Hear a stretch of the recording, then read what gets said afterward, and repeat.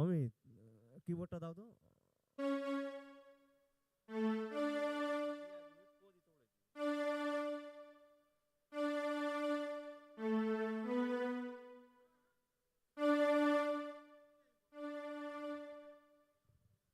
Hello.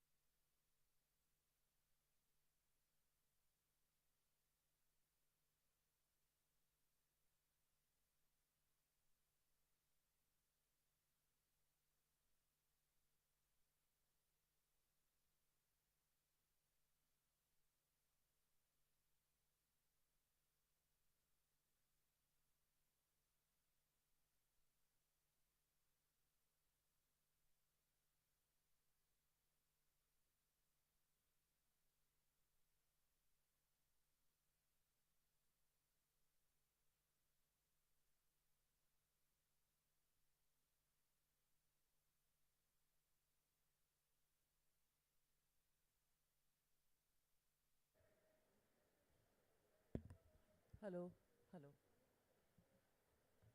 All right. Good afternoon and welcome back to day 2 of KLF 2023. To start off the day's proceedings on a melodic note, I would like to invite the Kolkata Youth Ensemble on stage to perform.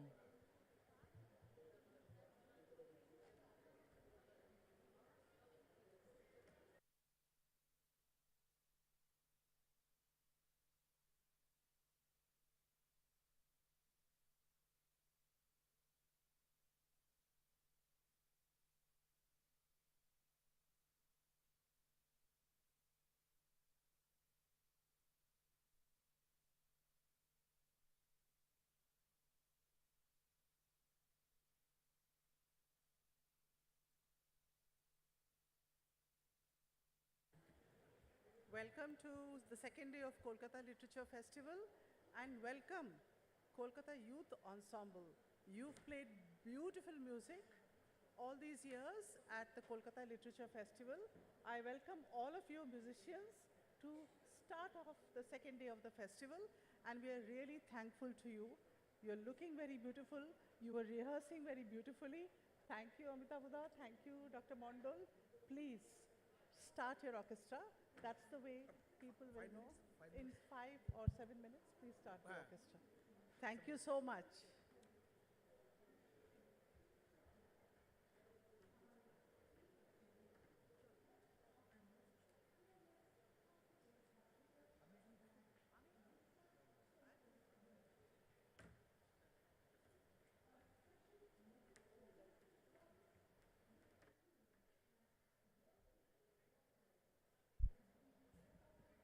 Hello, hello, hello, hello.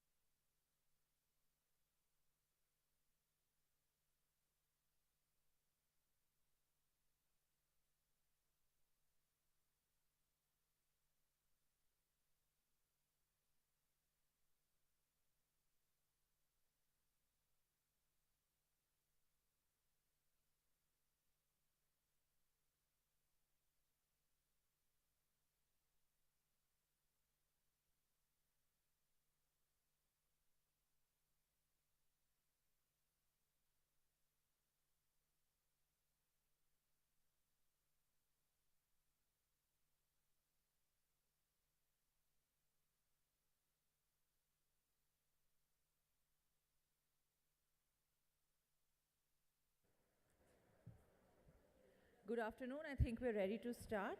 Please welcome the Kolkata Youth Ensemble for our opening orchestral performance on day 2 of KLF 2023.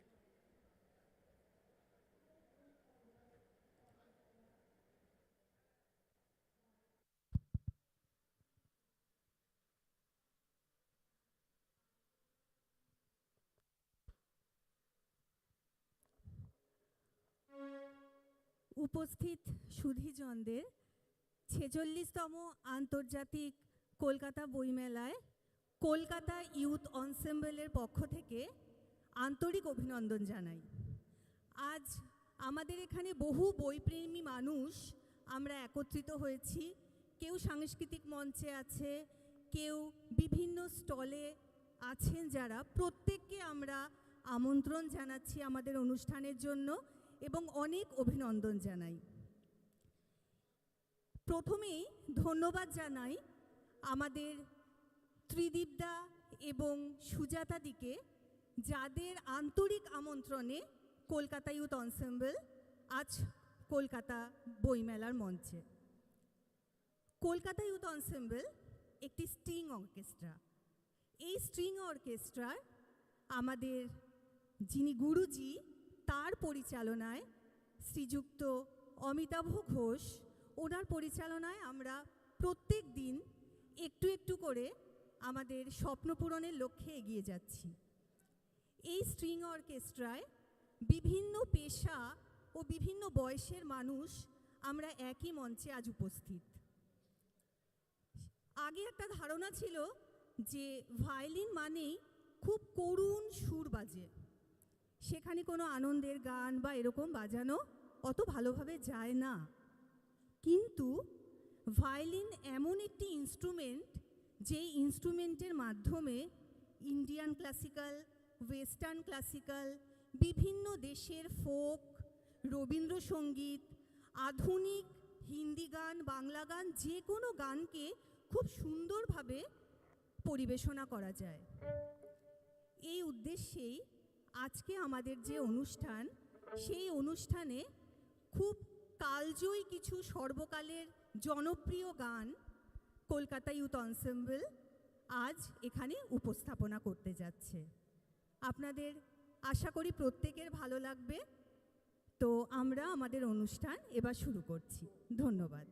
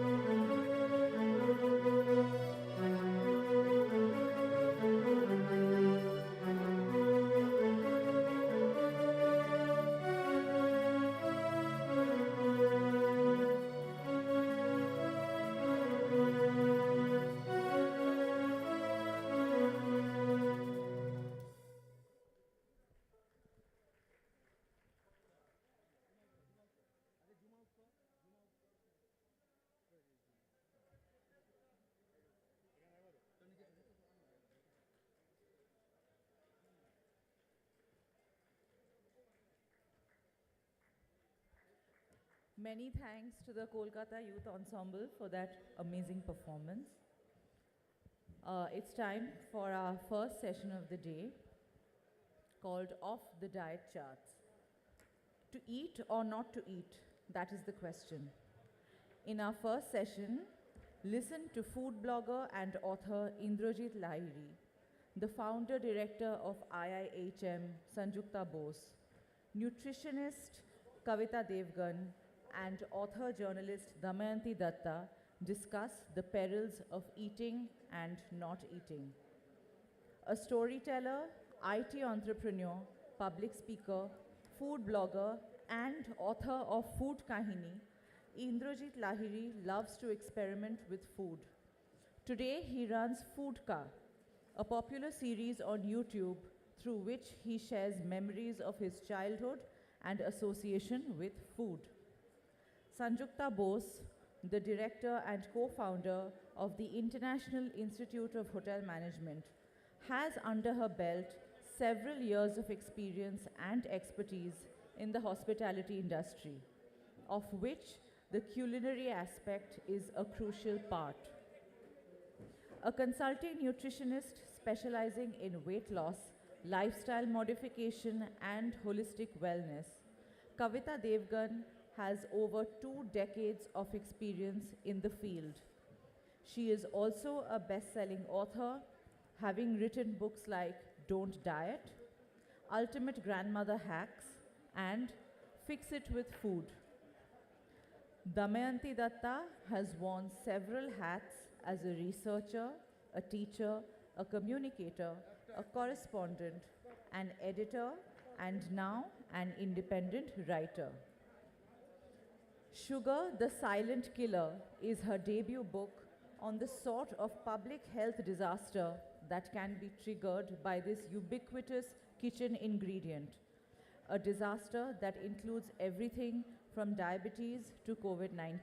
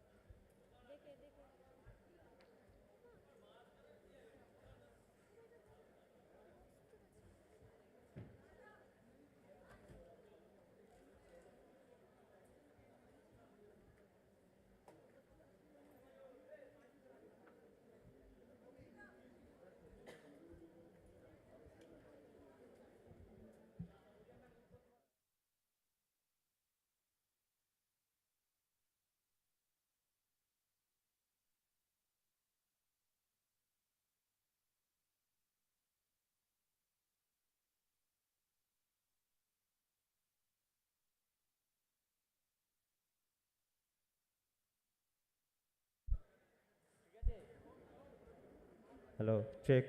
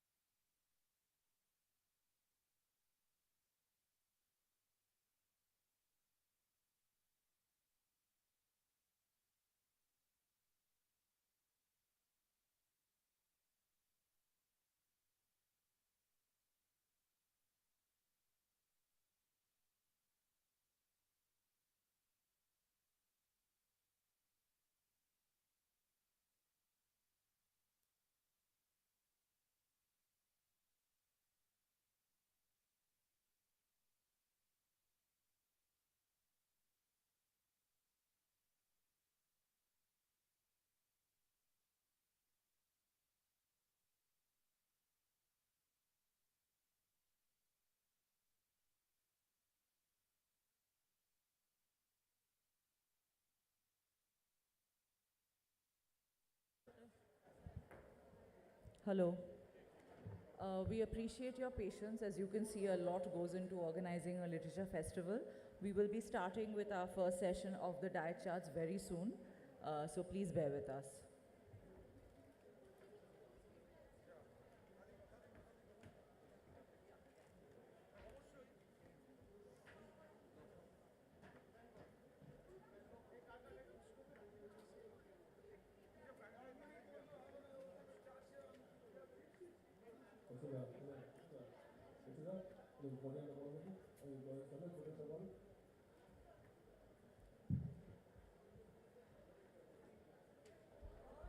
Check this.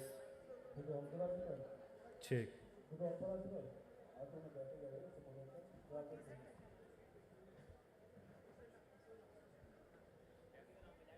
Check. Check, check.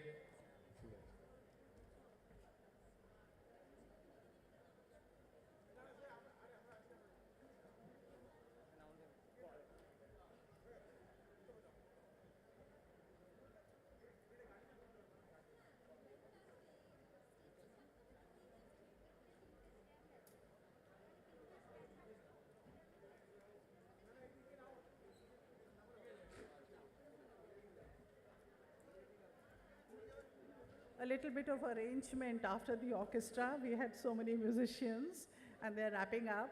We will start just now in a minute. So thank you for your patience. We are about to start just now. Off the diet charts, the first literary session of the Kolkata Literature Festival. A nice chaos actually. It's nice to have a little bit of chaos with musicians and artists and writers. So let us all be patient because they have played some beautiful music and they made this morning very nice. Thank you, Amitabh Udak. Thank you, Kolkata Youth Ensemble. You really made it a beautiful morning. We are ready to start. In case the speakers want to come up amidst this chaos and start. Or should we wait for a couple of more minutes? Come up. Come up slowly on the stage. They'll be all right. From here.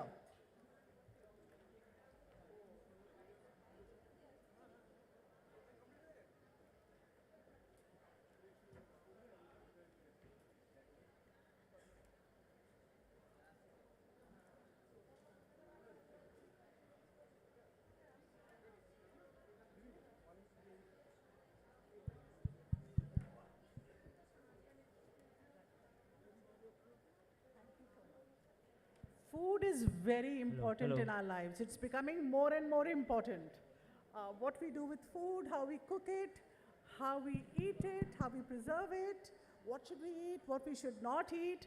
I am looking forward to this panel talking about food, which is, I think, the most important thing in our lives today because it concerns not just the taste but also our health. So, should I hand over to the panel? You've been introduced, Damayanti Datta, Kavita Devgan, Sanjukta Bose, Indrajit Lairi. Thank you for coming and let us start.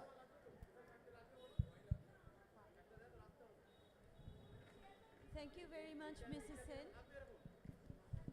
Hello. So, Hello.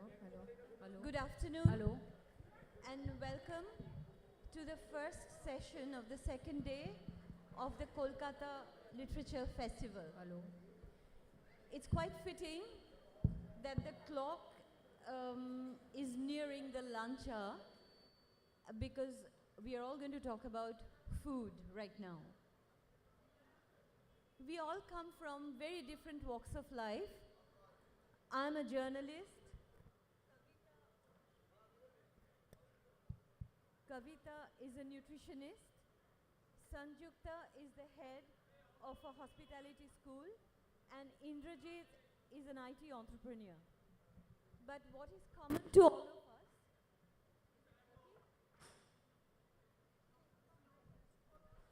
Hey, Shankada, mic ta ঠিক করুন. Right.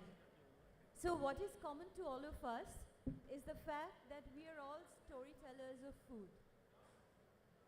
We talk about food not just because we are foodies,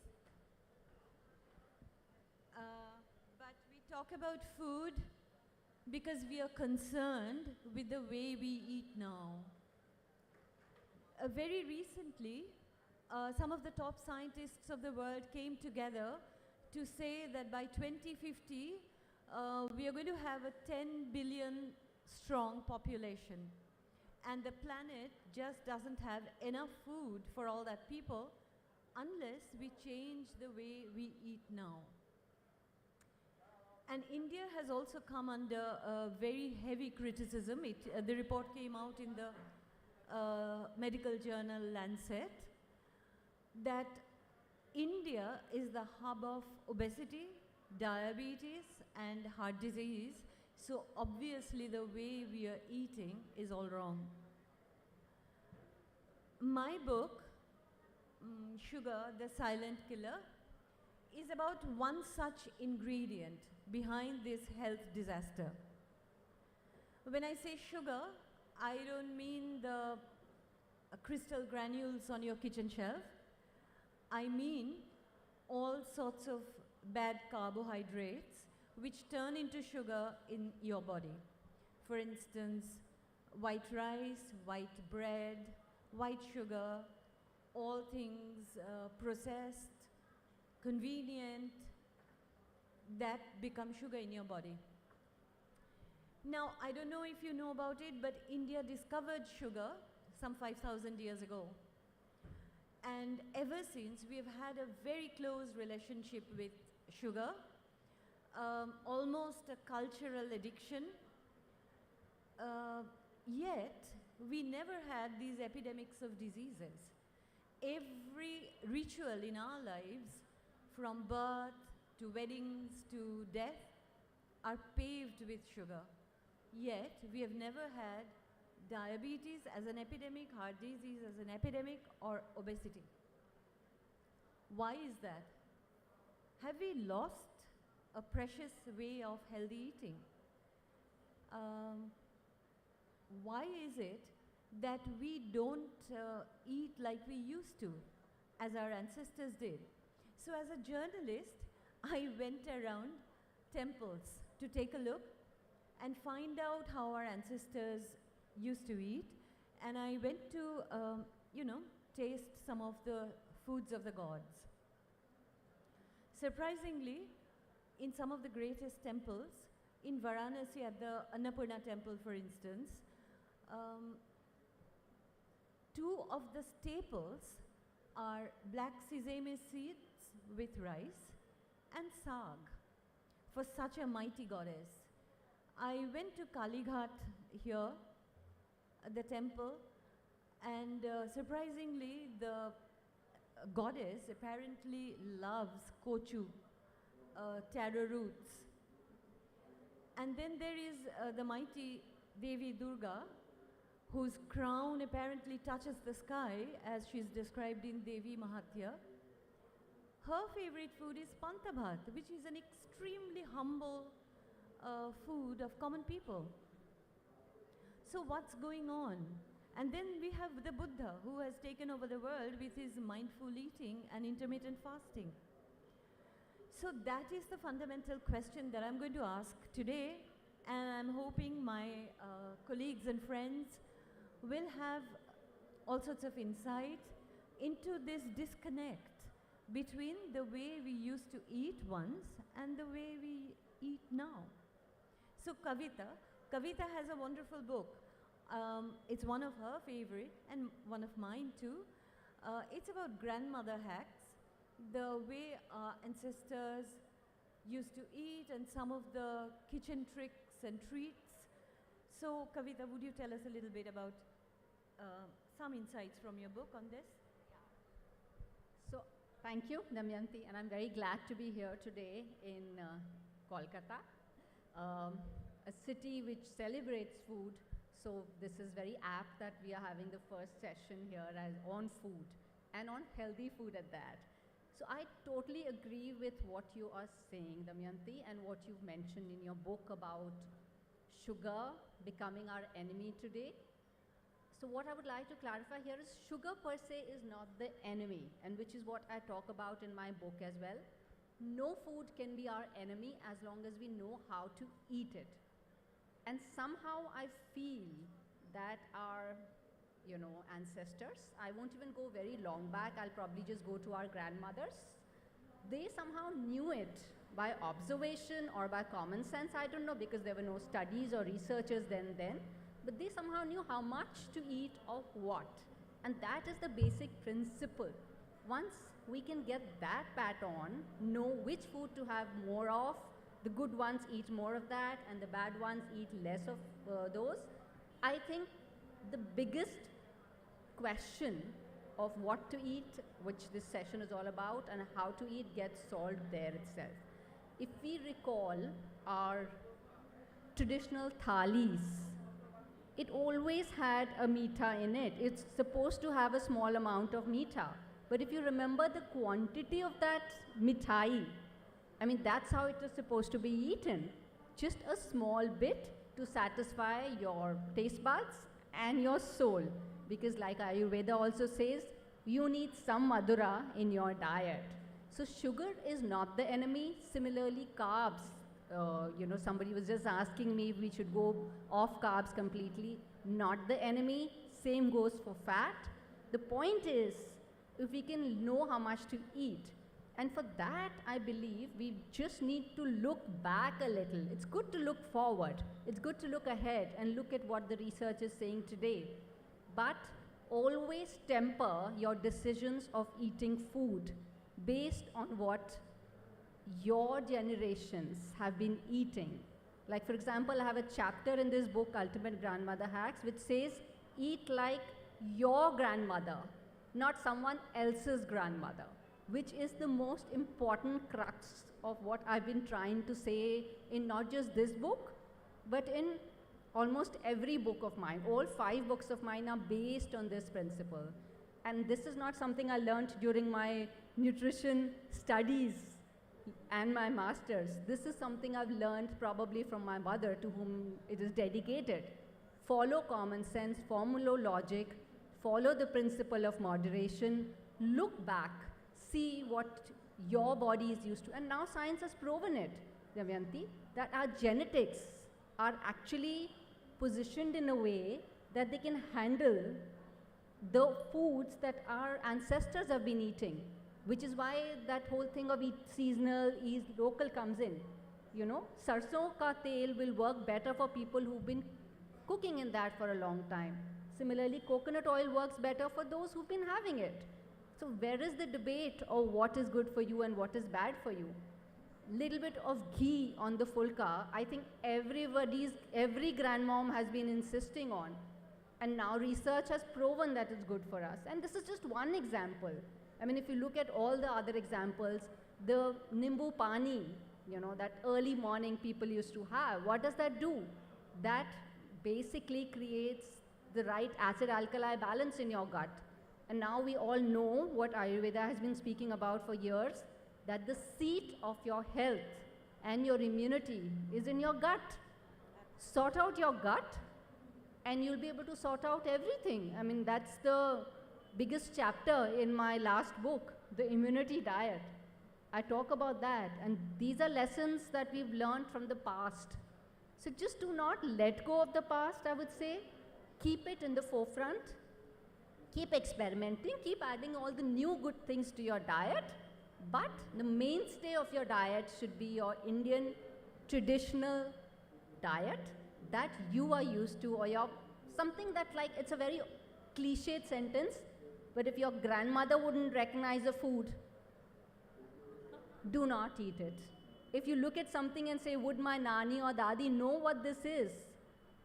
If you think the answer is no, it's not for you as well. Yeah. I want to ask you something. See, people migrate a lot these days. I mean, I may have been born in Calcutta, but I may work somewhere else in the world. So what do I do with then? how do I follow my family's history because the food ingredients change? The point is I'm trying to make is the basics need to remain the same. You need to include new ingredients in your diet.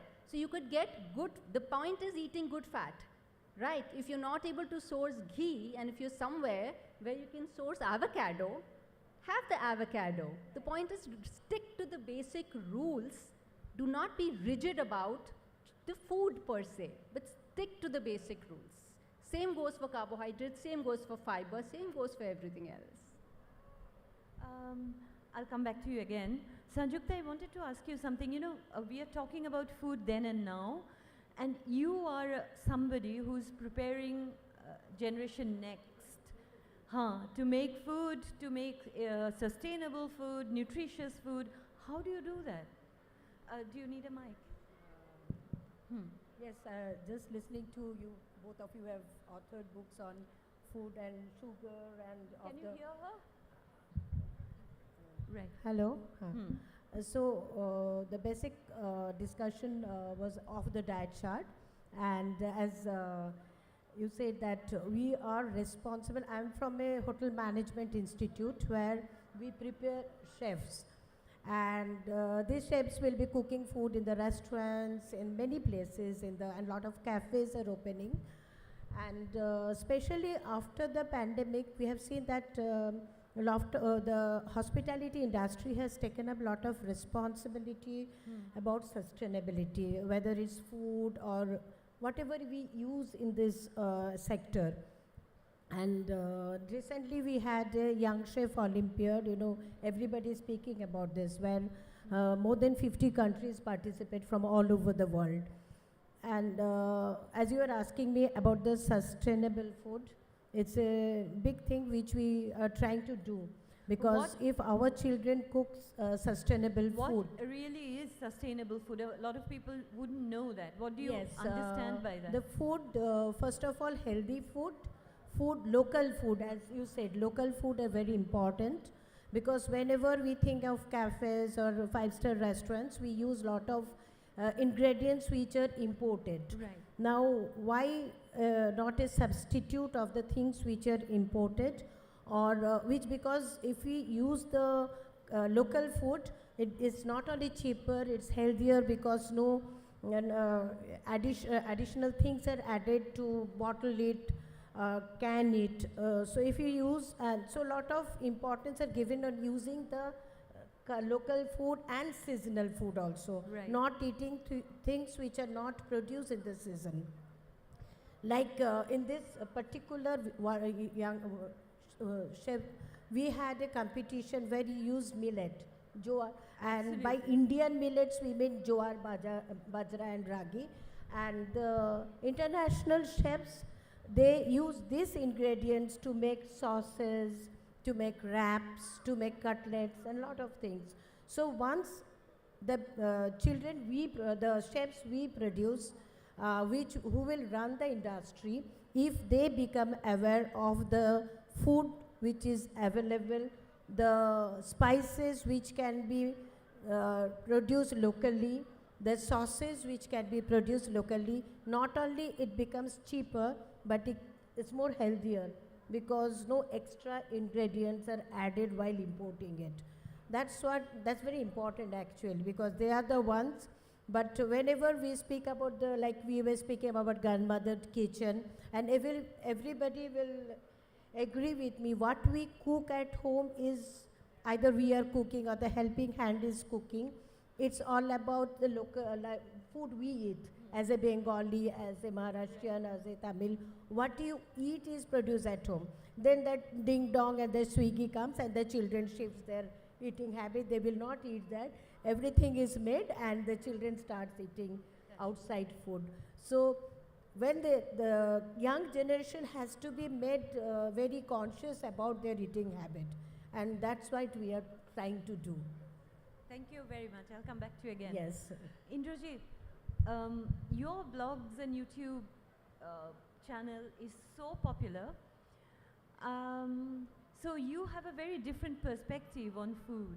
And what's your insight on the way this disconnect between the way we used to eat once and the way we eat today? Is there a lot of disconnect, do you think? I honestly don't think so. Acha. Practically, what we try to showcase via our blog is the food stories. So we don't go about good food, bad food, ugly food, whatever. We talk about food stories. The way we used to eat was more a home cooked food. And now that the outside food has stepped in. But what is outside food? Let's understand that first. If I take an example of a roll, of a very popular chicken roll in Calcutta, which is probably going to be the next national food of Calcutta. What is it? It's a paratha with some stuffing put in, with some salad and some sauce, or the foreign version of chutney to go with it. So I can talk about it as paratha with chicken or meat or egg or sabzi with some salad.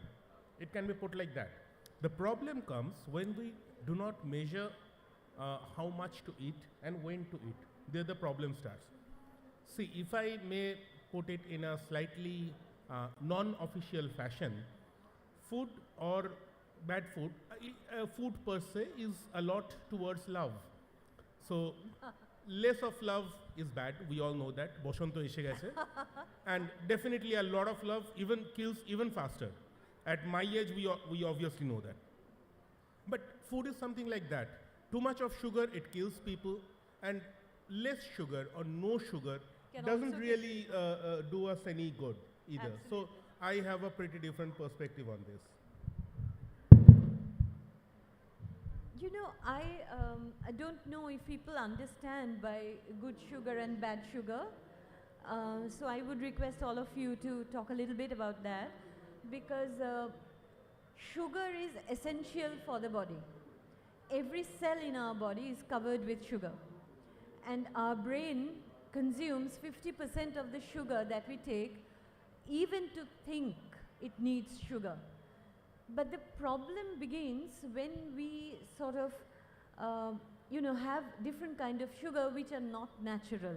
According to some doctors, I met Dr. Devi Shetty, and he was saying that our problem is that we have started eating outside, sugars from outside, not fruits, not vegetables, not any other natural sources of sugar, but other things.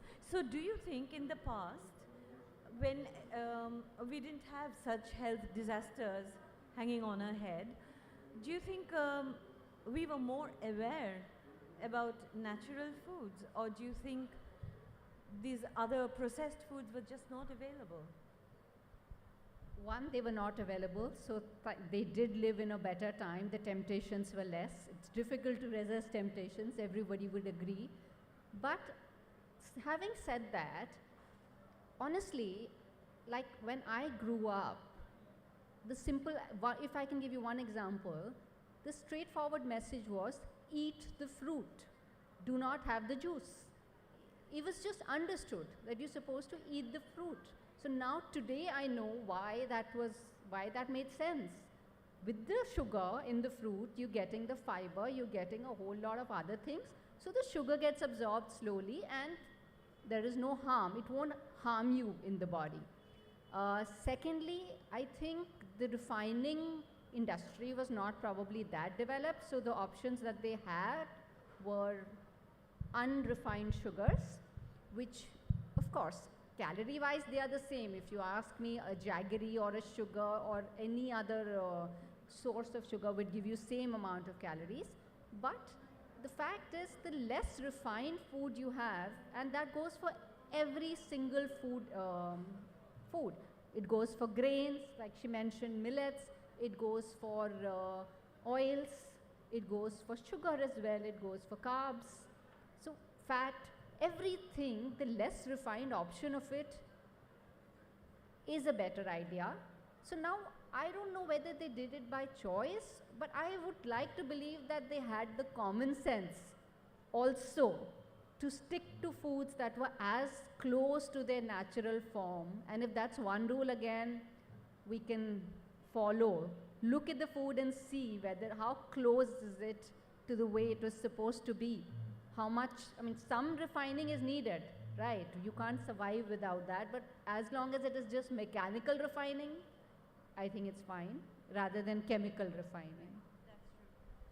Sanjukta, I wanted to ask you something about millets. You mentioned millets. You know, in our part of the country, we had more of muri, flattened and puffed rice, chire muri, and not so much of jawar, bajra and all that. So what would you recommend? Millets are coming back. It's true that what we eat is more of rice and wheat products. Millet is always there. It is, you can say, sometimes people feel that it's a poor man food. Millet, and it's been encouraged to produce more millet. This is the year of millet. And so we're working on this actually too, so that our chefs can add millet items in the cafes. Millet is a very healthy food, we all know. And if millet is added in the diet, it has got a lot of nutritional value. And maybe the way it is promoted, even nowadays, we were working with a company called USEC. We are promoting soya also. And you know this, now people are not only vegetarian, now vegan, all those concepts are coming. And as the producer of food in the cafes and restaurant, I always said that we have to have these items in the menu. Yes, people do eat more of sugar, more of rice and wheat-based products. And but yes, millet is there in the, I think north side they do eat millets. And if in the UK, millet is little different from millet we call in India. Actually it's pearl millet and other things. But we feel that it will come back because it's very healthy and very nutritious. Why it can be used in cutlet, and they had used in sauce, you can use in wraps, and it's very healthy. Nutritional value is very high in millets. I wanted to ask you something, Indrajit. You know about Mishti. We have this entire, life story, Bengalis particularly, where Mishti plays such an important role. It's to do with our culture, with our imagination, our identity, and this excellence in creating all sorts of sweets. But does it sort of clash with, healthy eating today? Not really. sorry It to depends on how interrupt. much of sweets you eat. You can have one shandesh a day, one small 10-15 rupees shandesh, it won't hurt you. Indrajit, sorry to interrupt. We Yep. just have 10 minutes more. It's just a reminder. Right. Thank you very much. Thank you so very much. So, if you have one shandesh a day, that doesn't kill. But gluttony is inside all of us. And if I have 20 shandesh a day and go on for a week, it might have a bad effect. And basically, we are sweet people. So we love our sweetness. So we are the artists in that, in the entire India, entire Southeast Asia, and we can fight and probably win the battle against any of the continents. So why not go with it? That's one of the most natural food that comes to us. The first taste that a baby experiences is sweet, and the last food that is served at the funeral is probably the sweets. All of our religious activities, they have got some part of sweet, a small part of sweetness in it. So I won't say sweet is bad. Quantity, we consume that, it varies. Right. So we'll just finish with one takeaway message from each of us. So Indrajit, what would your one singular takeaway message to everyone on eating clean? Eat local. That's what I would say. Whatever is locally available, please go with it. You are brought up with that food that is in our systems, that works for us. Fancy food is fine once or twice, but not regularly, please. That's what is my personal belief. Sanjukta?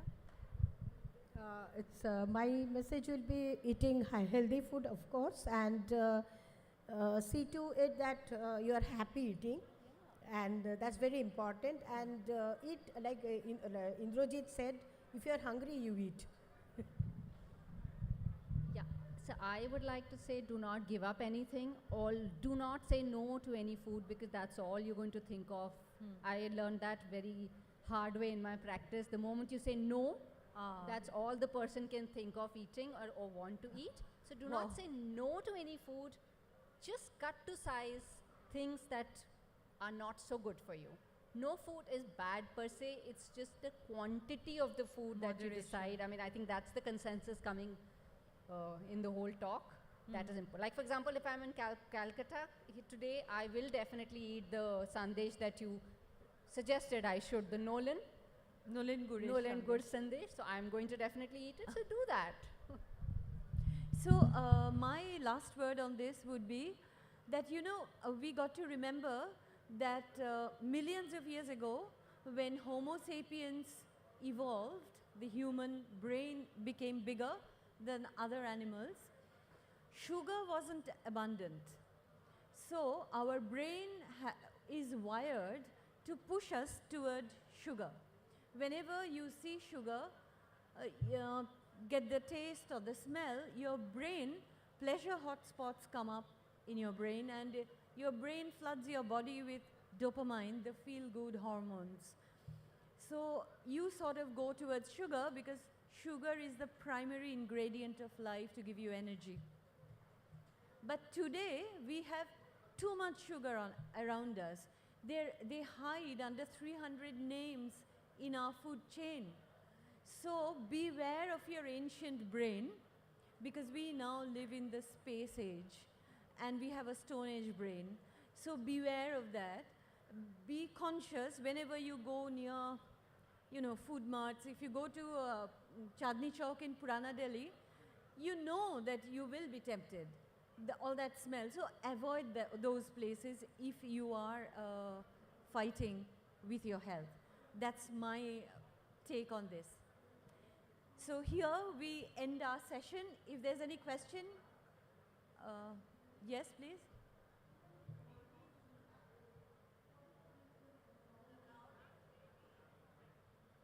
Can't hear you.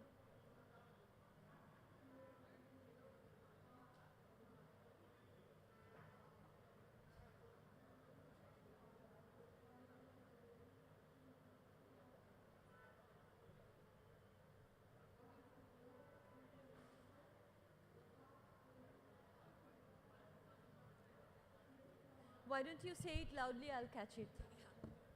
Can you hear me? All right, yeah. So I have a grandson now, and my daughter-in-law refuses to give him any sugar or salt. Apparently, the doctors have said not to give sugar and salt for at least a year. What do you say to that? Kavita, would you like to address? Yeah, I know you're right. I think that is what is going around now. All the doctors are going to kill me because on official platform I'm going to... I mean, I don't think that's right. I personally believe every taste needs to be given to the child. Of course, a minuscule amount, but maybe they have their own reasons for it. I don't know personally the reason. No sugar, no salt. Yeah, I know. I've been hearing that a lot. Every time I've tried to give him something and I've been said, no ma, that's not allowed. I know. I don't want to start a fight between you and your child. But I don't know, somehow when we were born or my son was born, the first taste that was given was of honey, if I remember correctly. And that is in ancient, thinking. It's a custom, but there is probably a science behind it. Now, this is what I've come to believe, that, you know, whatever they were following, most of the things are proving correct today. Some we already know the reasons for, some we still don't know the reasons for, but trust me, that's what I write in the book as well. All of them are going to come out, the science behind it. So I would stick to the original. So better come out with it fast, you know? Yeah, I think, yeah, they should. Salt maybe yes, because wo taste buds बढ़ जाते हैं, but going nil salt I don't understand. Less salt I do understand, yes. Any other question?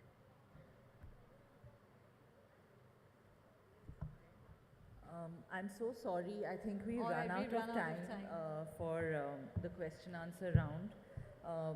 I want to thank all our panelists, and I would also like to ask Shujata Di to come up on stage and give a token of our appreciation to all of you.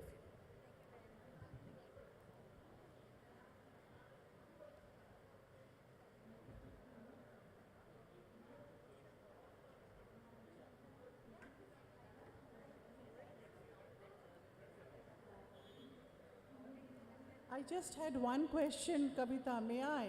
May I? Nayantara, can I ask one question? So, one question, we'll just, and the question is, I have heard a lot about these different diets, you eat 16 hours later, you fast, and the other thing is, during Christmas and New Year, you drink and eat as much as you want, and January, don't eat, don't drink. Is that of any value? So very good question, because I think a lot of people would be wanting to ask this and didn't.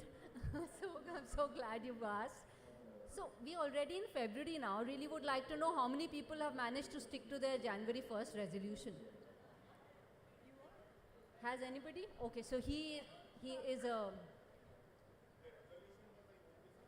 Okay, so the resolution was he won't be sticking to the resolutions. The fact is, building health is a continuous process. It's not about one day or 1 week or 1 month or even 1 year is what I tell everyone. Every single morsel that you eat or not eat is adding on to your health or depreciating your health. So it has to be a continuous process. So resolutions do not work. You could decide today that today, now you're going to start, not tomorrow. Monday never comes. The same way 1st January never happens. That's the first, the answer to the second question. The first question about the diets, I have a very clear definition of a fad diet. Any diet which asks you to remove any one food group from your diet completely is a fad diet. And the moment you hear that, you need to run away from it, because it's not sustainable, it's not good for you, and it will also not deliver what you're looking for, which is weight loss.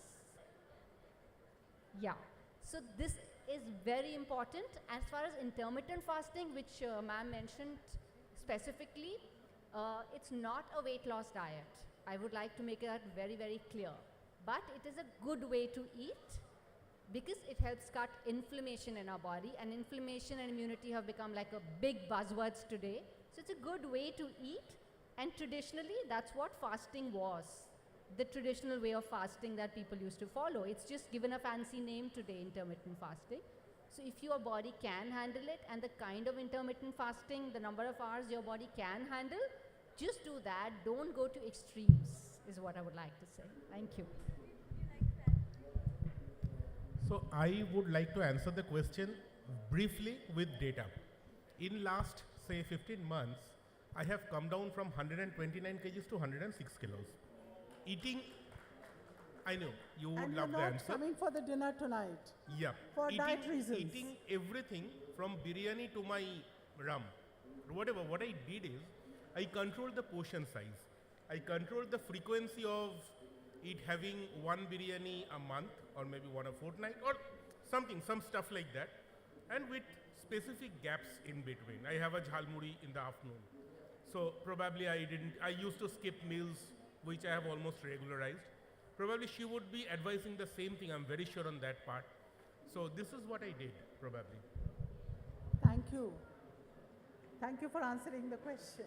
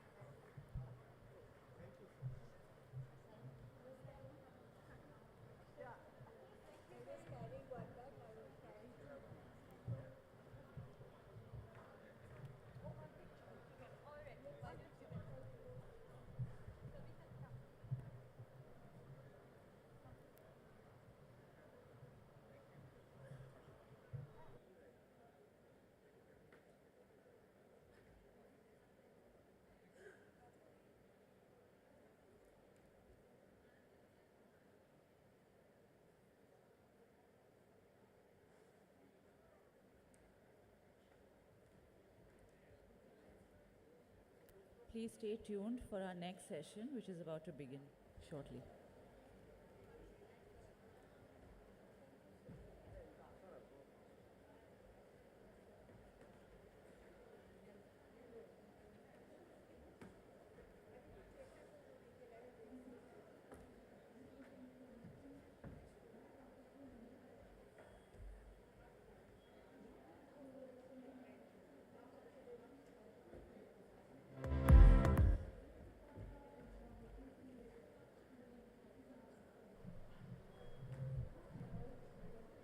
Hello. Hello, check. monitor ko দাও এগুলো Hello, hello. Hello, hello. 2 আর 4 এ দিয়ে দাও বেশি করে Hello, hello, hello. All right, it's time for our next session called 100. Hello, hello. Hello, hello.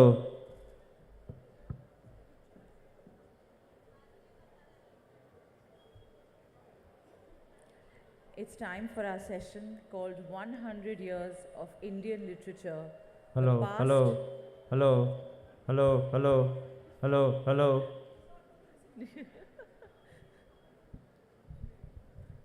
Hello, hello. All right. It's called 100 Years of Indian Literature, the past, present, and future of our fiction. Can the music please be switched off? Thank you. So, if reading is your first love, then our next session is not to be missed. Titled 100 Years of Indian Literature, the past, present, and future of our fiction, the session shall witness author and veteran publisher David Davidar and journalist, author, and the director of the Kolkata Literature Festival, Shujata Sen, discuss the trajectory of Indian literature over the last century. May I please invite our panelists onto the stage.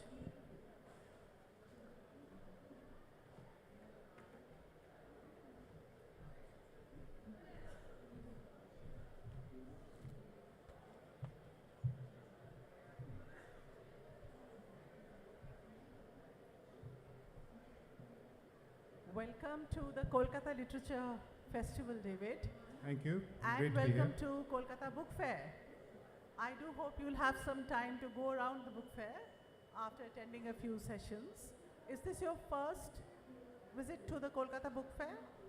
No, it's probably the 20th or the 25th, but not in this location. I Okay, mean, so- I went to the one at Maidan every year. I Right, go to it every right. year. So this is now called the Book Fair Ground, Boimala Prangon, and we're very proud that we have a book fair ground all of our own, a book fair ground, and with all these traffics and police in the evening and difficult to get here, just shows that people love books, and that's why they are coming.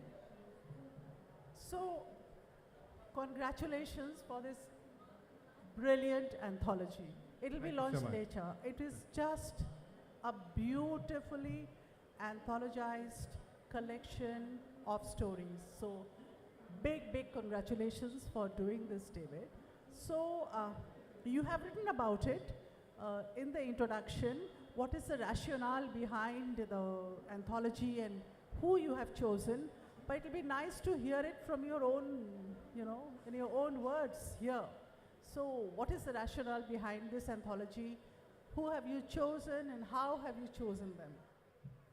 Well, a bit of background. I mean, the reason I think this session is entitled 100 Years of Indian Literature is contemporary Indian literature is only slightly over 100 years old. You know, I mean, it was the first wave of Indian writers started writing in the mid to late 19th century, and now we're in the first quarter of the 21st century. So that's a span in which modern Indian literature has been created, and that's always been an interest of mine. Obviously, because literature in India is created in, literally over 1,000 languages. We see only a very small glimpse of it. So what I was always interested in was, trying to do a kind of selection of the best of the literature I read. This is actually a successor volume to a book I published about half a dozen years ago called A Clutch of Indian Masterpieces, which looked at the greats from the 19th century to, yes, that book. And then, you know, it seemed to me that the time was right because to have a successor volume which looked at writers under 40, because it contains within it two cohorts. One is the millennial generation, and the second is Generation Z, which has just come of age. So essentially, you know, this second book, the book that has just been published, has the best writing that I could find of writers under the age of 40, and because they are the future of Indian literature. Obviously, because of a dearth of quality translations, I couldn't sort of, you know, it isn't exactly representation of all the literatures that fiction is created in, but I think it's a fair indication of what the future holds. So, one thing that I'm very interested in, which you write in your introduction, is about your meeting with the editor of Granta. In my previous job, we have helped launch all the Granta new editions, and I have a very soft corner for Granta and the philosophy and the ethos behind Granta. So, what happened in that interview with Granta? Why was it important in your being an anthologist? Well, you know, the thing is, literature will be created by writers no matter what. You know, writers write. But unless there's a connection between writers and readers, it will tend to remain hidden under a bushel. And that's what magazine editors of literary magazines, publishers, literature festivals do. They tend to make the connection between the writer and the reader. Now that connection could be electric or it could be dull. And what Bill Buford did many years ago, I think he's retired now from magazine editing, was he was a student at Cambridge, and he got hold of a defunct literary magazine called Granta and reinvented it. He was an American, so he had all the kind of brashness and the, you know, the kind of gung-ho attitudes of the Americans, coupled with the kind of rather more staid characteristics of the British. Whatever the varying qualities that he brought together made Granta a force to be reckoned with when he was the editor of Granta. What he did was he packaged and showcased literature in ways that had not been seen in a long time, or perhaps never. And so it became very fashionable to read Granta and get acquainted with many voices that you might otherwise have not heard about. So I was keen to meet this man because I was starting out in publishing at that point, and I wanted to know what he looked for in great writing. Now, I think all of us have our own impressions and ideas of what constitutes great writing, and there are certain inalienable sort of characteristics it must possess. I mean, the writer needs to, for example, not be a complete idiot. You know, it needs to have some grasp of style, should have read enough to not be ignorant of some of the basics of what constitutes great writing. All of that is the foundation. On that you build the edifice of your literature, and it could be whatever it is depending on your individual talent. But as an editor, it's easy to discard the rubbish. How do you discern what is of middling importance, what is of timeless importance, what is sort of, you know, new, what is not new, etc., etc. So I wanted to talk to somebody who'd actually done it, because at that point I was in my mid-20s and I wasn't really, you know, experienced enough to discern what made for good writing. And Buford told me a few things. I mean, some of them were kind of very basic, saying, you know, it needs to take your breath away. It needs to be original, electrifying. One sentence needs to make you want to read the next sentence, and so on. Stuff like that. Very basic stuff. But it was useful to know, and it actually shaped my own taste, which is why it was important. So there are two things that Buford does in Granta which you haven't done in your anthology. One is he has also included in quite a few editions the beginnings of a novel by a writer. You know, so and also he's got some essays also in some of the Granta magazines. You haven't done this in your anthology. You've defined it quite differently. Why? I want you to answer both these questions. Why not essays which are like short stories, and why not the beginnings of a novel or a bigger piece? It's a very good question. It's basically the kind of boundaries I decided to set for these two anthologies. I wanted it to be short fiction, no more, no less. My company publishes other books that include non-fiction, which include excerpts from novels, and that's a completely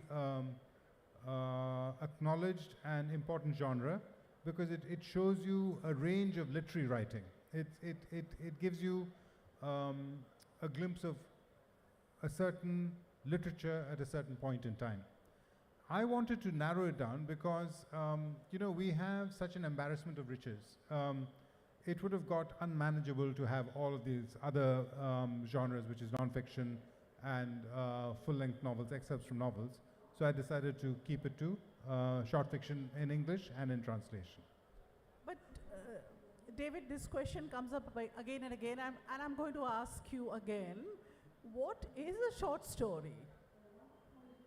Well, in the introduction, I talk about it, and maybe I'll just read a little passage to give you an idea.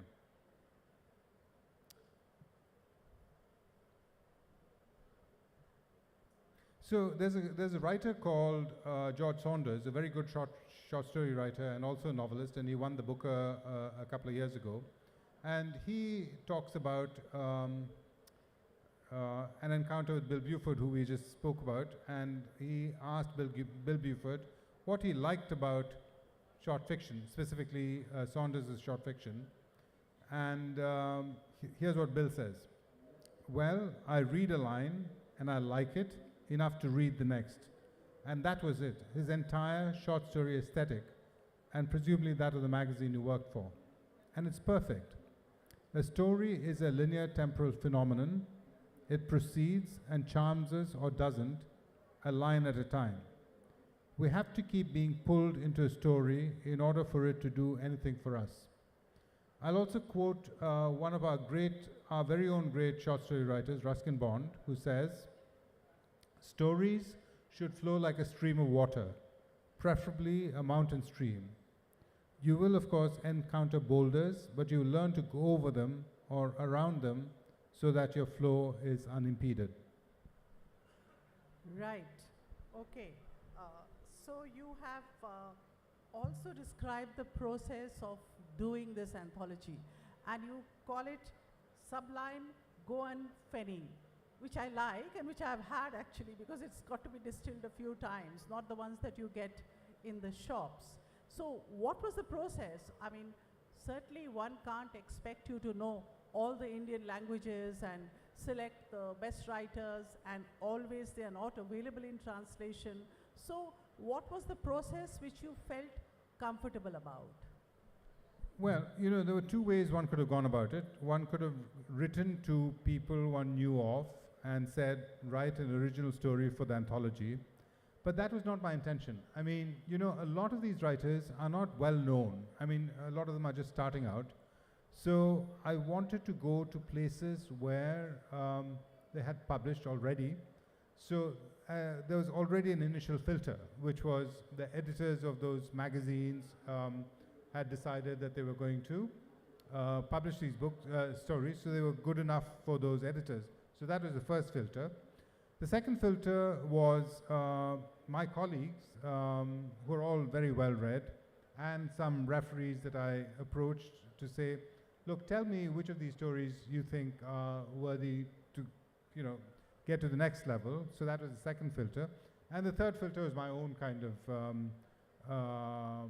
understanding and appreciation of these stories. So they went through three filters to make it to the book. And you're happy with the response that you've got to the anthology? Yeah, the response has been sort of pretty much uniformly good. And, you know, more importantly for me as a publisher, I think, yes, there will be good books that don't sell. But in my experience, most books that are of any worth actually sell pretty decently. It might be that marketing has failed them, so they don't get to the attention of readers. But if readers know about them, they're willing to sort of buy. And this book has worked quite well. So to my mind, it succeeded on many fronts, critically as well as commercially. That's great. It's great to hear that a book is doing well, and especially an anthology about which people have so many comments to make. This has been included, that's been dropped, is doing well and is accepted. So that's fantastic. You write about cultural arbiters and cultural cringe in the introduction, and you talk about it in other places. Who are these cultural arbiters that you have in mind? Who are these people? Well, let me start with cultural cringe. You know, for many years, especially at the beginning of my career, and when I worked outside India as well, in certain of the ex-colonies, you know, 2 generations ago, my grandfather's generation had no option but to mold themselves to the tastes of the British because we were a subject race. To get ahead, you had to conform. Unfortunately, what then happened, you had a couple more generations which carry that baggage. So you had to be feted or approved of in London or in New York before you're taken seriously here, in English. I mean, obviously, our regional languages, they had their own kind of reasons for, you know, for being approved of. But in English, it was very difficult in the early years of English language publishing for the general reader for anybody to take you seriously. If you looked at the bestseller list, they were dominated by British writers and American writers. It took us, I mean, all those of us who were working in publishing and who were writing, etc. So if a writer was published in London, that writer was then deemed to be great. Forget the fact that often British editors and American editors didn't know what they were choosing beyond, you know, in terms of authenticity and so on. I think it's like me sitting here and saying, I think this writer from Minnesota is the best thing that you know, part of America has produced. Of course I don't know that. I have certain abilities from my experience in terms of judging style and that kind of thing. But in terms of authenticity, in terms of realism, etc., it's best that the works of fiction are judged closest to their point of origin. This was something that was not happening in India for a long time. Now the situation has completely changed around. Our newspapers, our social media, our bookstores, our bestseller lists are all dominated by books written by Indians, which is fabulous. It's the way it should be. You know, you go to New Zealand and there's a New Zealand writer who's any good, that writer is going to be chosen over, I don't know, a Croatian writer. And that's the way it should be here as well. So I think we're getting out of the cultural cringe thing. There might be still some remnants of it, but not too much. Now, cultural arbiters are, I think, necessary. Gatekeepers are necessary because otherwise, as a reader, how am I going to know what of the literally tens of thousands of books published every year that I'm going to put my money on, devote my attention to, etc., etc. Some of these gatekeepers and cultural arbiters are good. A lot of them are not very good. So they're what they are. I mean, if you're lucky, you have newspapers, blogs, websites, publishing companies, magazines that are good sort of filters or good ways to showcase what the best writing is. But as with anything, you're going to have vested interests, you're going to have semi-literate kind of judges, etc., etc. It's what it is. I mean, Barry also spoke about, in a way, cultural arbitration, and decisions are made here now, not decisions made outside. And we believe in what's happening here and what we are doing and how we are writing and how we are behaving.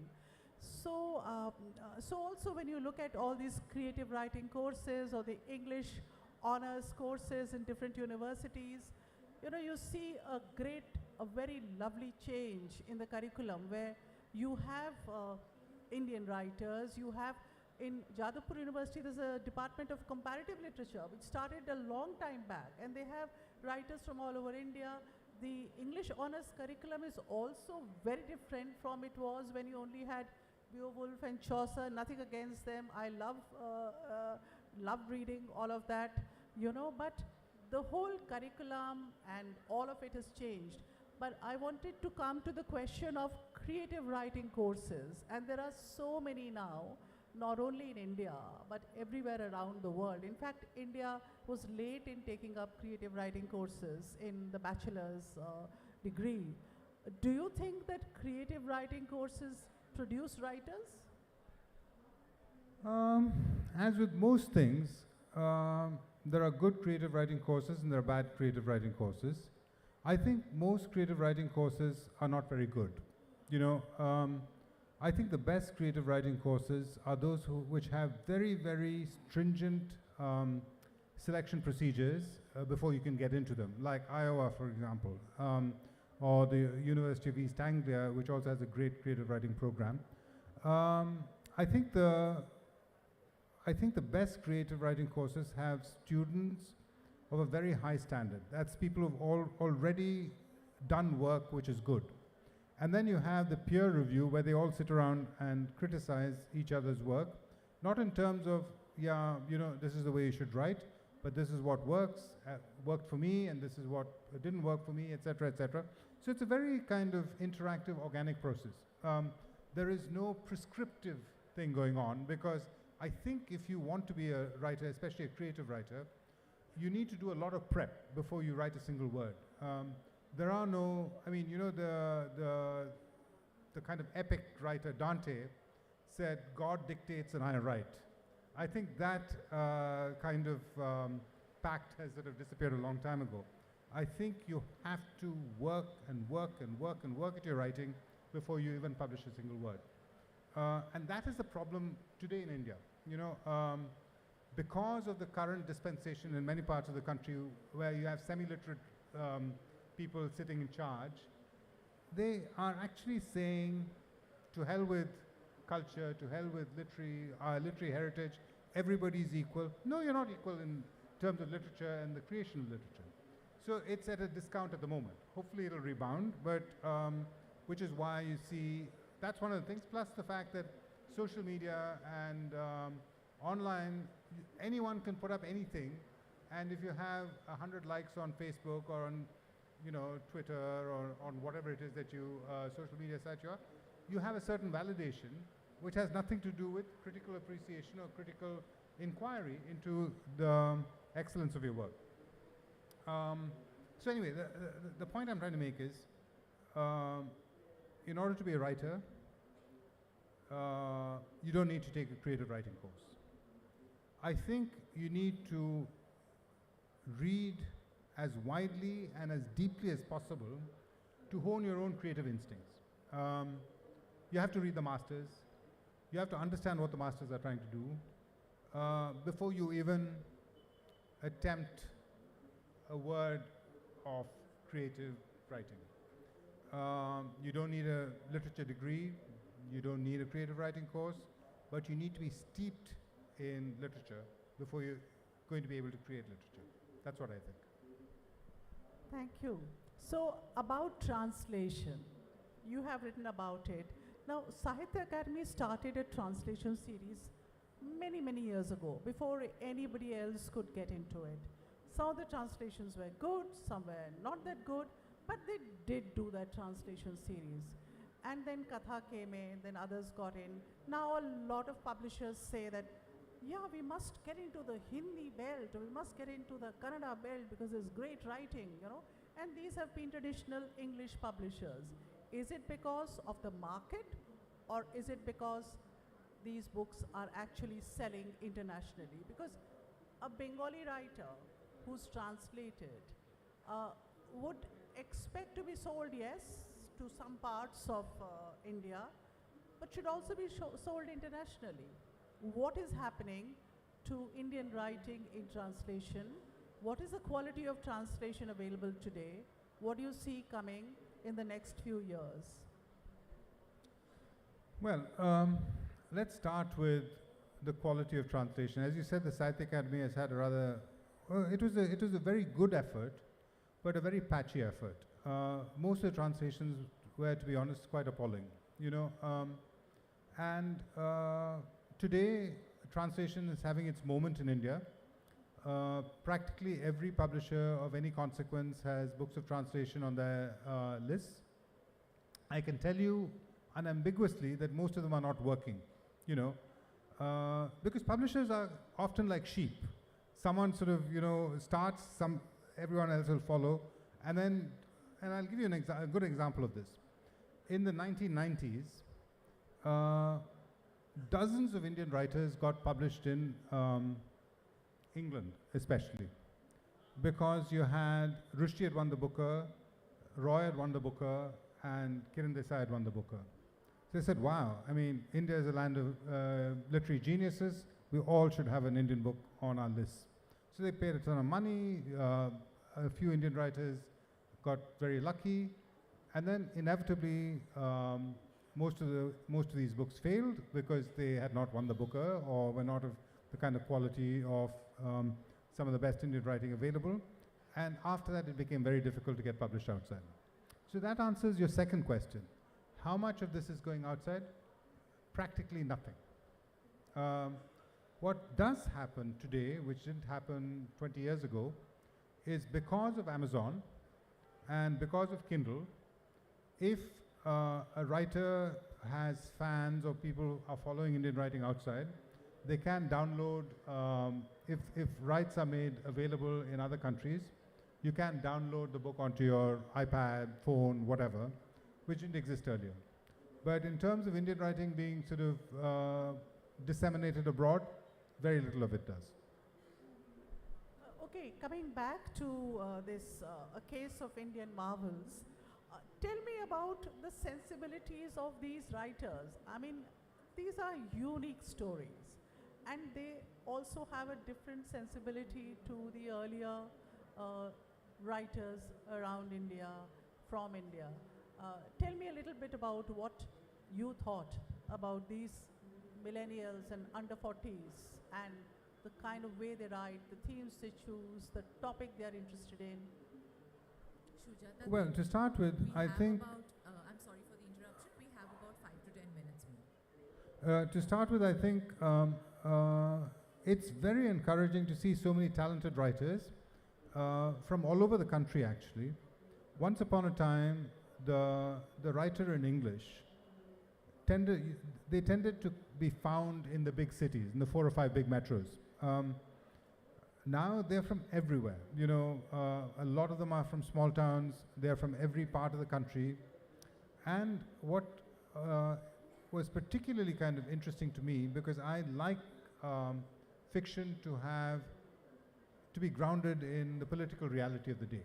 You know, I like, without being didactic or preachy, because then the fiction is not very good, but to give you a deeper understanding of what you see on television, read in the newspapers, to give you to sink you deeper into the reality of the country, which is what I think one of the purposes of good fiction is, or one of the characteristics of good fiction.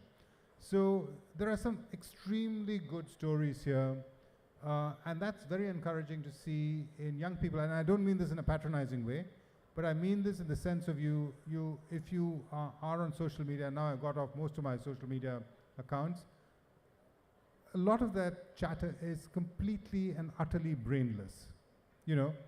But clearly, there are young people who are thinking very deeply, because they are really the future of this country. You know, I think today we're passing through a rather terrible time, but I believe this too shall pass, and there need to be people to pick up the reins and whatever, to pick up the baton and run with it.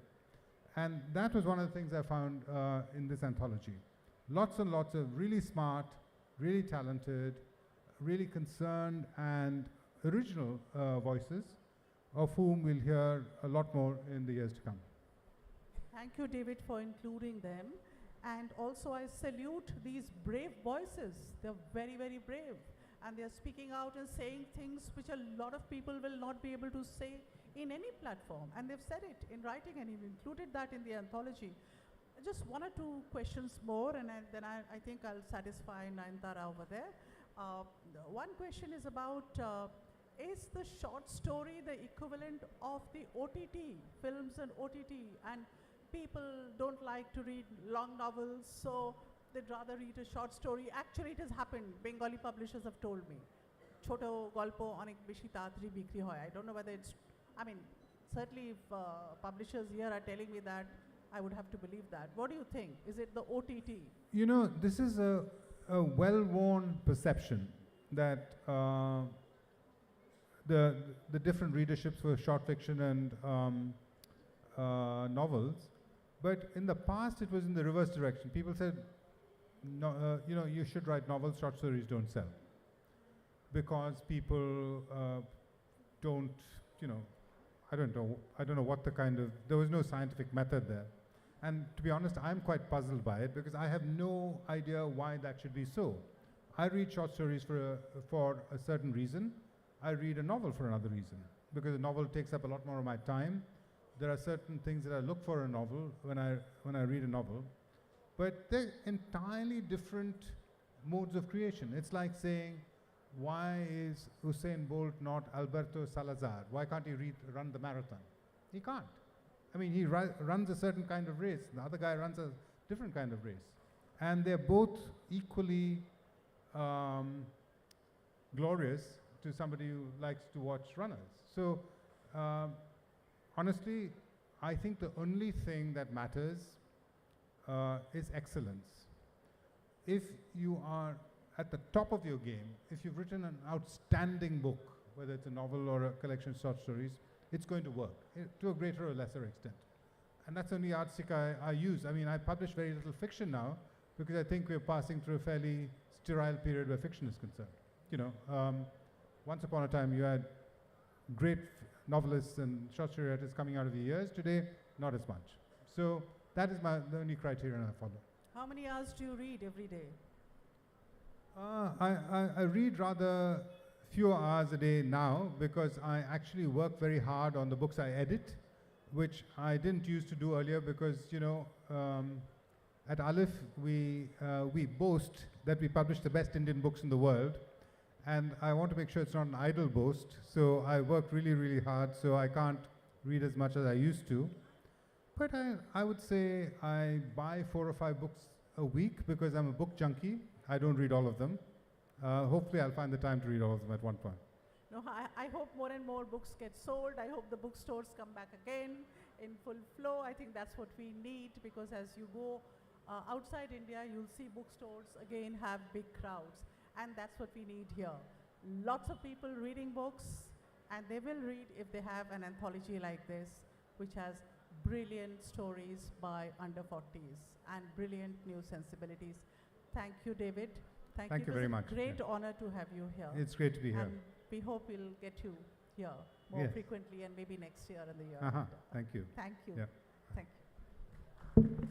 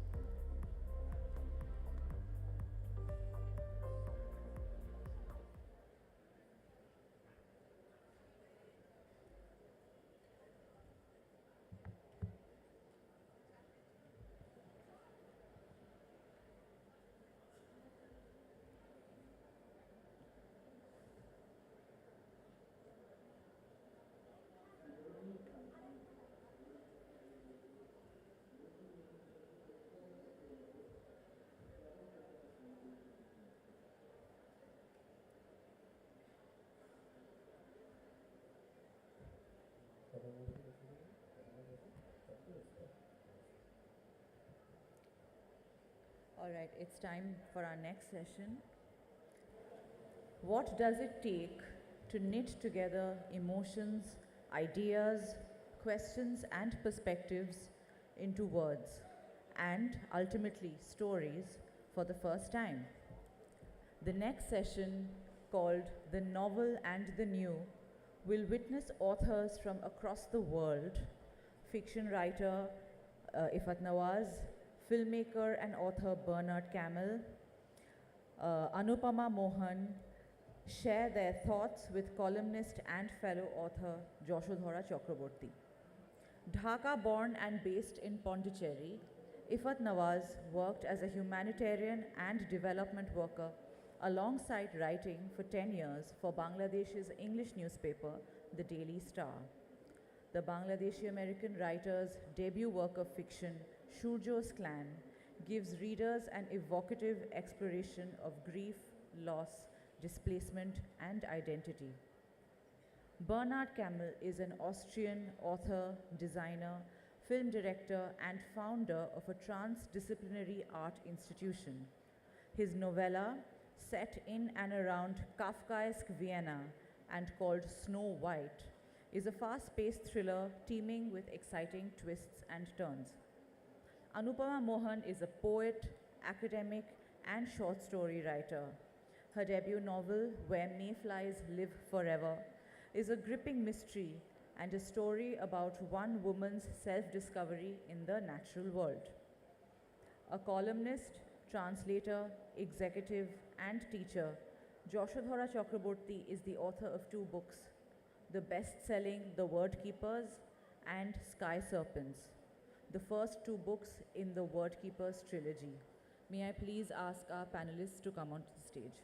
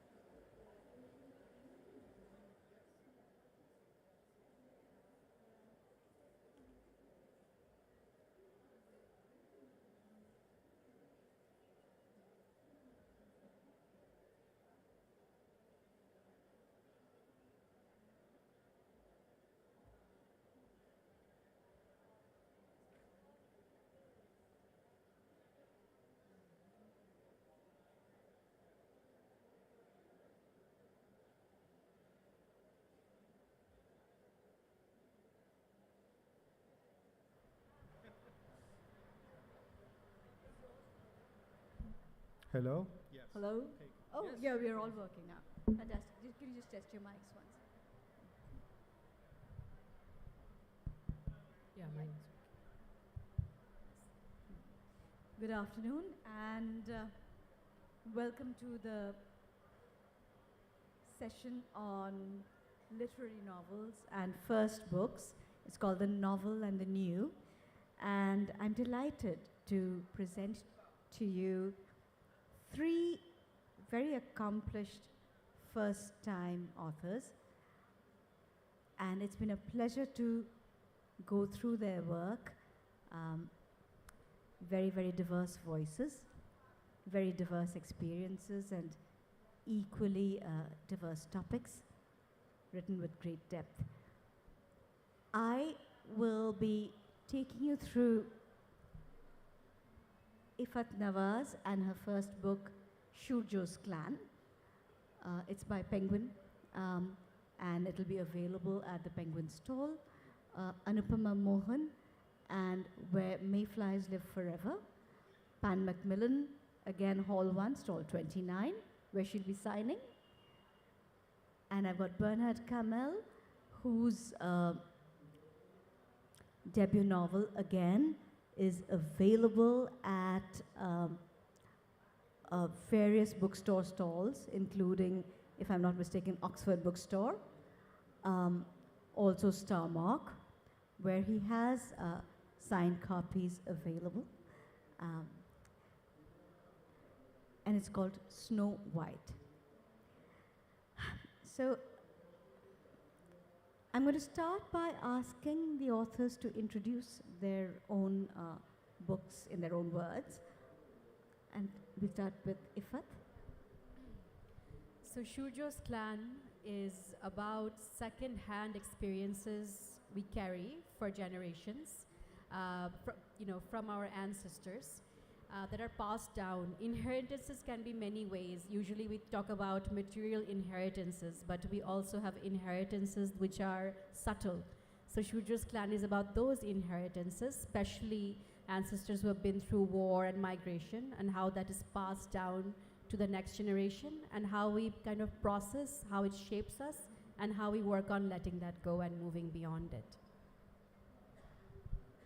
If I may ask, throughout your novel, there is this wonderful, magical, but ultimately saddening, unknown world that you created to get your point across. And I found it very unique and very moving. Could you tell us a little bit about it, how you came to think about it, and how it kind of took shape? Sure, thank you. For me, the unknown world is kind of real in many ways. Growing up in Dhaka, in Bangladesh, I'm born in 1978, about 7-8 years after the liberation war of Bangladesh. And it had this potent energy of those who passed and those who had, were heroes, and it really made our country. And their presence, although they were gone, there was this pran shakti, there was this vital energy that lived around us, and we were taught to really recognize it.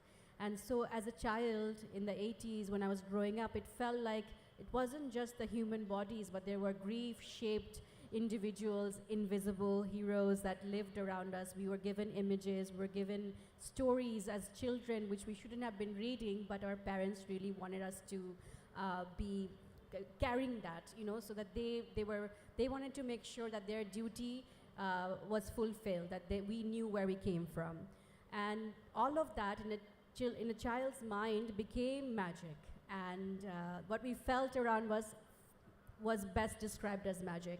And so when I was writing Shurjo's clan, the unknown world was the way that I could describe it, because it was very real. At the same time, it was very subtle.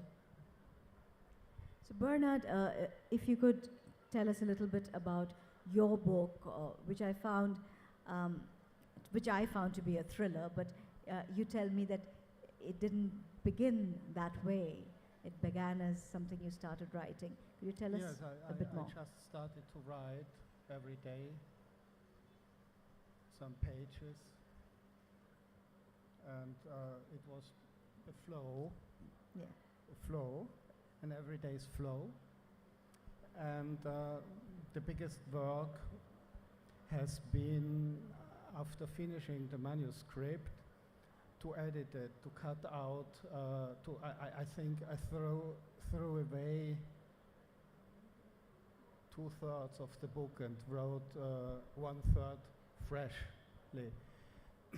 And but there was no design before that I wanted to be a thriller or whatsoever, because for me writing and reading is a sort of it's not a trance, but it is a sort of meditation, a sort of enhancement of awareness, of observing and recepting world or oneself.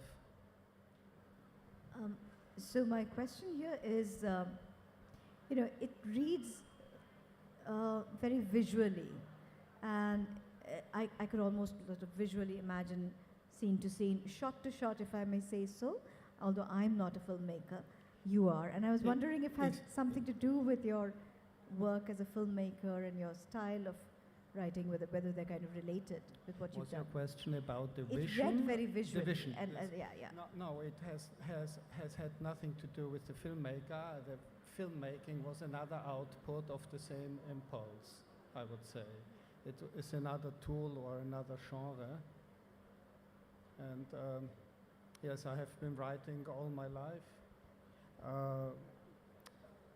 And filmmaking is a very complex thing, and even an author's film is a product of a huge group of persons. And writing is something when you are alone with you, your conscience, with God, and the aftermath. So, you know, as an act of personal commune, I mean, I can sort of, Anupama, you've been a poet, and now you have Where Mayflies Live Forever. And when I was talking to you earlier, you described your writing process not so much as a process, but as this flow that would kind of take over your daily existence. So could you tell us a little bit about what it was like writing your first book?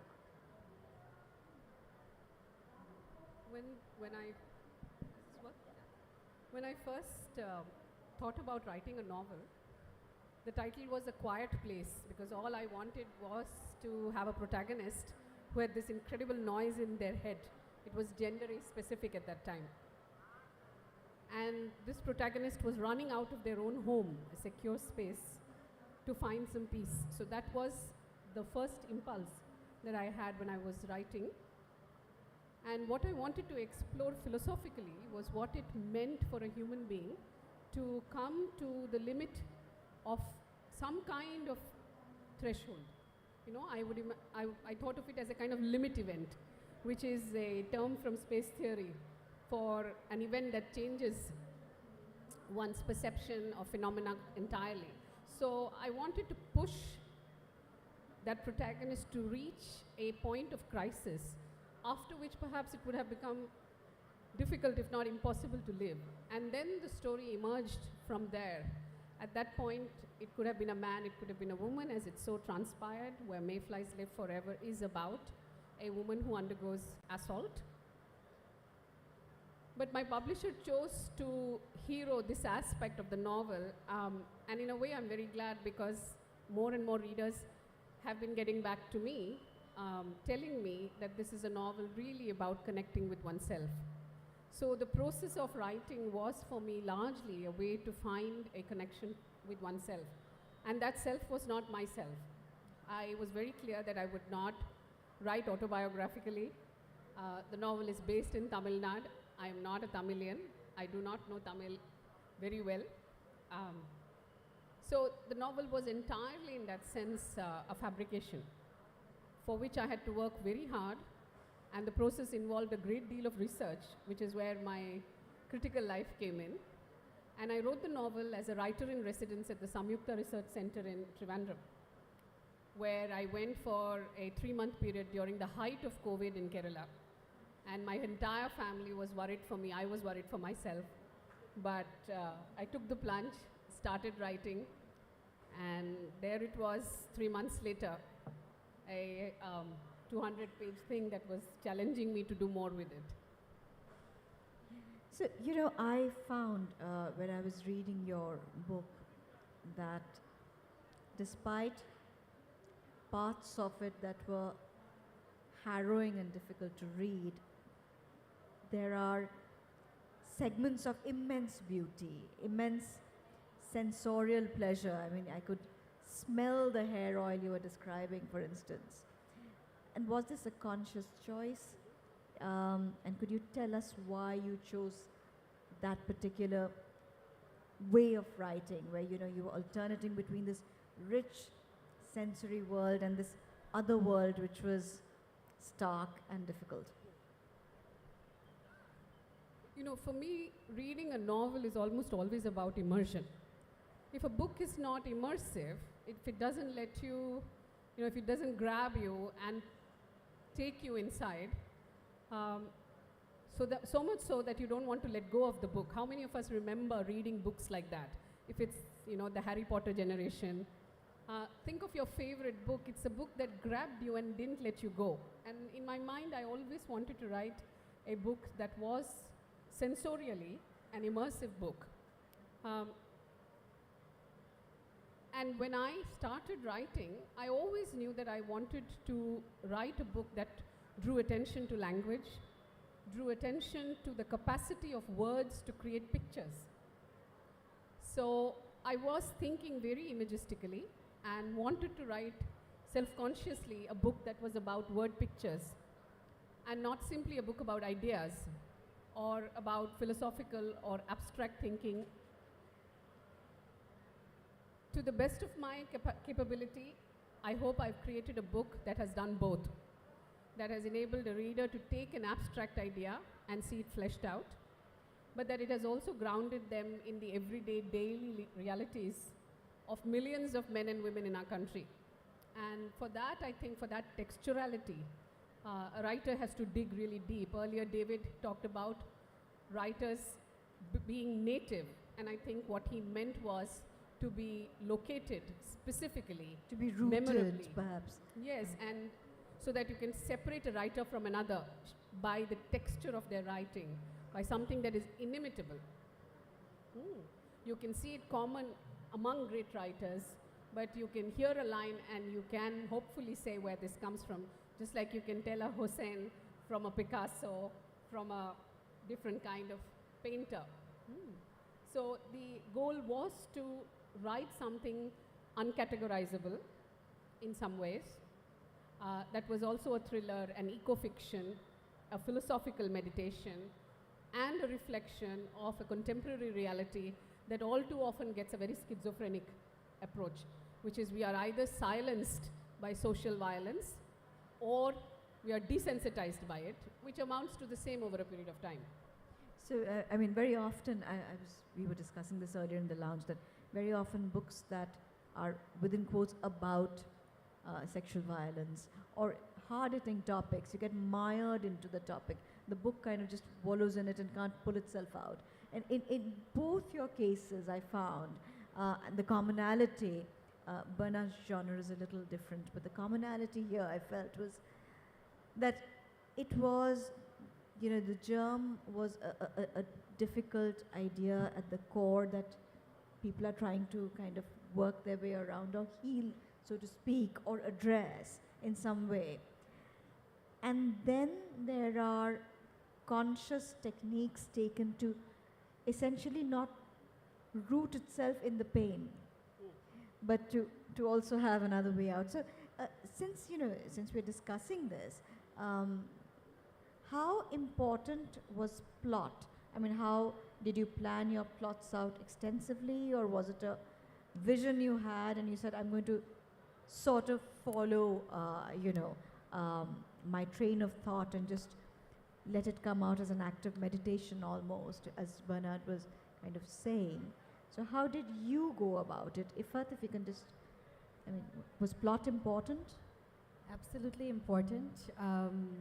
My first draft, I was talking about it a bit ago, Joshwadhara, that it was heavy. It was another war story, post-war story about trauma and grief.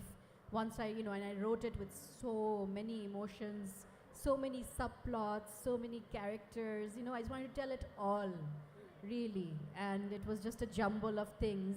I thought I was articulate, but I'm not sure if I was. And it took me about a year and a half. I completely paused after that, and I knew that I had to simplify a lot to really get to the meat of it, to really understand what was my purpose for telling this story. First of all, I quit writing for a while, also thinking it's not important to write another story about 47 and 71 and the aftermath. There's so much about it. Why is this important? So all those inner journeys had to happen. And then really the thought was that how do I turn it towards light? How do I not carry this forward in a way where it just keeps on being a baggage? My first draft, it was still a magic realism, and the protagonist had 6 arms. Basically 6 arms held 6 stories, and how goddesses also carry baggage. So I wanted to drop those arms. I changed the main character to Shurjamukhi, which is sunflower, and turning towards light. It was a reminder for myself to make sure the plot remains about getting lighter in the being. And so that's how I had worked on it and formed it. So Bernard, when we were earlier speaking, you talked about pruning down your initial story, the manuscript, to about maybe 2/3 of its original size. Yeah, you need the mic. Yes. So how long did it take you to write your first novel? I think more than 2 years. Off and on, and would you sit down every day at your desk and do, typically most authors say they have this routine, there's a particular time when you sit down and you immerse yourself in writing for maybe an hour or so. I need to keep stress away from me. If I'm not disturbed too much by the world, by geopolitics, by bad fate or sadness of my friends or my family, so when I'm allowed to be myself in peace, then it's enough to lock me in a room and I will start to write. And I do so since ever. This time I wanted to get it published and not to keep all my wonderful sentences by myself. And yeah. And I think it's not so much about the topic, about the plot, about the story. I think it's more about the attitude, the perception, and things like that. Because I feel the same accelerated awareness when I read certain authors. And when I write, I slip into the same accelerated excitement and perception. And I also, in my imagination, enter a room with my beloved authors. And who would they be? I'd love to know who your list of writers for your desert island disc writers. No, I've never ever been in New Orleans or Louisiana. I forgot where he was born, but I have no clue of the southern states background. But when I read Absalom, I was almost crying just for the beauty of every sentence. And I had to stop because it was unbearable. So I have doses every day or every week when I go on with this book. And yes, I hope he feels this. I think, Anupama, you also talked about the intensity of the way it takes over, the way certain passages are hard to write, just so difficult to get out of your system. If you could tell us a bit more about it. I also want to quickly respond to the question on plot. I wanted to say for Mayflies, plot was absolutely crucial because I know a lot of people think that the protagonist is Veni and she is the protagonist, but to me as a writer, the protagonist really was the police officer, because the reader gets to see that each chapter really is a witness testimonial. And by the time you finish the novel, you realize that you are reading something that the police officer is hearing. And so I had to capture the thread. It's a thread. The thread that you initially do not realize is the thread. That's right. It unfolds beautifully. So I had to capture the orality of the testimonial along with the textures of writing, which is where the question of style comes in. The question of prosody, poetry comes in. People speak in a very different style than people write. How does a writer address in the written form what is often heard in the spoken form? So those were some of my questions. But of course, plot is also significant because plot is not merely the telling of a story in a line, but plot is the arrangement in a sequence of events that are meaningful to certain kinds of interpretations. So it is precisely that arrangement that I didn't want to be entirely free-flowing, and I wanted, as a writer, to have some control over that. And to add a little bit to what Bernhard said, two writers who do this really well, in my opinion, are Dostoevsky and Faulkner. And I had, as I lay dying in my mind as I wrote this book, and recently among contemporary writers, at least for when I was, the process that I was writing Mayflies, there's this wonderful Mexican writer called Fernanda Melchor, who was shortlisted for the 2020 International Booker. And her book, Hurricane Season, in some ways was a master lesson on how to approach the question of violence itself. And because you say that there are two aspects of the novel, something that's deeply violent, which does not get described a great deal in the novel, and then something that's incredibly beautiful because it's so transient and ephemeral, and it surrounds all of us, which is natural beauty, that gets a lot of description. So in a way, Melchor's worldview was at the back of what I was doing, but of course I was doing it for Tamil Nadu. I was choosing an Indian milieu, and I was doing it with language in a very different way. And it was, from the very beginning, I knew that the book had to be as much about language as it was about what language describes. I think as a reader, what I was struck by was it's as much about, if not more, about beauty than it is about the uglinesses of life, which is so important when you're especially writing about painful things.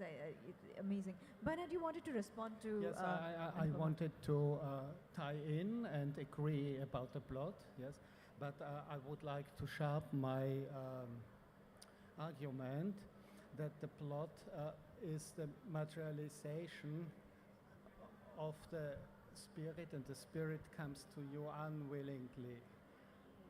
So it is the matter, the plot is the matter, like the stone for the sculpturer, but the idea, the identity of the work does not depend on the matter. So the core spirit of the book emerges first to you, and yes, then therefore the plot, and therefore the rest of it. I mean, that's what I was trying to understand, because different lenses on it. There's so many different ways to look at it.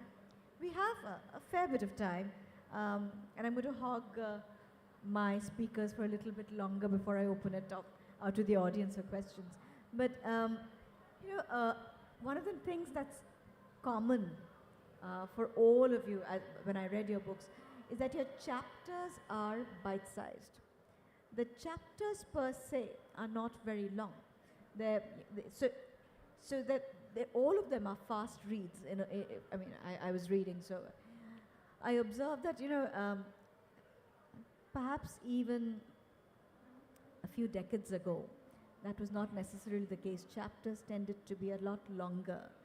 And earlier on in the lounge, I got asked a very interesting question about what's happening to the literary novel. And one of my observations as a reader, I'd like you to comment on it, is that as the novel continues to ask difficult questions, new novelists are playing with the fact that we may have shorter attention span and are going with bite-sized chapters. I mean, is this true, consciously true? Is this just the way things evolved? Was this, a decision? Ifat, would you like to comment? I'm not on Twitter, I am, but I'm really bad at it. So I'm not sure if that short form came from the social media influence or the way we want to sort of give things very quickly. But for maybe I can just comment on it that maybe a lot has been told already and we don't want to repeat perhaps. We are assuming that our readers already come from, emotions that were already told by writers before us and authors before us. And so they are aware readers, and therefore not everything has to be explained from zero. And so it's, writing from a different space. And I think simplifying always helps. And for me, that was the reason. I wanted to have emotions, have potency of it. And I know that if it prolonged too much for too long, then it would just drop. So I wanted to keep it up, and sometimes shorter chapters help me keep that format. Anupama, yeah. So my entire novel is rather short, and I think it's fairly unbearable as it is. Whether that is a good thing or a bad thing, the reader will say. But I don't subscribe to the view that attention spans have wavered or lessened. I think they may have diversified. My students read inexorably. They're always reading something. I can't always control what they're reading, but they're reading. And if it's on the mobile phone, then they're reading something on a PDF. So I'm not an alarmist on this count. And at least in my novel, chapter lengths vary. As you know, the Veni chapters are quite long. The testimonials, by the very nature of the genre, are short. And I think a good writer manages to play with attention span as if it was elastic, which it is. To move it around a little bit, to keep it dynamic and fairly orbital.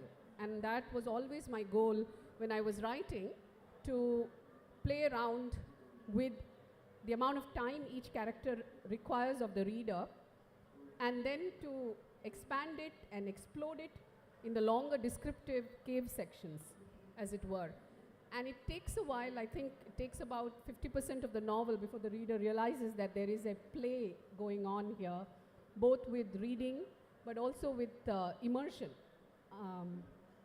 So yeah, no, a different kind of, had I written a different kind of novel, I would have written a longer novel. So I'm not sure length is a guaranteed predictor of either attention span or the ability to convey something in great detail. I think we can all think of short stories or short novels that packed such a punch that you were left reeling for a long time.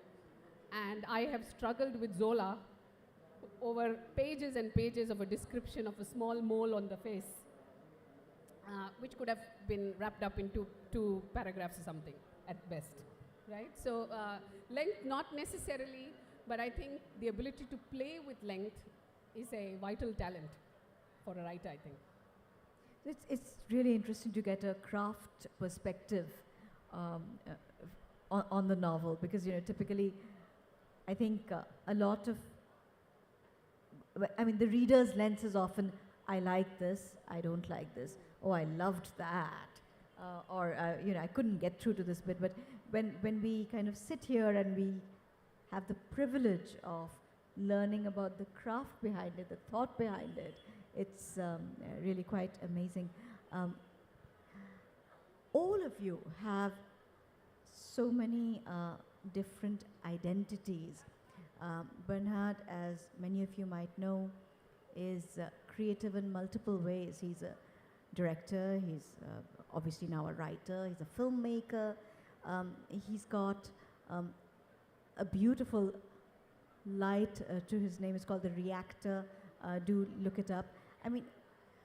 How would you describe your typical creative day? Do you go from project to project? Is it impulse to impulse? Is it more by design? How do you toggle between your different identities? These different identities helps me to be fresh when I leave one and slip into the next. So I usually serve several days on one project and then slip into the next project. But this was not so when I wrote the book. It is, since I not only started to write the book, but finished it, and I knew I must finish it. I had no choice not to finish it. since this moment, I realized that I put away all other things. So I'm also breeding horses, and I think I haven't sit on a horseback for 3 years now, or just 1 or 2 times, and I try to delegate other jobs to other persons of my trust. Sometimes it works out very well, sometimes not. So you found that writing was essentially quite different from your other projects, and you had to kind of do it in one shot. You immersed yourself. Was it like, did you not work on other projects while you did it? Because I think as an academic, No. Anupama. No. When I shoot a film, I too cannot interrupt this process. It's also a 2 years written, but in between I have time to slip on the weekend, or so I have never holidays or weekends or evenings. I'm always online in my efforts to improve in percepting world. And but the fact that I have several identities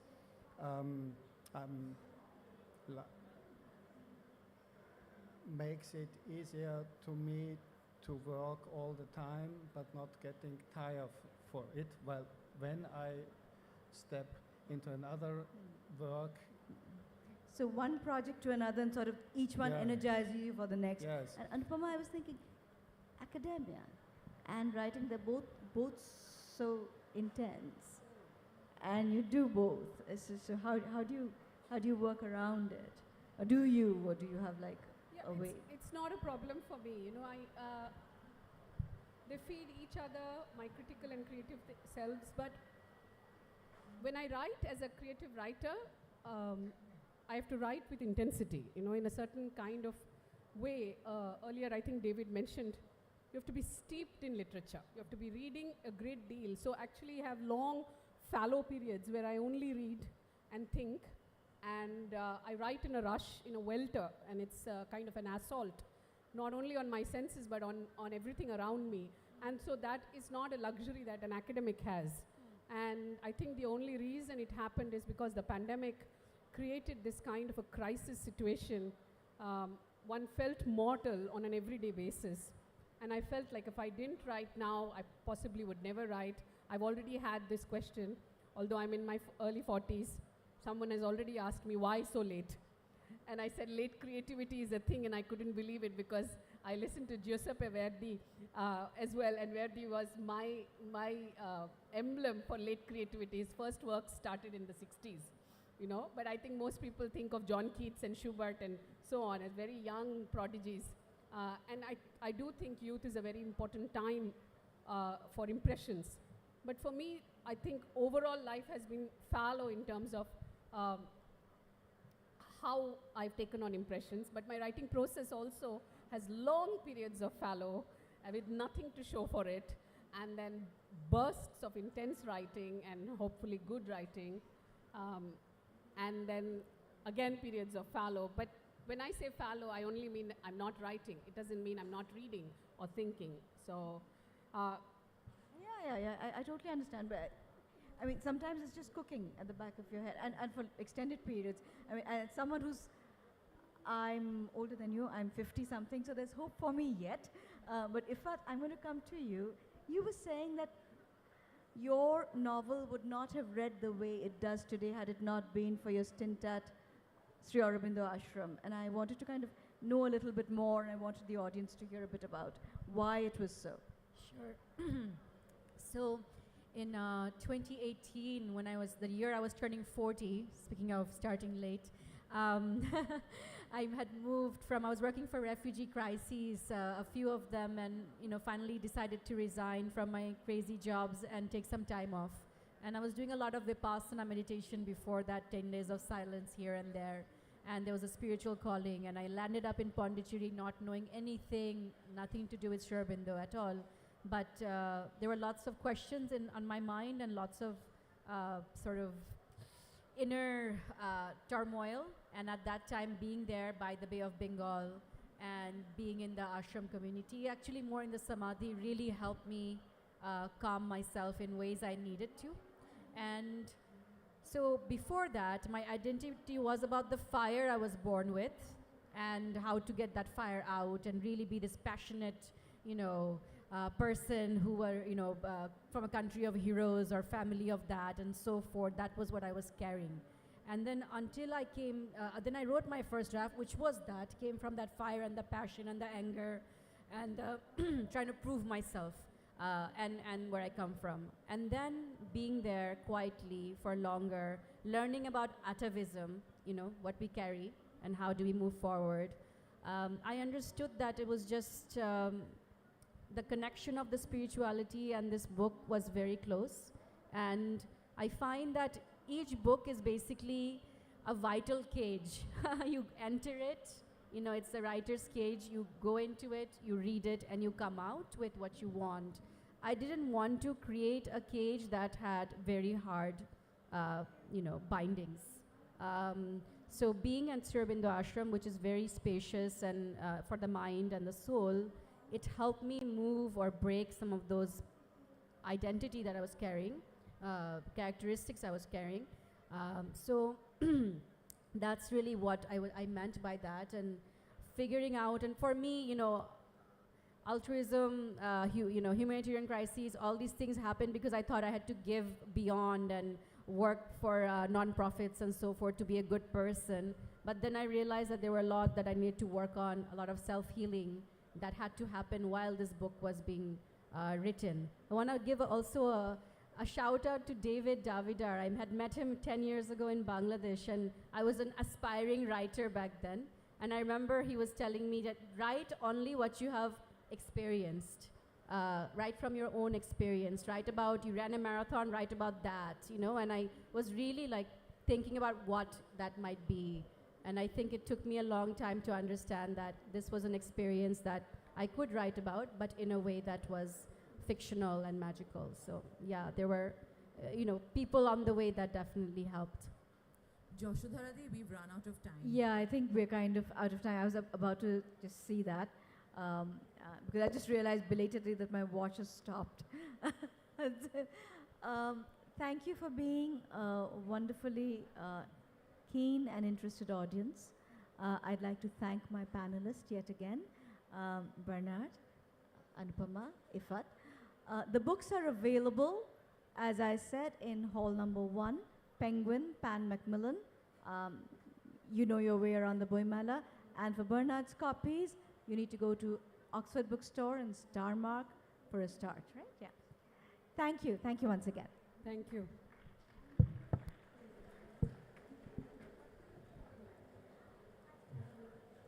We'd just like to take a moment for Shujata Di to hand over a token of her appreciation to all our panelists.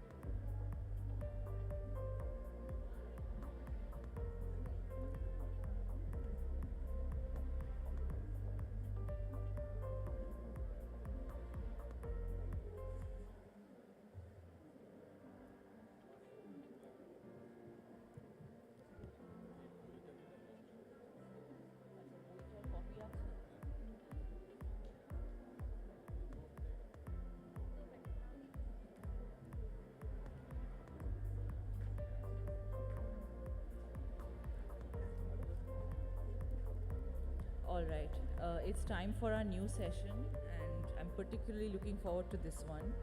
Um, it's called A New History of India. It has Rudrangshu Mukherjee in conversation with David Davidar.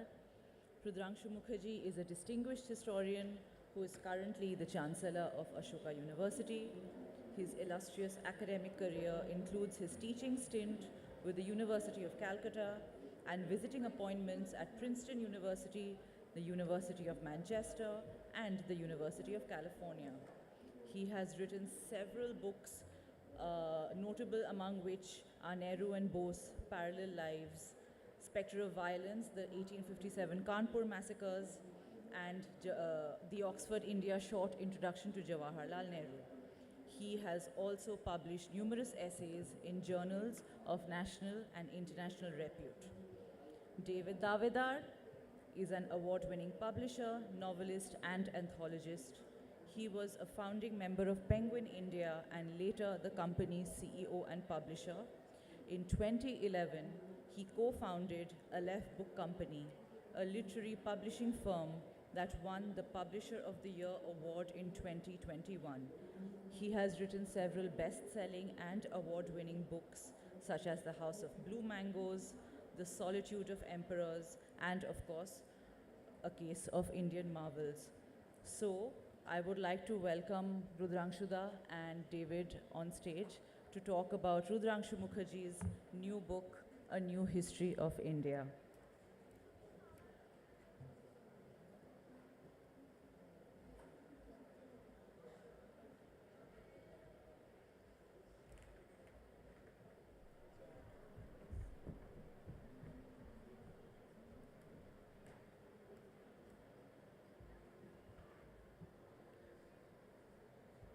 We are delighted to have Professor Rudrangshu Mukherjee and David Davidar here. It's also an occasion to appreciate, celebrate the launch of their new books. A New History of India by Professor Rudrangshu Mukherjee is going to be a major landmark, is already a major landmark in the writing of Indian history. And we are so delighted that we are able to launch it here in Kolkata Literature Festival. Also, Case of Indian Marvels, David Davidar's anthology is comparatively new, recent, published just the end of last year, and we're delighted to launch both these books, both very, very important publications, and it's important for us to celebrate this moment.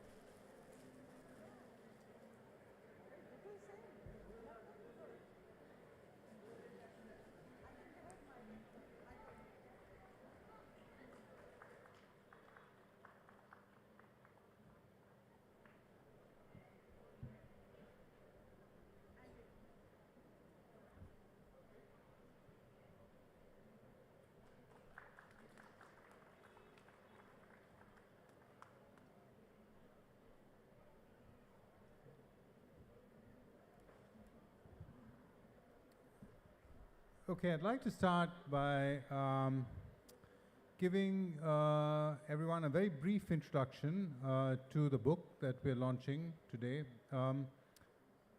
It also gives me great personal pleasure to be on stage with my friend Rudrangshu and to be part of the launch of this book. What I would like to say at the outset is that this is one of the finest books I've published in my career as a publisher that spans nearly 40 years and over 3,000 books. The reason why you can count, there's a reason why you can count the great single volume or two volume histories of India on the fingers of one hand, and it's a simple one. They're just so very difficult to do. Any author who attempts such a book must have an extraordinary grasp of the gigantic span of time that constitutes all of Indian history and prehistory, which is why few historians bother to take on such a project. To not only take it on, but also to make it a book that will be read with pleasure and profit decades from now, is an achievement of the very highest order. So let me just say that I deem it a great privilege to have been able to publish a new history of India by Rudrangshu Mukherjee, Shobita Punja, and Toby Sinclair. I hope a lot of you will get the book, but before we begin our discussion, let me just give you an extremely brief introduction to the riches contained within the book. To start with, the book covers 4.5 billion years of Indian history, starting from its geological origins and ending up in the present. Along the way, it delves into a multitude of epochs, personalities, and turning points of Indian history, including the Harappan civilization, Vedic society, the age of Mahavira and the Buddha, Ashoka and the Mauryas, the Gupta period, the Delhi Sultanate, major kingdoms in the east, west, and south, the Mughal Empire, European incursions into the subcontinent, the British Raj, the freedom struggle led by Gandhi, Nehru, Bose, Tagore, and Patel, and others, partition, independence, and key developments in the life of the modern Indian Republic. Deepening the narrative are essays on archaeology, caste, religion, art, philosophy, language, culture, the economy, and salient features of our society. And that's not all. Every page has photos or maps in full color that illustrate key aspects of history. Given all this, I have no doubt whatsoever that the book will be hailed as a work of monumental importance and excellence. Rudrangshu has written 20 or so books, but I wouldn't be surprised if this is the book that is the one that defines him as a historian and writer. Many congratulations, Rudrangshu. Thanks, David. I'd like to start our conversation with a really basic question. What is good history and what is bad history? Or to phrase it differently, what is genuine history and what is inauthentic or fake history? The answer is at one level, the answer is very simple. Good/authentic history is always anchored in facts or on facts. You can't escape that. That's how history is defined. But to slightly layer that answer, a mere narration or a mere chronicle of facts does not constitute history. Those facts have to be, they are the kernel, the core, but they are fleshed out by an interpretation. That's where the subjective element of the historian becomes absolutely critical and crucial. But no interpretation should be completely divorced from that kernel of facts. They must grow out of those facts. That's what gives that subjective interpretation an objective base, as it were. But I would like to add another layer to it, which is often ignored or underestimated, particularly in the writing of the histories of India. Good history, authentic history, also has to be well written. History needs to be communicated. History at one level is surely an academic discipline, a discourse in which historians take part, argue, debate, etc., etc. But that's not the only purpose of history, or that's not the only level at which history operates or should operate. History is also a public discipline because the past belongs to everybody, not just to historians. So you have to write in a way write in a manner which appeals to intelligent, educated people, makes it accessible to them so that they can also be curious about the past and also debate about the past. And form their own views about the past. That also is very important. So I would say all three taken together make for good history. Well, in that answer, that very comprehensive answer, you pretty much answered my next question. If the first question was about the writing of history, my next question is, why is it important for intelligent, aware readers to absorb good works of history? Well, again, to begin at the most simple level, I think there is an element of interest and curiosity about the past. How did our forefathers live? What did they do? What did they think about? So on. So I think, you know, everybody has a curiosity about that. But more than that, I think the past leaves behind certain traces and clues of how we can better understand and better function in the present, which also means that how we can fashion the future. So I don't think the past, present, and the future are watertight compartments. They are in fact a flow. You know, what is it? Burnt Norton, T.S. Eliot begins with that line, time present, is there in time past and time future, something like that. So to capture that flow, there is a need to know about one's past.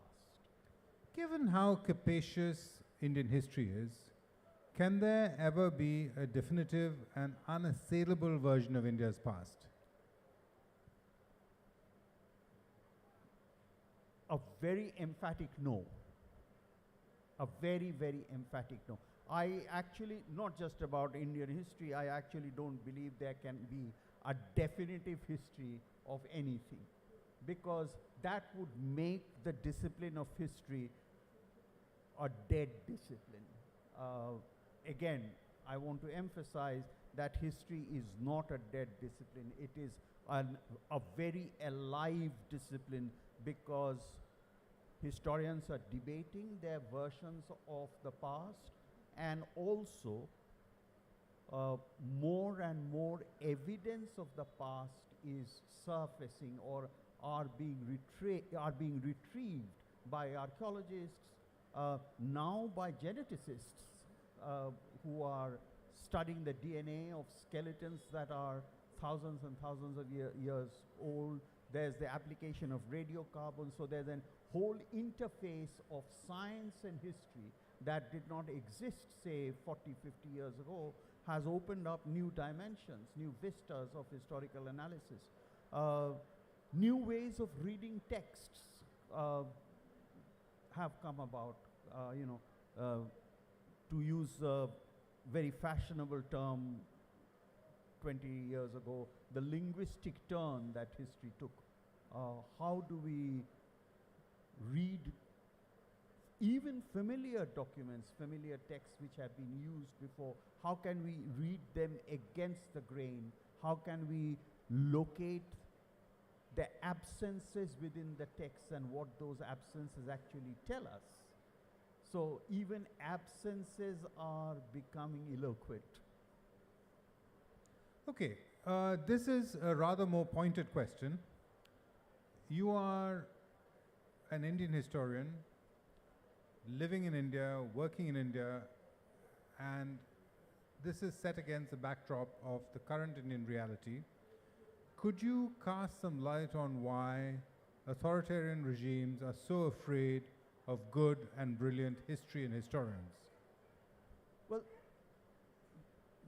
that's a general phenomenon. Authoritarian regimes are concerned about history. They want to put forward their own view of history to justify their own totalitarianism. I mean, the best example of this is Joseph Stalin, who constructed his own version of the history of Russia. One reason for this is that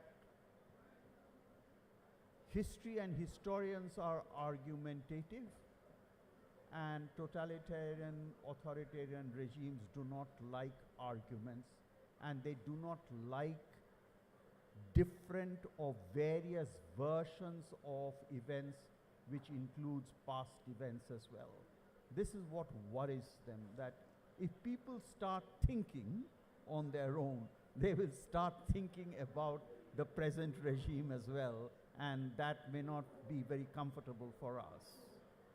Tell me, from your wide reading and from the fact that you have engaged so vigorously with history, has there ever been a case where authoritarian regimes, which, as you say, you point out Stalin, but there are others who are also engaged, busily engaged in trying to construct alternative histories or histories that are concocted to suit their own purposes.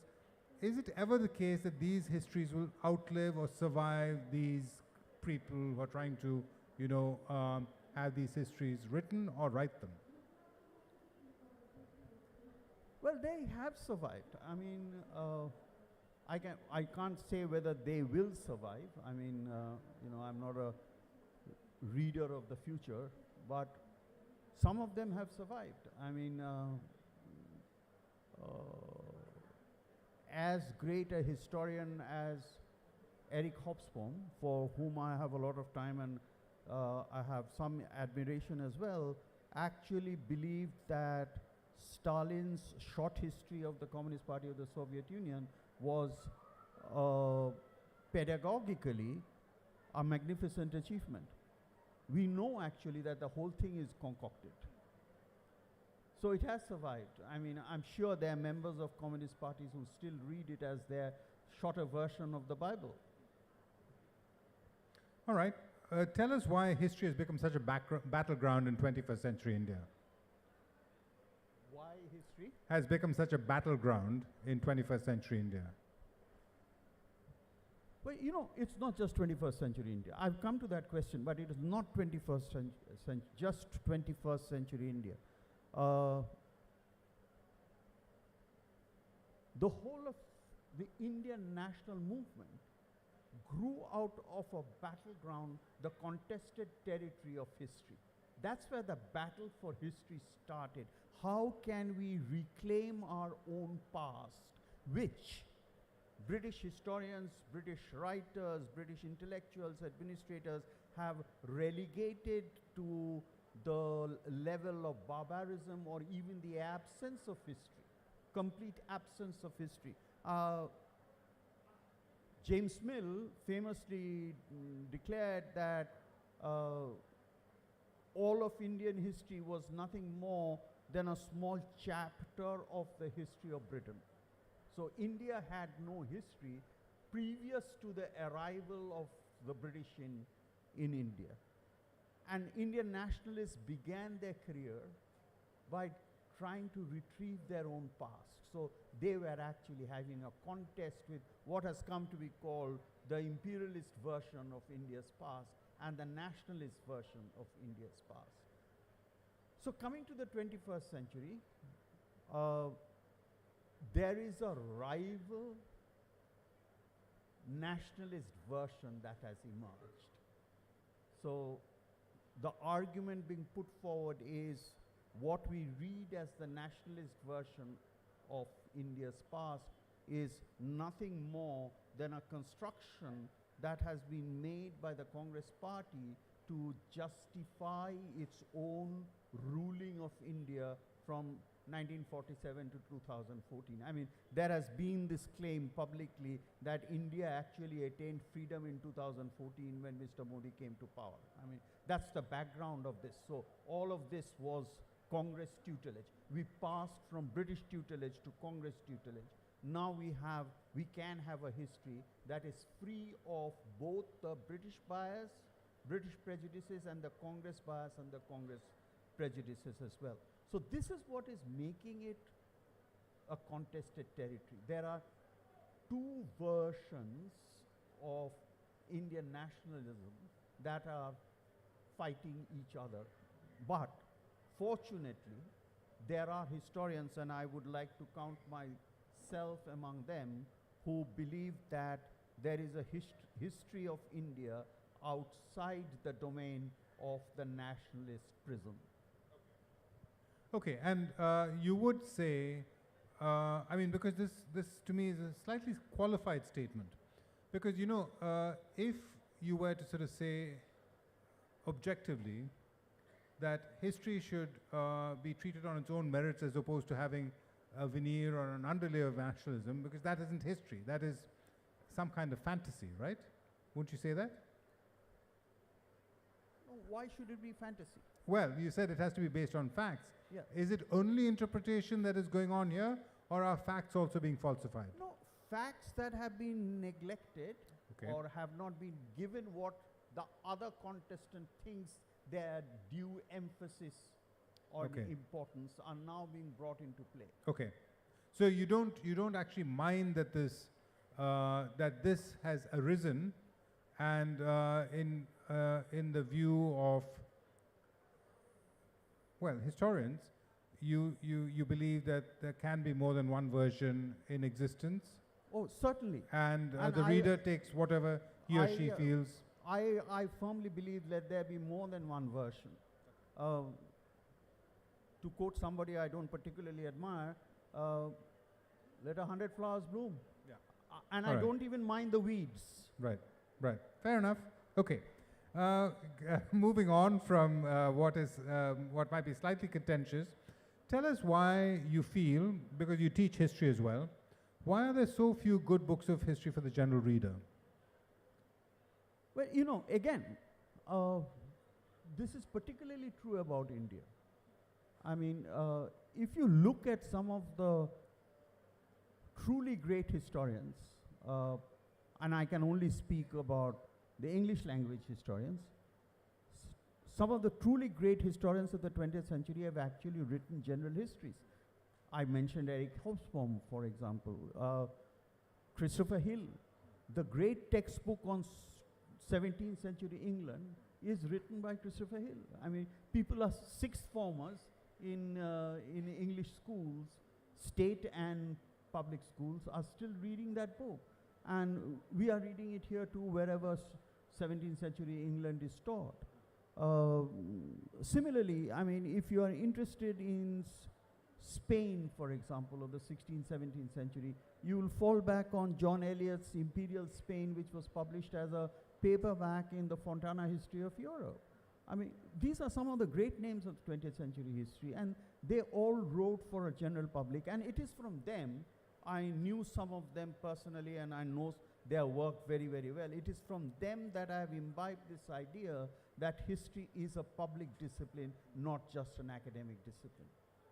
So I have a corollary to that question. And the question simply is, why do scholars of history and trained historians disdain popular history, even if it's historically sound, when it's written by people who are not trained historians? The bizarre assumption is that popular history necessarily dumbs down, which I don't buy. I think you can write accessible but very good history, and accessible makes it popular. Popular in the sense that it will be read by more people. And so if you write in a style, write in a manner, which I said very, very early on, which makes the book or the article accessible to more readers, you are not necessarily dumbing it down. You are presenting the argument with all its complexities, all its layers, but your mode of writing is such that any intelligent person who reads and understands the particular language that you're using, in my case English, follows the argument that you're making. And not only follows it, that again I would come back to what I began with, not only follows it, rather enjoys it. You're writing it also in an elegant way. I mean, one of the greatest historians of India, and I have no compunctions about making this statement in public, I mean, is Irfan Habib, who completely turned around the way that we studied Mughal history when he wrote that masterpiece, The Agrarian System of Mughal India. It was published in 1963. but it's a damn difficult book to read. I mean, you really have to be committed to reading Mughal history to sit down and read that book. I often say that, I know this sounds terrible, but I often say it's easier to chew sawdust than to read Irfan Habib's agrarian system of Mughal India. I think Irfan did a great disservice to himself. I mean, he could have written the book in a more attractive way. So tell me, I mean, coming to A New History of India that you co-authored with Chopitan Punja and Toby Sinclair, what were the challenges you faced in putting together such an ambitious study of Indian history? The first challenge was an individual called David Davidar, from whom the idea originated. Okay, so he put forward this challenge. He put forward this challenge, and he also put forward this confidence. He said that, you know, the three of you waste your time having lunches and talking about books, but the three of you should sit down and write a book like this. And you have the necessary resources and skills to put such a book together. So, what were these necessary skills that were required? David summarized what this book is trying to do. Let me just elaborate on this. When you look at the book, and I hope more of you will not just look at the book, read it as well, buy it and read it for purely selfish reasons for both of us sitting on the stage. The book actually has three related components to it. Three components constitute the book. One is a narrative of the flow of historical time and historical events in India from geological time to 2020. Second is there are very detailed annotations to maps and illustrations that form an integral part of the book. There are history books with pictures, but most of them will have, say, a picture of Humayun's tomb, which will just say, Humayun's tomb built such and such year, completed such and such year. That's about it. But the distinctive part of this book is that monuments or whatever the picture is about has very detailed illustrations, and what is the significance of, if it's a monument, what is the significance of this monument? What is this monument telling us about the time in which this monument was built? So that's a second text, second layer of narrative that is emerging, which is fused with the first layer of the narrative.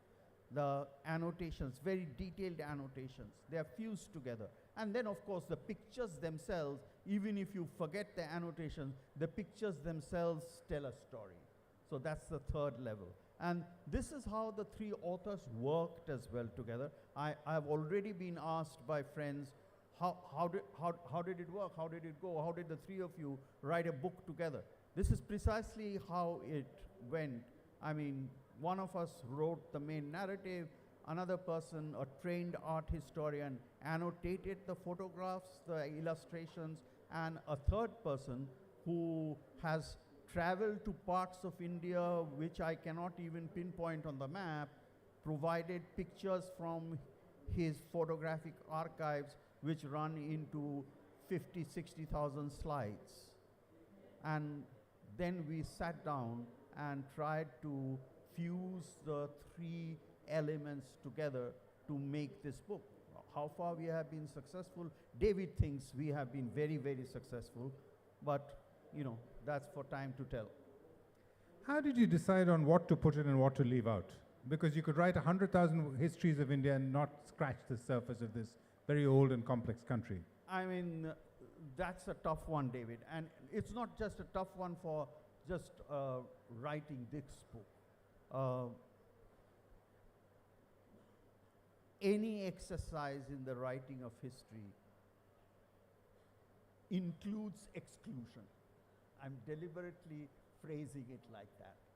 So when we write history, we are excluding something, and sometimes very consciously, sometimes not even consciously. We are excluding because we don't know. The past is unknowable in its entirety. So things get left out. I mean, you know, Lytton Strachey once famously said, the imp in him, I always say, and he said that ignorance is the first requisite of the historian. If you try and include everything, I dare say no publisher will look at the book.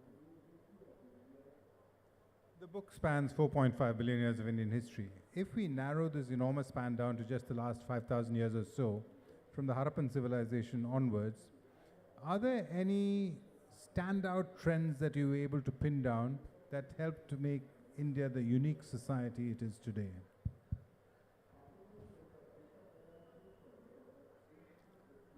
Yes, I would say that the first thing that stands out even when I was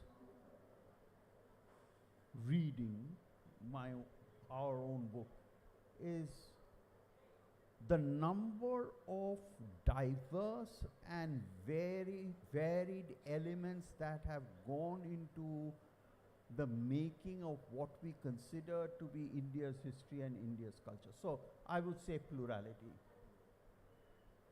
I mean, the elements are too many to even try and enumerate them.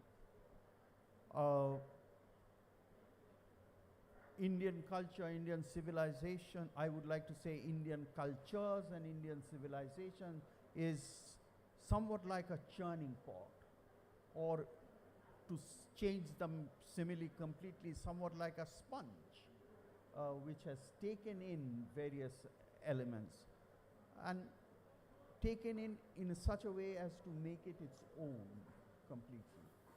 I mean, so that's one that stands out. The other is,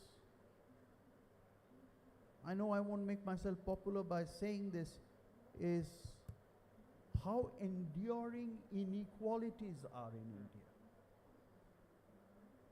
They stretch back to 1100, 1200 BCE, and they persist even today. The same kinds of inequalities.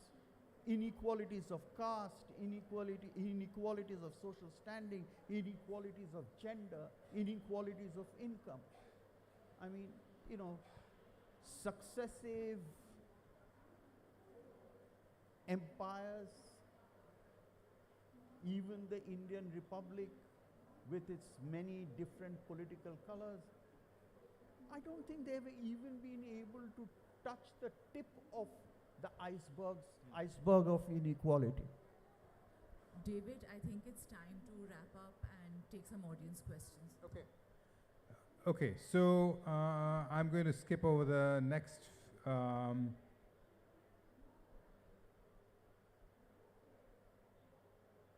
few questions and ask you two last questions. The first is, who's the ideal reader of this book? Who is the ideal reader of this book?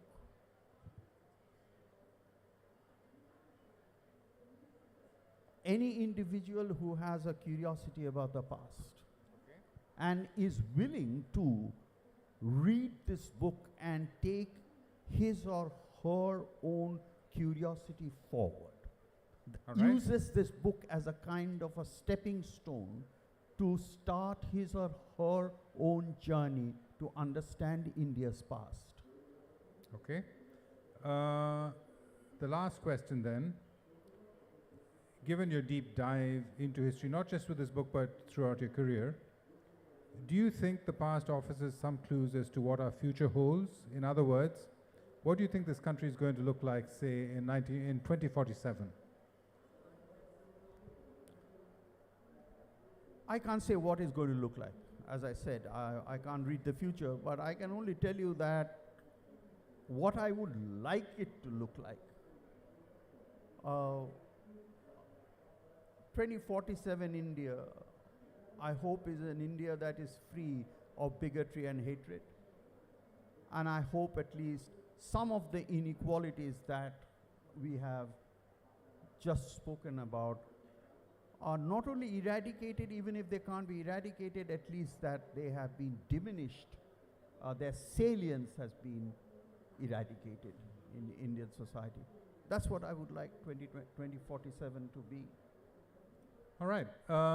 So questions, I don't know how that's going to work, but somebody will no doubt find the people who want to ask questions and give them microphones.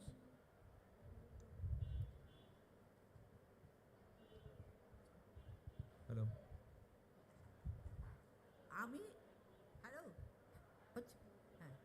আচ্ছা, আমি একজন অত্যন্ত সাধারণ ভারতীয় নাগরিক হিসেবে একটা প্রশ্ন করছি। একাধিক মহাসাগর পরিবৃত নগাধিরাজ হিমালয় দ্বারা রক্ষিত ভারতের মানুষের বিশেষ কোনো ধর্মপরিচয় ছিল না। প্রথমে বলবো আবার? আচ্ছা, একাধিক মহাসাগর পরিবৃত নগাধিরাজ হিমালয় পর্বত রক্ষিত ভারতের মানুষের বিশেষ ধর্মপরিচয় কোনোদিন ছিল না। ছিল একটাই পরিচয়, সে মানুষ। ভারতের প্রাগার্য যুগের মানুষরা সিন্ধু নদকে হিন্দু নদ বলতো, কারণ তাদের উচ্চারণে জিভের জড়তা ছিল। অথচ এখন সুবিধেবাদী বিচ্ছিন্নতাবাদীরা সেটাকে একটা বিশেষ একটা ধর্মের নামে দাগিয়ে দিচ্ছে। এটা কি সঠিক হচ্ছে? ইতিহাস কি বলে? May I reply to that in Bengali? উত্তরটা আপনি দিয়ে দিয়েছিলেন। ইতিহাস কি বলে সেটা তো আপনি বললেন এবং একদম সঠিক বলেছেন। আপনার বক্তব্যের সঙ্গে আমার বিন্দুমাত্র কোনো দ্বিমত নেই এবং এই যে বিভেদ করার চেষ্টা, বিভেদ সৃষ্টি করার চেষ্টা ধর্মের নামে, আমি মনে করি এটা ভারতবর্ষের ঐতিহ্যে, সাংস্কৃতিক ঐতিহ্যের সম্পূর্ণ বিপরীত একটা ধারা।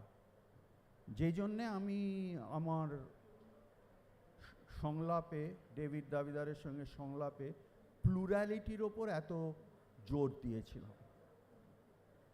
আশা করি আপনি যে মত ব্যক্ত করলেন সেই মত আরও অনেকে ব্যক্ত করবেন এবং সেই মত অনেকে আরও বিশ্বাস করেন।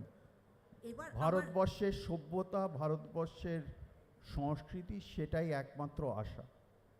এবার আমার একটা অত্যন্ত বিনীত প্রশ্ন, বা যাই হোক আপনার কাছে, আপনি এত সুন্দর বাংলা বলেন, অথচ আপনি এত সুন্দর বাংলা বলছেন, অথচ বাংলার রাজধানীর ঐতিহ্যমণ্ডিত বুক ফেয়ারে বসে আপনি আগাগোড়া ইংলিশে কেন বললেন? আমরা তো সবাই এখানে বাঙালি, বিদেশি ভাষার আশ্রয় কেন নেবো আমরা? আমাদের যে ভাষায় রবীন্দ্রনাথ আছেন সেই রবীন্দ্রনাথের ভাষা। সারা পৃথিবীতে শতাব্দীতে একজনই রবীন্দ্রনাথ হন। আপনি একটু অতিরঞ্জিত করলেন আপনার বক্তব্যটা। সবাই এখানে বাঙালি নয়। আমি তো সামনেই তিনজনকে দেখতে পাচ্ছি। আমার বন্ধু সঞ্জয় বারু রয়েছেন, বাংলা জানেন না। ডেভিড দাবিদার এখানে রয়েছেন, বাংলা জানেন না। রচনা এখান থেকে উঠে চলে গেলেন, আমার অনেক দিনের পুরনো বান্ধবী, বাংলা জানেন না। এই একটা কারণেই ইংরেজিতে বলা। এটা যদি একটা সম্পূর্ণই বাঙালি আড্ডার জায়গা হতো তাহলে আমি বাংলাতেই বলতাম। আমার এ ব্যাপারে কোনো বিশেষ দাবি নেই যে আমি খালি ইংরেজিতেই বলবো। যে ভাষায় আমি কথা বলতে পারি সেই ভাষাতেই আমি কথা বলবো। কাজে আপনি বাংলায় আমায় প্রশ্ন করলেন, আমি বাংলাতেই উত্তর দিলাম। যদি তেলেগু জানতাম, কেউ যদি আমায়, সঞ্জয় বারু যদি আমায় তেলেগুতে প্রশ্ন করতো তাহলে আমি তেলেগুতে উত্তর দিতাম, কিন্তু আমি তেলেগু জানি না। কাজে সঞ্জয় যদি কোনো প্রশ্ন করে, সঞ্জয় আমায় ইংরেজিতেই করবে, কেন সঞ্জয় জানে আমি তেলেগু জানি না। কলকাতা লিটারেচার ফেস্টিভ্যালে বাংলা, ইংরেজি সব ধরনের সেশন হয়। কেন কি এখানে অনেকে আসেন যারা বাংলা হয়তো জানেন না, হয়তো তেলেগু জানেন, সেজন্য আমরা এটা এমনভাবে পরিচালনা করি যাতে সব ধরনের বই, সব ধরনের চিন্তা, সব কিছু যাতে রিপ্রেজেন্টেড হয়। আর একটা question, only one more question. জ্ঞানের কোনো ভাষা নেই। Hello. Hello. I have. There's a question here as well. Let's take two. Okay. two. No, he actually was. We'll come back to you. He actually put his hand. Keep the mic with you. Don't give it away. Yeah. Yes, sir. Mahabharata has permeated our culture for millenniums. Can't hear you.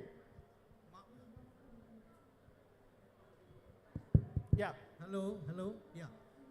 Mahabharata has permeated our culture for millenniums. So I want to ask you,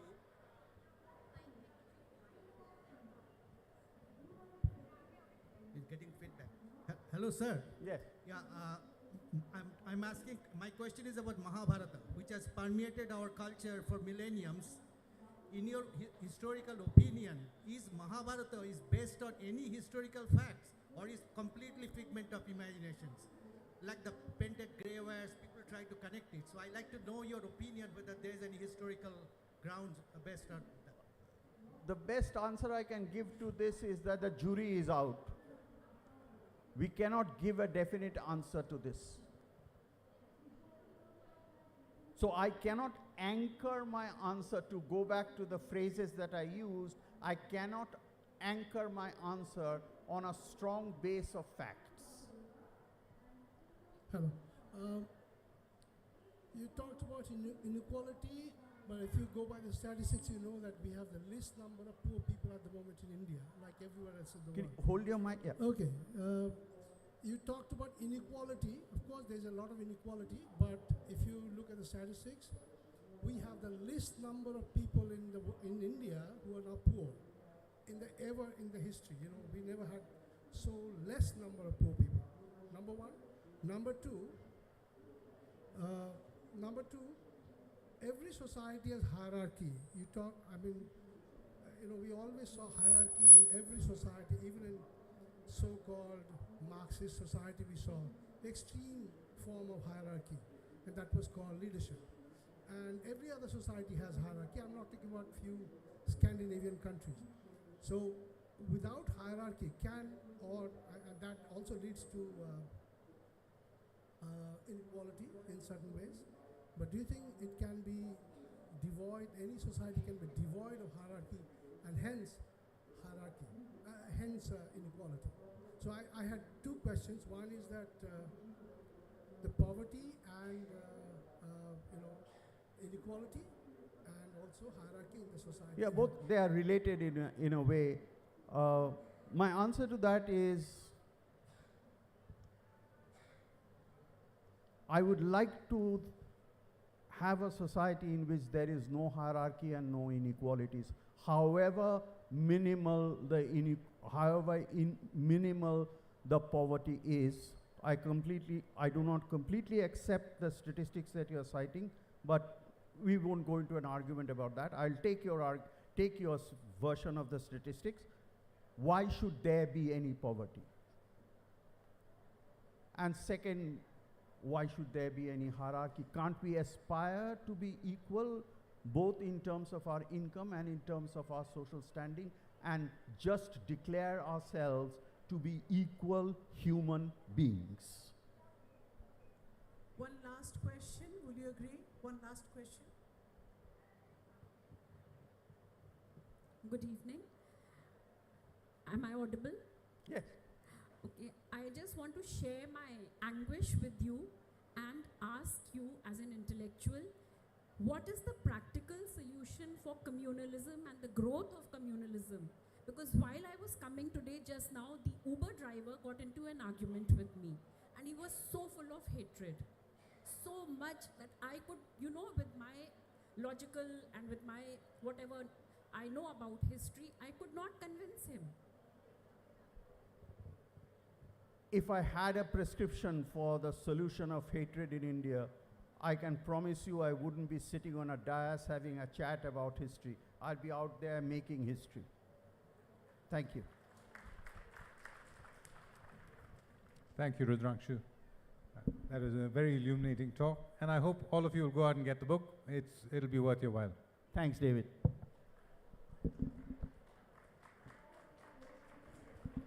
Thank you so much, Rudrangshuda and David. Shujata-di will hand over a token of our appreciation.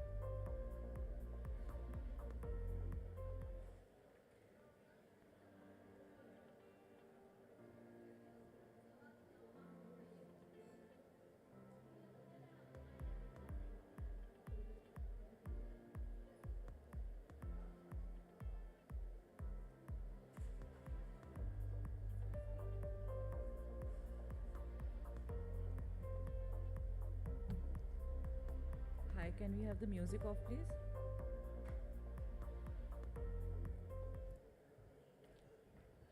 All right, we're ready for our next session. It's called The Idea of India. What is India? And how has the idea of India evolved over the years?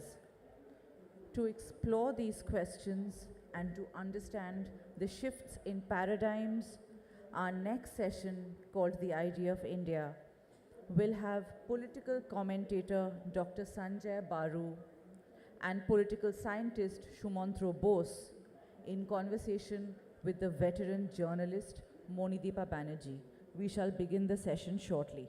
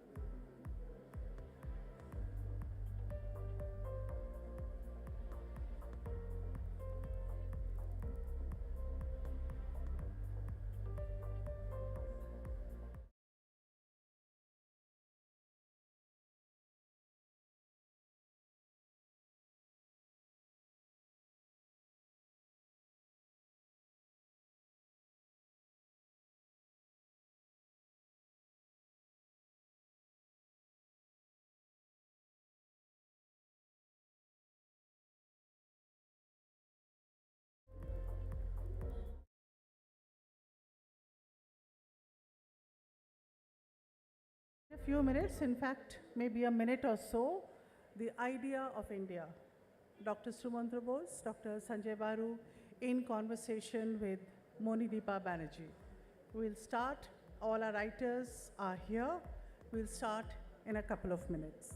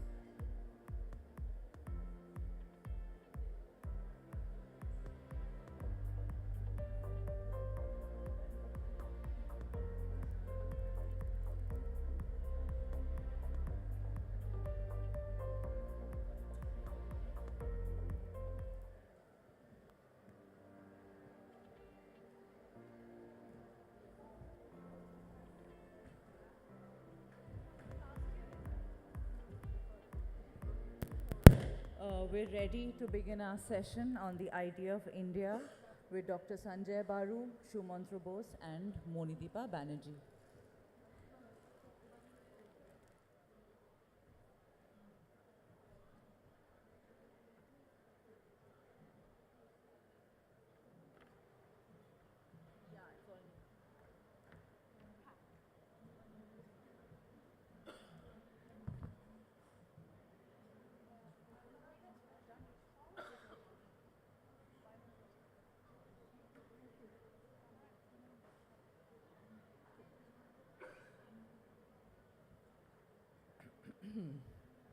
Okay, I believe the introductions have already been made, but I will briefly recall and recap. Dr. Sanjay Baru, I think most famous for The Accidental Prime Minister, the book he wrote on Prime Minister Manmohan Singh, but since then has been doing some stellar writing on the state of the Indian economy. And Dr. Sumantra Bose, who is of Kolkata and is now director of the Netaji Research Bureau, and of course a professor who has taught across the world, right? Politics and history. And it's wonderful to have them with me, Monideepa Banerjee. I am a journalist, and if I'm lucky, you will remember that I used to be with NDTV till last year, but since then I have moved on. Can you all hear me? Shunte pacchen shobai? Huh? Yeah? Yeah, all of you can hear?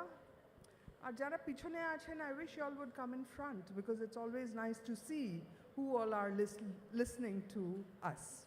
But anyway, today we are talking about the idea of India at 75, but I would like to start with a question to all of you over here. how many of you have seen the film Pathan, the blockbuster of the season? Hey, that's just 2 people. I can't believe it. Can we have a show of hands? A total show of hands? What about you on the dais? No? Not yet. Okay, they haven't seen it. And how many of you remember a film called Jugnu? Not Dharmendra and Hema Malini, but Dilip Kumar and Noor Jahan. Any of you remember that? Well, I remember it. I have seen it. And that will give away my age, but Jugnu was the blockbuster of 1947. And it starred Dilip Kumar and Noor Jahan.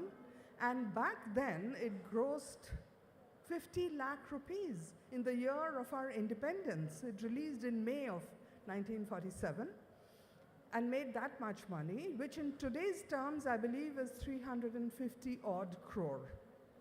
Of course, we know Pathan, even if you haven't seen it, you must have read, has grossed 711 crore already and counting. Now, I have brought up these films because book ended between Jugnu in 1947 and Pathan in 2023. India turned 75 years old last year. And the idea of India, which is also 75, is still growing and evolving. I mean, it's still a dynamic thing that is growing and evolving. One more question before I start asking them the question. How many of you know about the book called The Idea of India? Show of hands. 1, 2, 3. Oh, I'm so happy to see that. And how many of you know who wrote it? 1, 2, 3. Sir, I'm sure you remember who wrote it. Professor Sunil Khilnani. This was back in, oh, you do too, great, 1997. And that was the title of his book, The Idea of India. And Professor Khilnani teaches now at Ashoka University and used to teach in King's College in London. I didn't know about the book till recently. I have bought it and I'm reading it and I haven't finished it. But I'm told authoritatively that somewhere in the book there is a line that is paraphrased from Tagore. And it's a line we have all heard, that India is a state of mind. Last question. How many of you agree with that line? India is a state of mind. Well, good. There are some who agree, some who are not sure what to make of it. But let me now dive straight into the question that I would like to start with. India, a state of mind. Right, and if we go with that, I mean, we have crossed the pandemic, a huge health crisis. But if India is a state of mind, and one of you can decide who wants to answer first. If India is a state of mind, what is the state of our mental health today? Are we a country, still held together by invisible and strong threads? Or are we a country that, again paraphrasing Tagore, a country divided by narrow domestic walls of religion, political polarization, and terrible economic disparities? Dr. Baru, let's go for economic disparities first. The state of our mental health.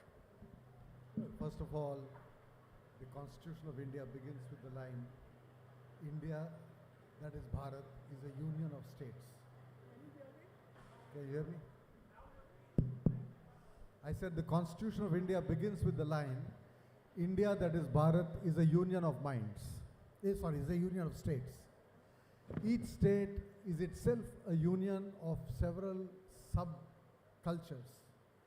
And I think the point to recognize about our country is that we have remained a successful union despite all these pressures. I mean, you mentioned some of the problems that we face, whether it's religious division or economic division or caste division. There are any number of fault lines along which this society has been divided. along which contentious issues have been, dealt with. But the fact is that we have remained together. And I think it's a great achievement of the Indian mind that despite all the pressures on it, it remains a union. And I think it's important to recognize today that it is a union. I think that the attempt to suggest that it is a homogeneous entity is a false path to take. If we, in the earlier session, Rudrangshu said, and I speak Telugu, he speaks Bengali, somebody speaks Hindi, and yet we are all able to communicate with each other. And not just in the English language or not just in Hindi. I think at a very basic level, the people of this country have been able to communicate and therefore remain together in many situations of crisis, whether those crises were economic, like in 91, or health, like in the COVID, or a war. Each of these situations we have dealt with as a country, and I think that is our strength. So unity in diversity remains the foundational principle of this country. That's terrifically optimistic and a wonderful note to begin on. Dr. Bose, would you agree with him all the way, or are you worried about the fragility of the state of the union?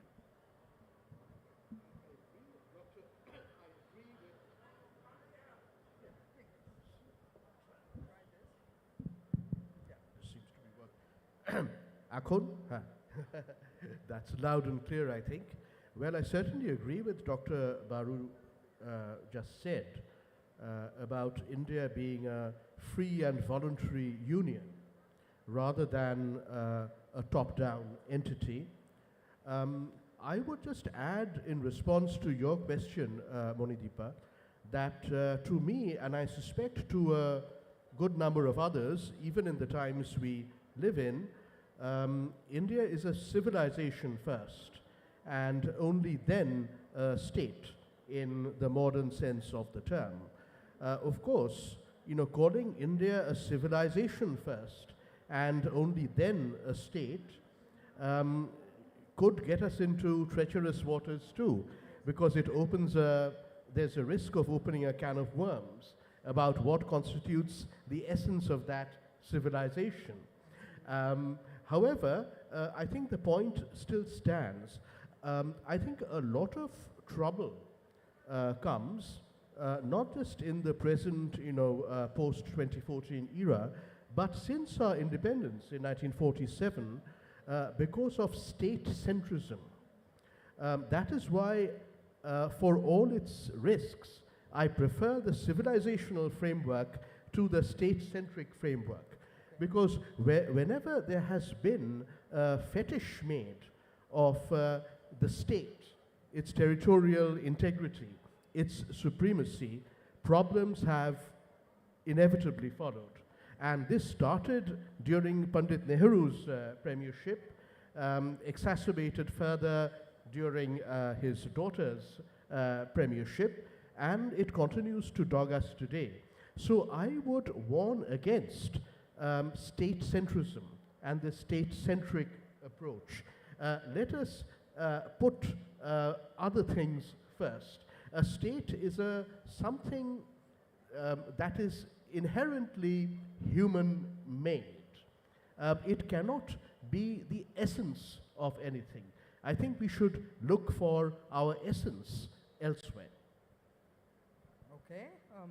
You will have to tell us more about where we should be looking for it. But I just want to go into, a bit of a real thing, and that is the economy.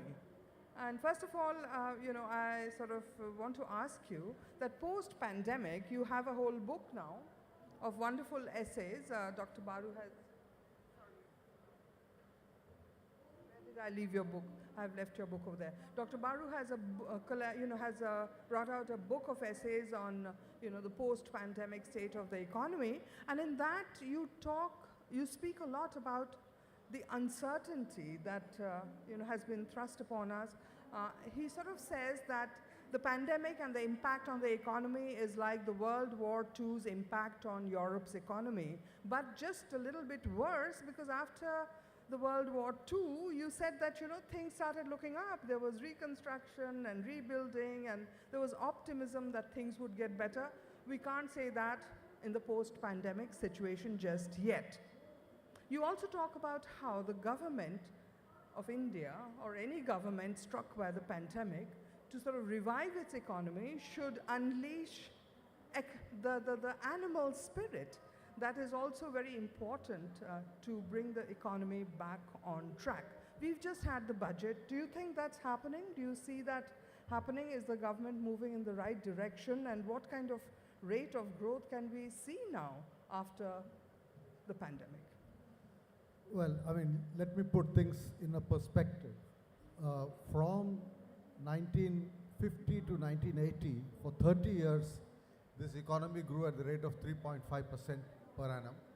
From 1980 to 2000, we grew at 5.5%. From 2000 to 2015, we grew at 7.5%.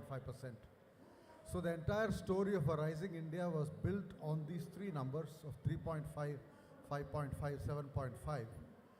And we expected to grow at that pace between 7 to 8%. If you see all the documents written in the last 10, 15 years, the expectation is that what economists call the potential growth rate for India is 7 to 8%. But in the last 7, 8 years, we have been very much below the potential. The average growth rate has certainly not been 7.5, it's below. In fact, in the last 3 years, thanks to COVID, it went down to an average of 3%.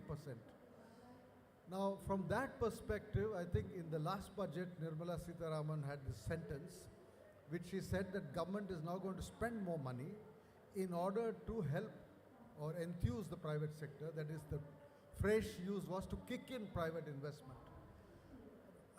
1 year down the road, that has not happened. We do not see any increase in private investment. As a consequence, once again in this budget, she has done the correct thing in my view of continuing to increase government spending and public investment, capital expenditure, once again in the hope that private investment will come in. We have to wait and watch. I mean, what drove the high growth of the period which I call the golden years of growth, which was really from 2003 to 2010, those 7 years when we had close to 9%. The last year of Vajpayee and the first term of Manmohan Singh, we had an average of 8.8% or so. What drove that growth was high level of private investment. There were problems as a consequence, etc. I don't want to go into that. I think what we need today is to revive, and that's the phrase, which is actually a Keynesian phrase, what I call animal spirits of private enterprise, which is the willingness of businessmen to take risk. The term animal spirits essentially refers to the willingness of an individual to take risk. And the point that I make in that book which you refer to, which is an analysis of the post-COVID economy, is that the uncertainty created by COVID, which was a once-in-a-lifetime pandemic crisis, really shook household confidence. A lot of households started saving more, spending less, partly because of the fear that they were losing jobs or young people not getting enough jobs. So a rise in unemployment, etc., middle class spending had gone down. And then comes the Russia-Ukraine war, which pushes up oil prices. So taken together, we are now in a phase where people are more cautious. True. As a consequence, the government is trying to inject more demand into the system, but it cannot sustain itself given the fiscal pressures. So at some point, people have to feel more confident about the future, which in my judgment, they are not yet feeling. How do you think Netaji would have felt about the way our economy is unfolding? I know this is a completely speculative question and answer, but I do recall that back in 1938, it was Netaji who had proposed and set up the National Planning Committee and had actually requested Jawaharlal Nehru to head it. And Jawaharlal Nehru agreed to do so, and we then had what came to be called Planning Commission, and now of course it's called the Niti Aayog. are you, I mean, as a watcher of the Indian economy and political economy, what do you think, and what do you think Netaji may have thought of the state of the economy? Well, I can't get into Netaji's mind at this moment, True. but you're absolutely right that he had very clear-cut ideas about the economic reconstruction of India from 200 years of the ravages of colonial rule and exploitation. So in November 1938, during his first term as the President of the Indian National Congress, he established the National Planning Committee, or NPC. Gandhiji was not, very pleased with the initiative because his worldview was different.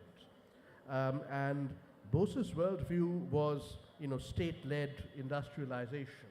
That should be the pivot of the strategy, and harnessing the potential of modern science and technology from across the world.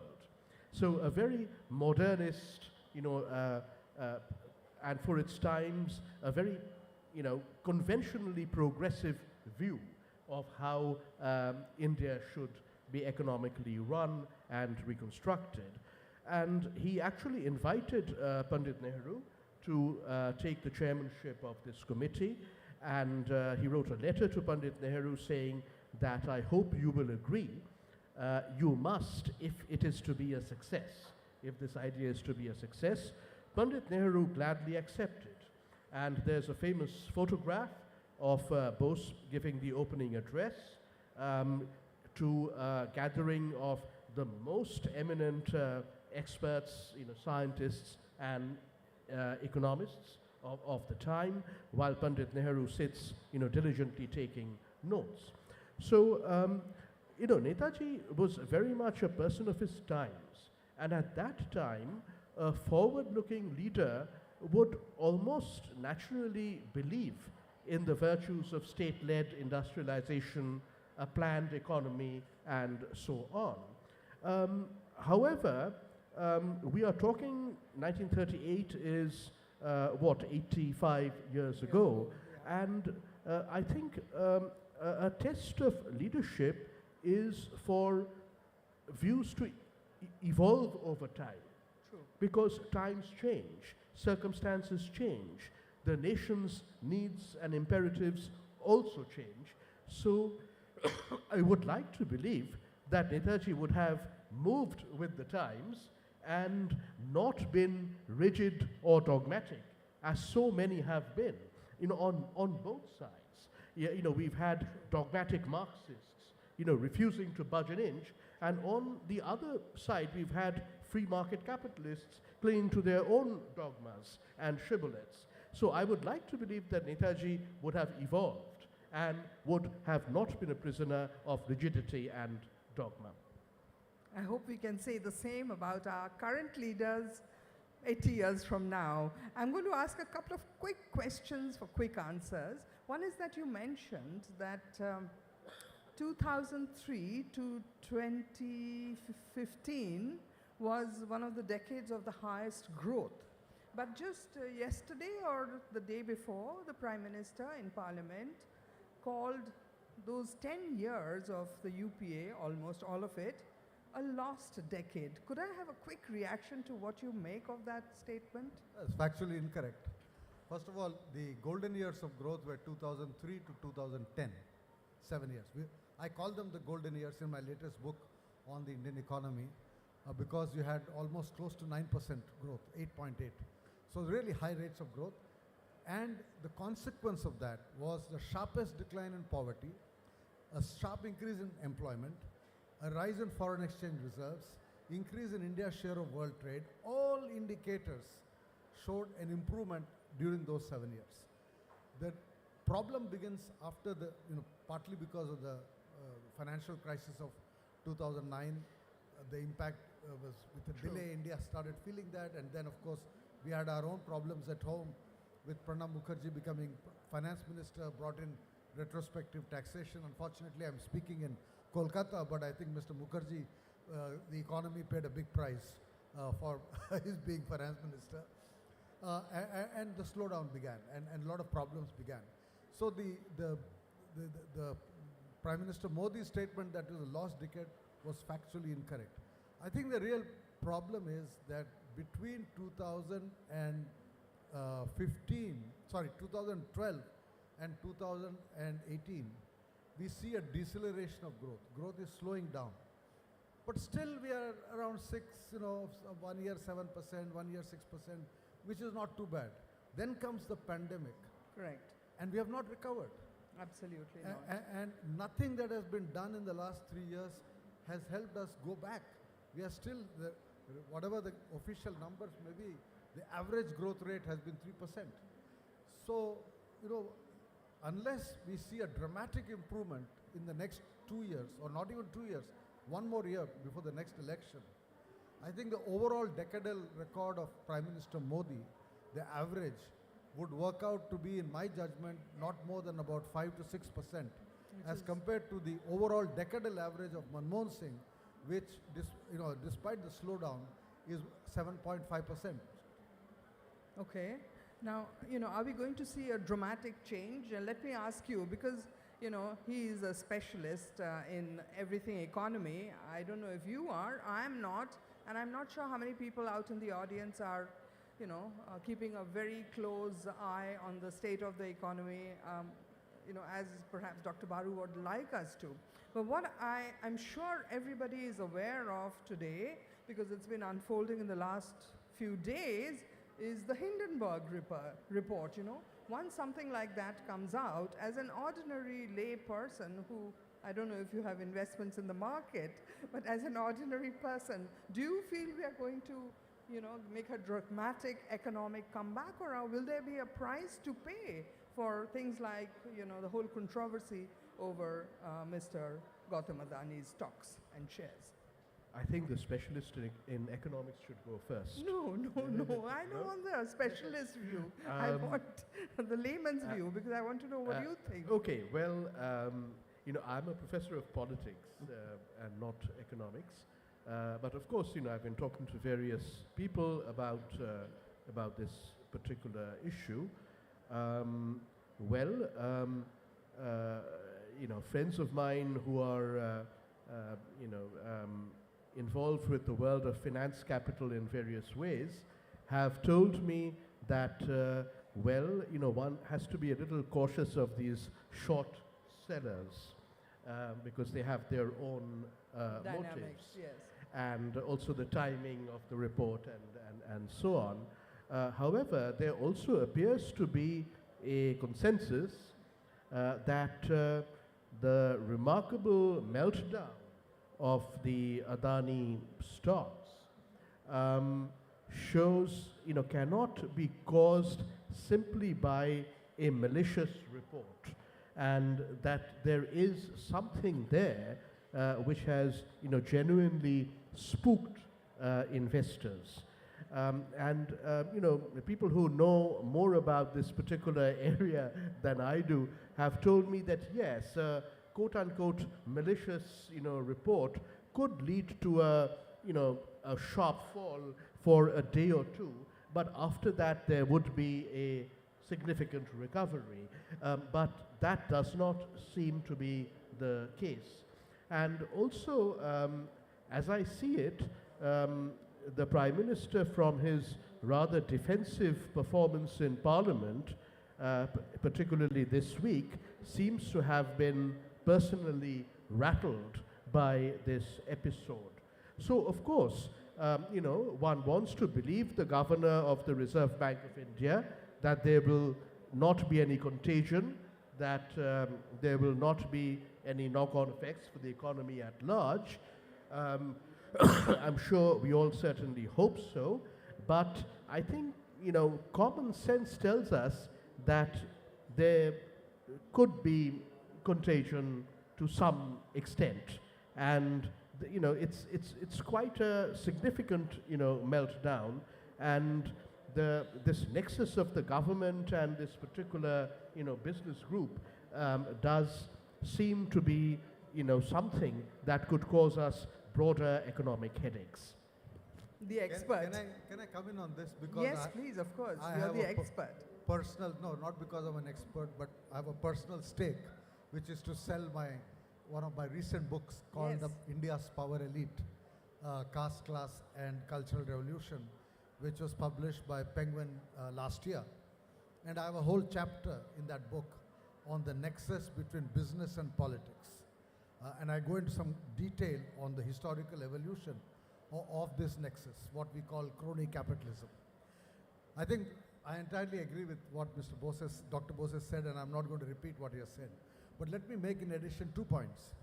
Point number 1 is that in the past, when businessmen were very close to politicians, they were never in your face. Ambanis, for example, were very, very close to Mrs. Gandhi, but it was not in your face. Also, the media was, more traditional media. Now we have social media. I think Mr. Adani's friendship, Mr. Modi, has become in your face, right? All those photographs of him in the plane. So there is a public perception of cronyism, which is stronger. I remember the exchange between J.R.D. Tata and G.D. Birla when J.R.D. Tata launched the Swatantra Party and said that this is the political party for business. And G.D. Birla told him, you're wasting your time.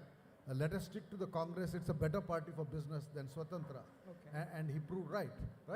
So this nexus is there. But right now, the Adani-Modi nexus is there in your face. And therefore, I think a lot of the perceptions have been created by the fact that people see this nexus. And also Gujarati, all those factors work in India. Ambanis were Gujarati, but Indira Gandhi was not.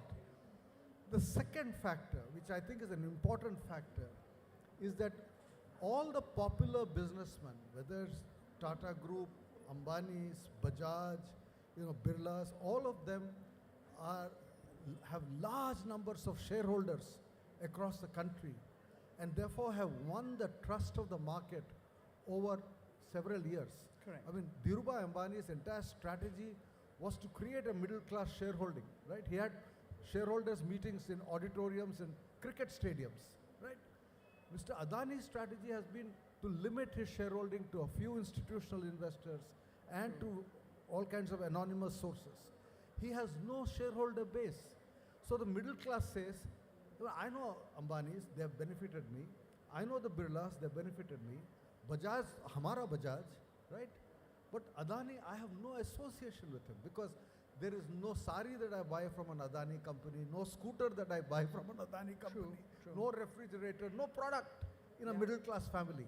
He is building roads and making power projects, and everybody knows that these are all ways of making money. Politicians have both their hands into every road, every power project, every infrastructure project. Every political party has all their fingers in it. You have just undone all the optimism you started with. I'm very worried about, the idea of India, after what you just said. Shuzazi, how are we doing for time? I have come away without a watch. We are good? Because I want to come to the other aspect of, the idea of India, which wasn't there back in 1975 in written words, but it was certainly there, I believe, in spirit. And that is the idea of secularism. Is it taking a beating? And, I'm sorry I don't have Dr. Baru's book, but Dr. Bose has this very interesting book that I chanced upon, 2018 book on a comparison between religion and secularism in India and Turkey. And I think we would do well to remember that the people in Turkey today are a devastated lot. I think the death toll in the earthquake has gone up to some 15,000 or so, and the horror stories coming out of there are just completely heartbreaking, and we should remember them even at an occasion like this, I believe. But the book is a different story, and the whole idea of secularism in India and Turkey, a very, very interesting way of looking at secularism. And in the book, I understand there is mention of a 19 28 committee set up by the Congress, 1928 committee set up by the Congress, Motilal Nehru chairing it, Netaji a member of it, a committee to look into the tenet or the position that secularism would have in the India of the future. What was it all about? Can you tell us a little about it? Right. So in 1928, the annual session of the Indian National Congress was held here in Calcutta at the Park Circus Maidan, and Subhash Chandra Bose was its main organizer. The president of the Congress that year was Pandit Motilal Nehru, and a high-level committee was set up to formulate the fundamental principles of the Constitution of Free India. The fundamental principles of the Constitution of Free India. This is 1928.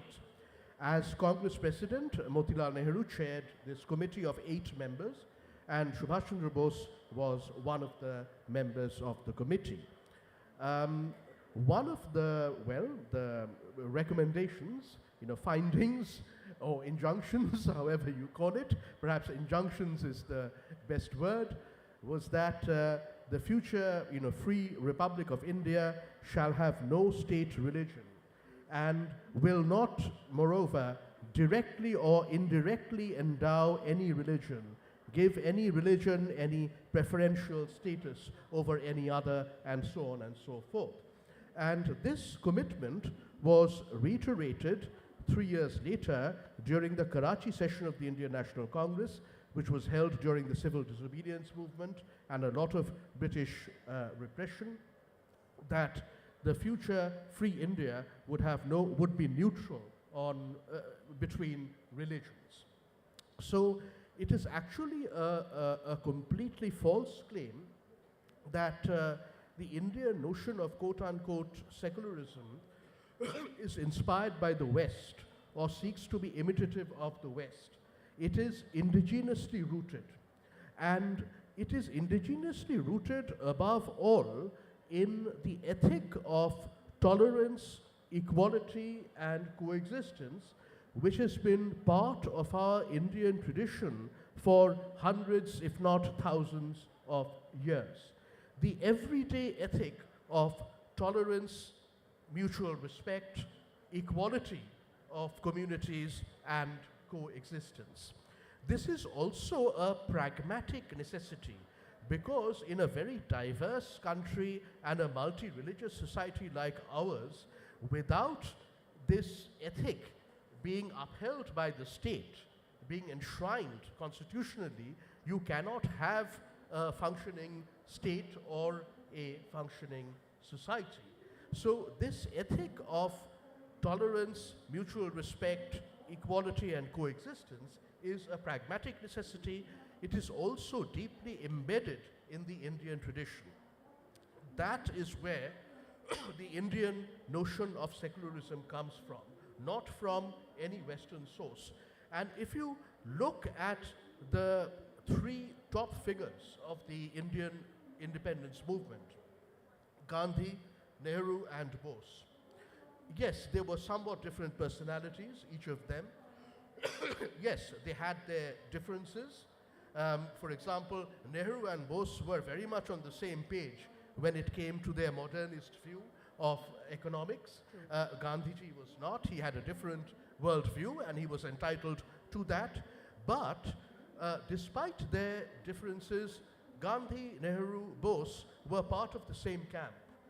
They converged on upholding this ethic of tolerance, mutual respect, equality as non-negotiable, and coexistence of all Indians, not just as a pragmatic necessity, but as also something that is deeply part of our tradition. Now, nowadays, because you use the S word, secularism, it's almost, gone out of vogue. Certainly politicians, but even scholars, my tribe of people, they rarely use the word, secularism. I am a proud secularist. and you know, there are, in my book I say that there are flaws and faults in what I call the really existing secular state. The really existing Indian secular state that came into being after 1947, okay? This is taken from really existing secularism, socialism, of course, as opposed to idealized socialism or, you know, the vision versus the reality. Yes, there are many things to be criticized in the post-1947 really existing Indian secular state, but the ethic is something that is most valuable and that is absolutely indispensable for our functioning and our future as a nation. It must be rescued.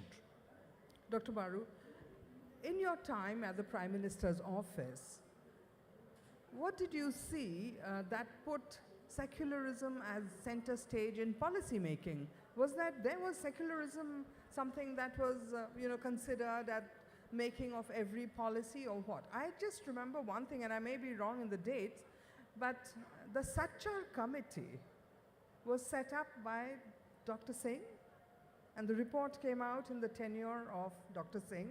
And for those who may not recall, the Sachar committee was asked to look into the condition of the minority Muslim community in India and other minority communities. Didn't present a very happy picture when the report was finally submitted. So Dr. Baru, did you see anything in your time at the Prime Minister's office that sort of underscored the fact that secularism was indeed at the heart of Indian polity? Let me say two things. First and foremost, we have to recognize that as a nation, we are an ancient civilization, but we are a new nation. We came into being in 1947, 75 years. Many other countries that came into being around that time have had their problems. Yugoslavia doesn't even exist. North and South Korea remain divided. So if you look at the world, the countries that came into being at the end of the Second World War have had different trajectories. So I think apart from the ideology of secularism, there is a very real reason why the Indian state believed in secularism as a unifying principle of the Indian state. I used to be a member of the National Security Advisory Board when Prime Minister Atal Bihari Vajpayee was there. And I can tell you in those board meetings with retired generals, army chiefs, head of intelligence, head of RNAW, a lot of security guys, they would always say that there are multiple fault lines in India. There are linguistic fault lines, religious fault lines, economic fault lines, and keeping the nation together remains a challenge for the Indian state. And therefore, secularism should not be viewed purely as an ideology, but as a necessary condition of the survival of the Indian state. Absolutely. I don't have time to explain that statement.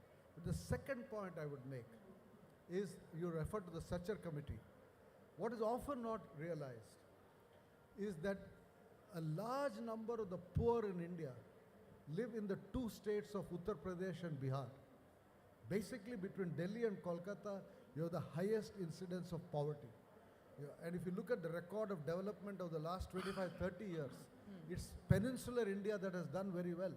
States, Maharashtra, Gujarat, Karnataka, Andhra Pradesh, Tamil Nadu, Telangana, etc. have done relatively well, and a lot of people from the north are going south today. And a large number of the poor in UP and Bihar come from the Muslim community. So there is a problem of poverty and lack of access to education. So the Sachar committee drew the attention of the government that you have to do something to educate and empower the poor. And the BJP constantly refers to one sentence in a speech that Manmohan Singh gave at the National Development Council and says, so he said that Muslims should get first preference. That was not the sentence. The sentence said scheduled castes, scheduled tribes, women and the minorities should get a preference in the allocation of resources. That was a full sentence. And I think the minorities there come in because of this data that the largest number of the poor in this country come from these two states, and most of them are from the minorities. I'm glad to know that the issue is recognized in terms of policy making, and Dr. Manmohan Singh's full sentence is something we should all remember. And I have multiple other questions for my two guests, but I think we should perhaps open up to the floor in a bit. But coming to the next series of questions that I have for them, I'm going to go back to Dr. Baru and ask you about, you mentioned your book, India's Power Elite. And I think, and I was telling Dr. Bose about it actually, that it was so interesting that the kind of people who are not the politicians perhaps, but the bureaucrats, the people who are actually, sort of who are dotting the I's and marking out the T's, the P's and Q's in our policies are the power elite who are, probably touching lives across the country, sitting out there in Delhi. Their quality, Dr. Baru says, has changed in this particular book, and it was fascinating to hear him talk about it. And if you would tell us, what is the big difference that you are seeing from pre-2014 and post-2014, and why is it significant? It's not pre-2014, it's really comparing the last 20, 30 years to the first 20, 30 years. If you go back to the 50s and 60s, the civil services were the preferred profession of the best and the brightest. You came from the best schools, the best colleges, and you went into the civil services, right? Because there were few other options for the talented. But as we enter the 80s and 90s with the rise of the private sector, financial sector, medical profession, other professions rising, the best and the brightest increasingly go into these other professions. And the civil services have not been attracting the same quality of talent. And there is now enough data on that if you look at the quality. And I think that has impacted with a lag. These are all chaps who got into the civil services in the 90s or early 2000s, who are now at important positions. And you see a decline in quality. It's a fact that the quality of our, whether it's the diplomacy or the police or even the armed forces leadership, no longer as good as it was 30 years back, 40 years back. Because first of all your best are going into the private sector, but the best of the best are going abroad. I have a whole chapter on the secession of the successful, where I document, the rise in, and just this morning, if you look at this morning's Telegraph, you have a chart on the number of Indians who opted for foreign citizenship, going up sharply. That's so right. They're all leaving. I don't know if you agree with this view, but I, while he was speaking, also felt, maybe it's not such a bad thing. It's the rise of the subaltern, where we being too, the elite has to go out of power. What do you feel about this? Do you agree with him that it's a lack of quality that is marking our power elite today? Social mobility is a good thing. It's something that Netaji, for example, would have very much welcomed, because he knew how unequal our society is. I think the problem arises when social mobility becomes harnessed to certain kinds of politics of a toxic nature. Well, not just caste, that is a more complicated subject, but I'm speaking actually more of the dominant form of politics today, which is a very toxic form of politics. Social mobility in itself is a great thing. It's exactly what's needed.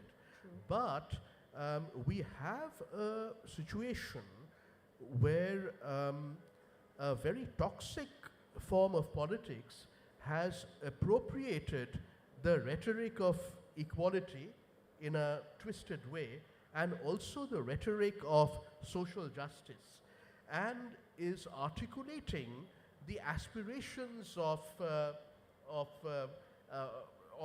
the non-elite, classes of society. Now, maybe this is all a huge con. It probably is, but it has been working and repeatedly since 2014. Maybe it will work again next year in 2024. So, I mean, to sum up, social mobility is wonderful, but its marriage with toxic politics is not.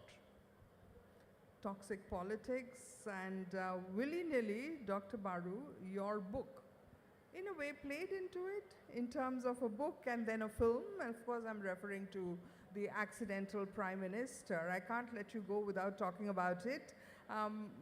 What did you feel once the book hit the bookstores and painted you into a certain position? And then again, just before 2019 parliamentary elections, you had the film out, which was not flattering to Dr. Manmohan Singh at all. Did you find yourself in a spot? Did you read the book? No, I haven't. You haven't read. I know what you're going to say. 80%. Because you have to read the book.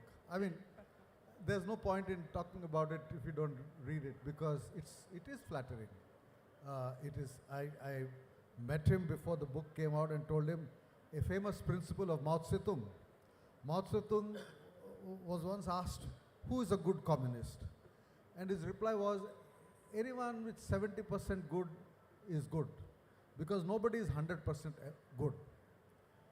And I thought that was a very liberal definition of a good person, that we expect 100% good qualities in a person. Mao was willing to live with 70% and said everybody has some bad qualities, so 30%. So I met Dr. Singh and told him, I'm writing this book, it is 70% positive and 30% negative, and that is a Mao principle, which is overall good. And he just smiled and left it at that. So he didn't even ask, what are the 30% you're writing about? So the book came out, and I think that's a fact. Now, the stupidity of the way in which the politics worked at that time was that one interpretation of the 30% became popular.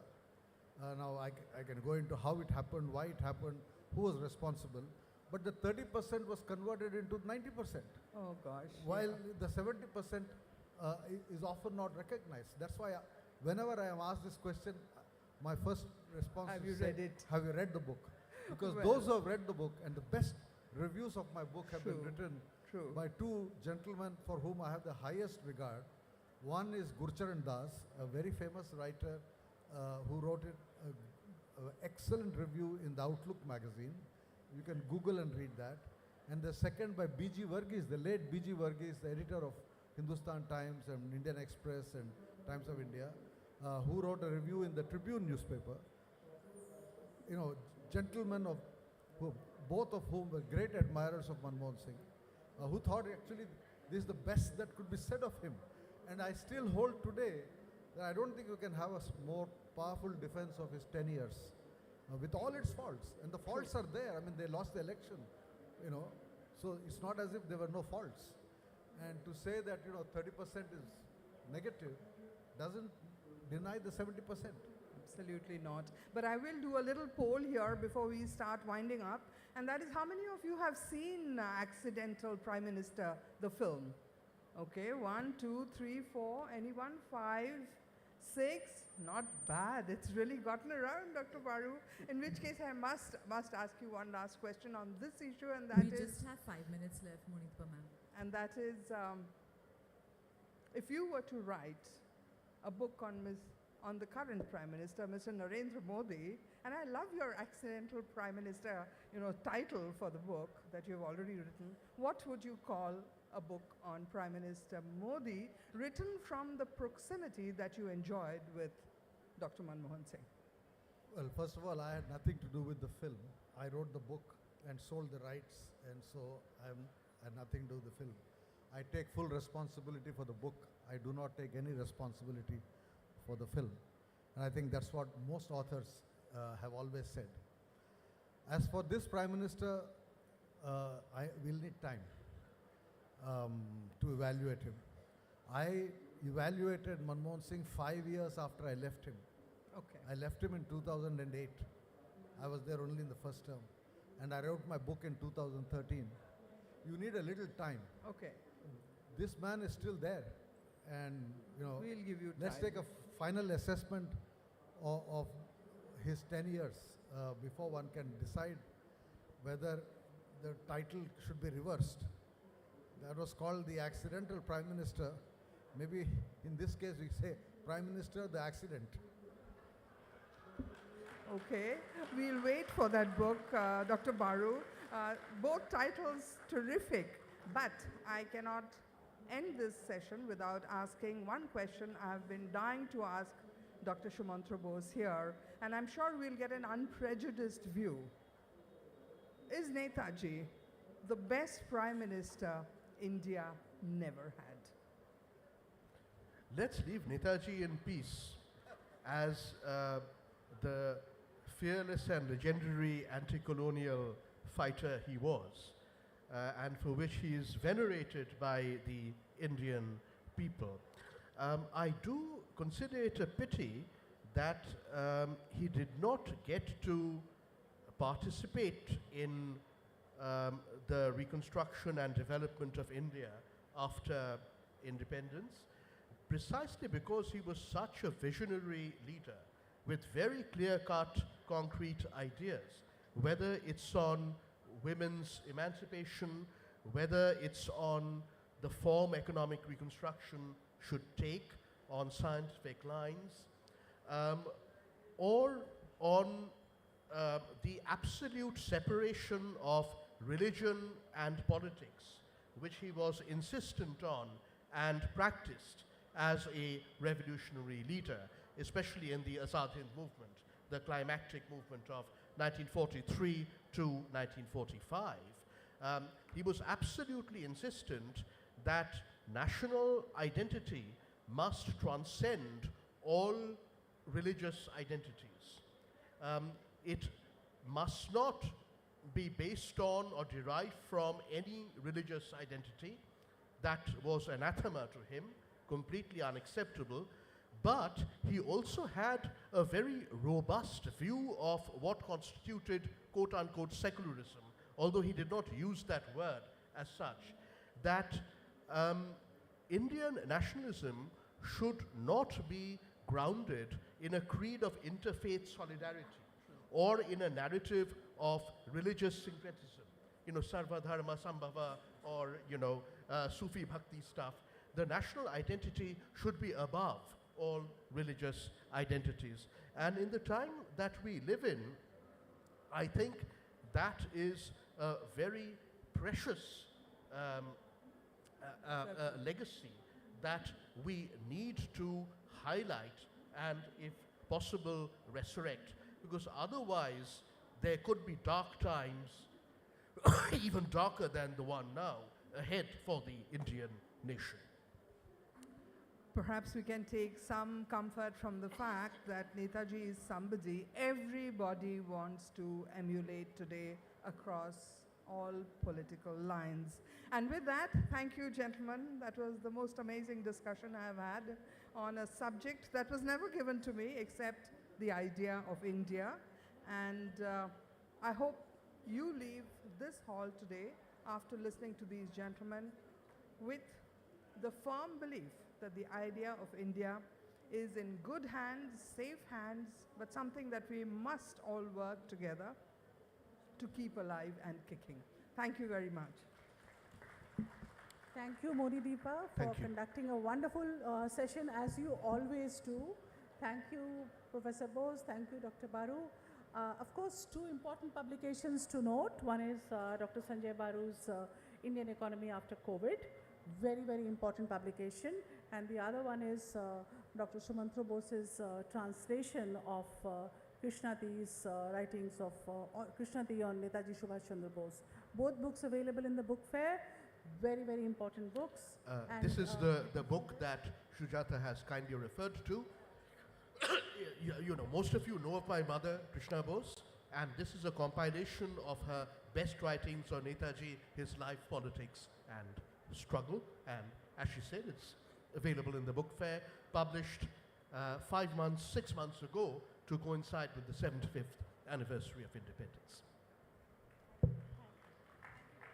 a small token of our appreciation for our panelists.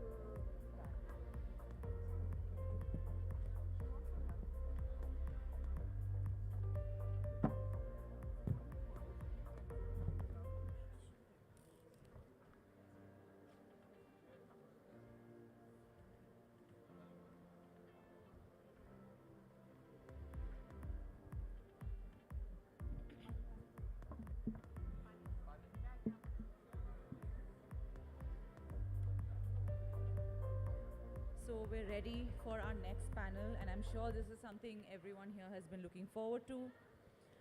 It's called Cinema Cinema. From movie theaters to OTT, what looms large on the new horizons for the world and the art of cinema?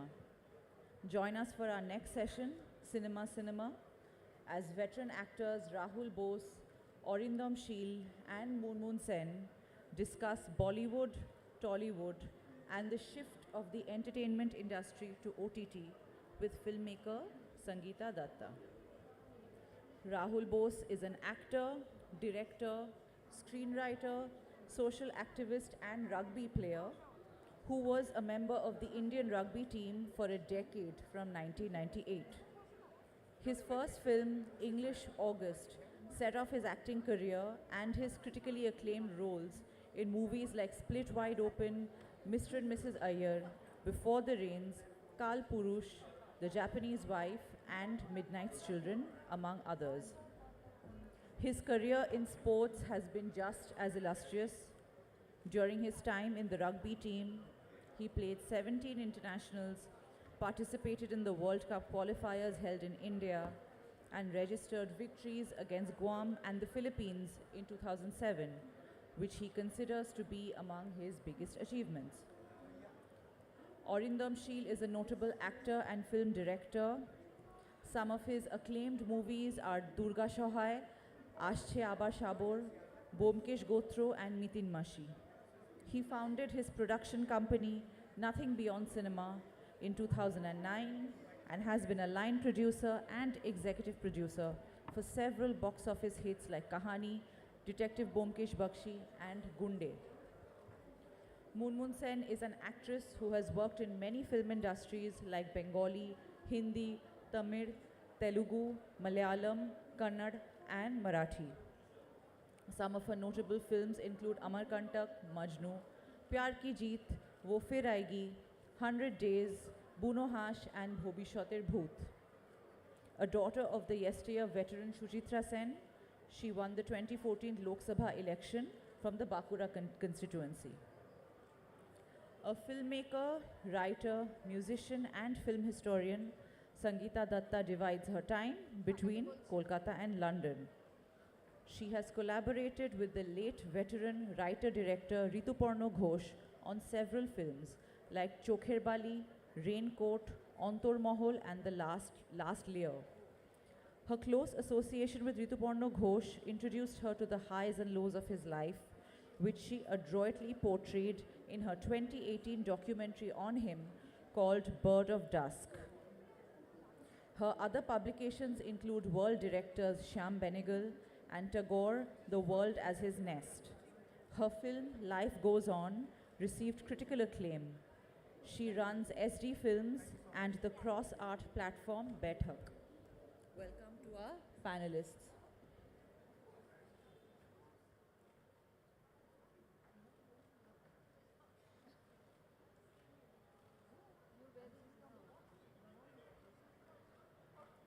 Okay, so are we done?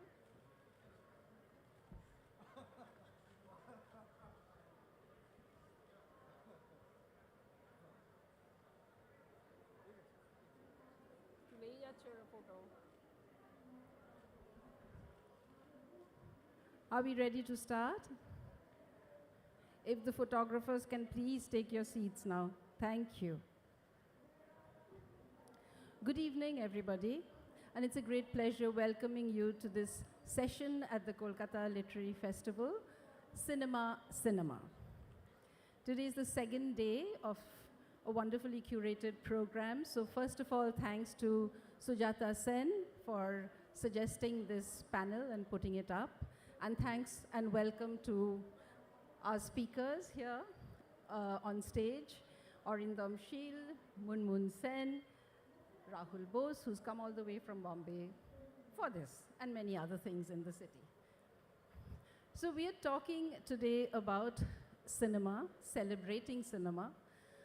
I'd really like to start with some discussion or some ideas exchanged about this transaction between regional cinema and the big daddy cinema in the Hindi cinema in Bombay.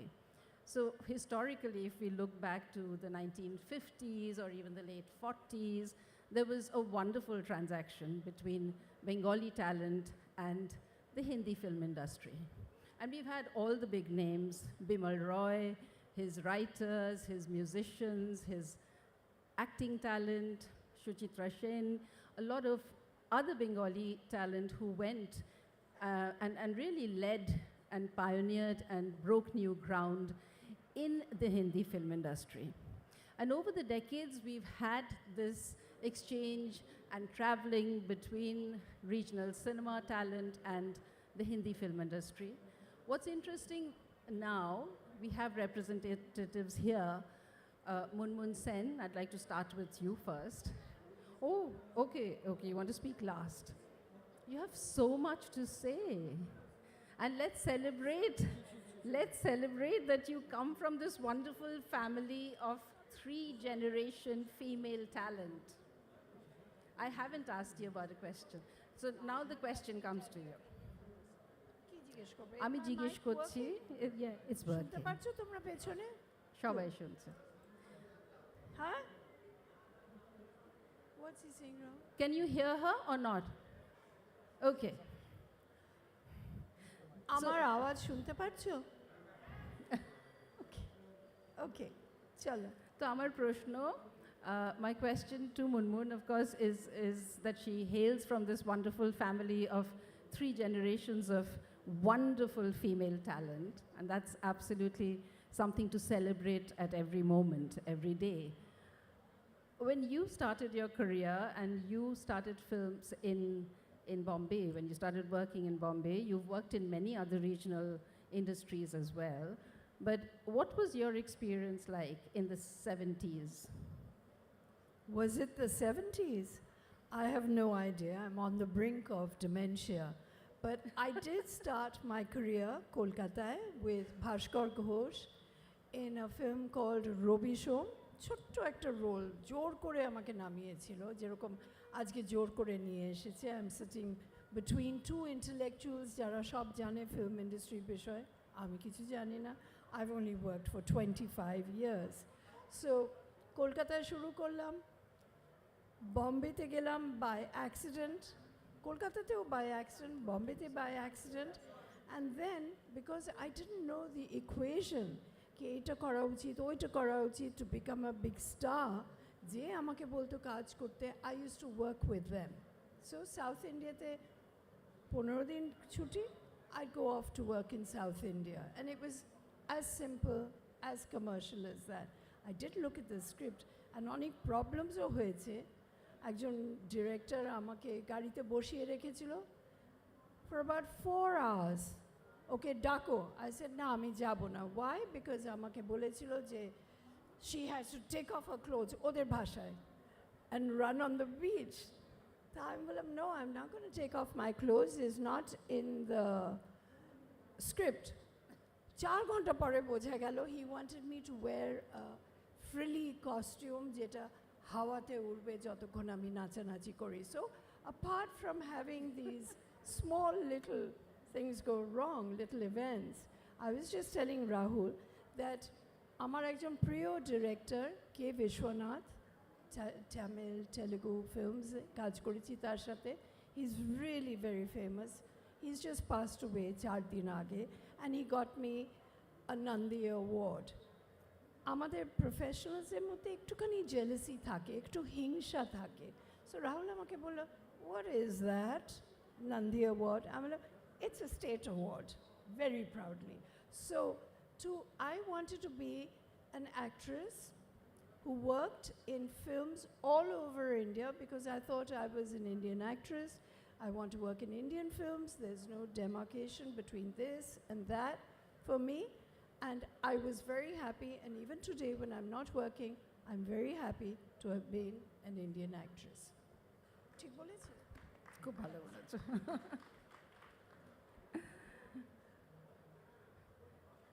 We'll take your questions later. We'll take your questions later.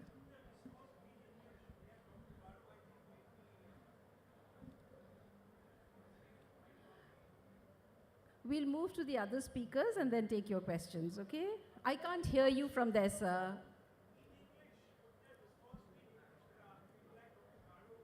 Okay. Sir, you will excuse me because there are 1 or 2 people, not the home guards or security, who will not understand English. I know you have the essence of what I'm saying, sir. So my next question is for Arindam. And Arindam, of course, rules the regional, the Bengali film industry here. He's a very prominent name. And he's been in the industry for many years. He's worked in films, and he's worked on television serials. He's also worked with web serials.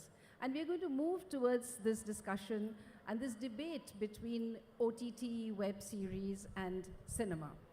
I think it's a very opportune time because all over last week, or maybe a little more than that, we've all been celebrating the success of big cinema. So there's been Pathan, there's been discussion about crores and crores till it stops making any meaning to you, the crores and the trillions that a film has generated. But it's also a celebration of big cinema. It's that experience of going back to the big screen to watch a film collectively with many other people, to see the responses of people as the heroes come and walk on stage and the big action happens and the music happens. So for you, Arindam, what are your big memories of Bengali cinema, like the big screen? What inspired you, in fact, to start making films? This is a kind of a question that I've answered quite a few times, many times told, perhaps. What made me interested? Right from my childhood, I was into books. I was watching films. My father used to sit down with me and show me Shimabadho and explain bit by bit about every scene, sequence. He never thought I would get into films. I never thought I would get into films. I had always wanted to get into academics. After my post-graduation, I had applied for my PhD abroad, and which I, of course, got through. But by then, the acting bug bit me.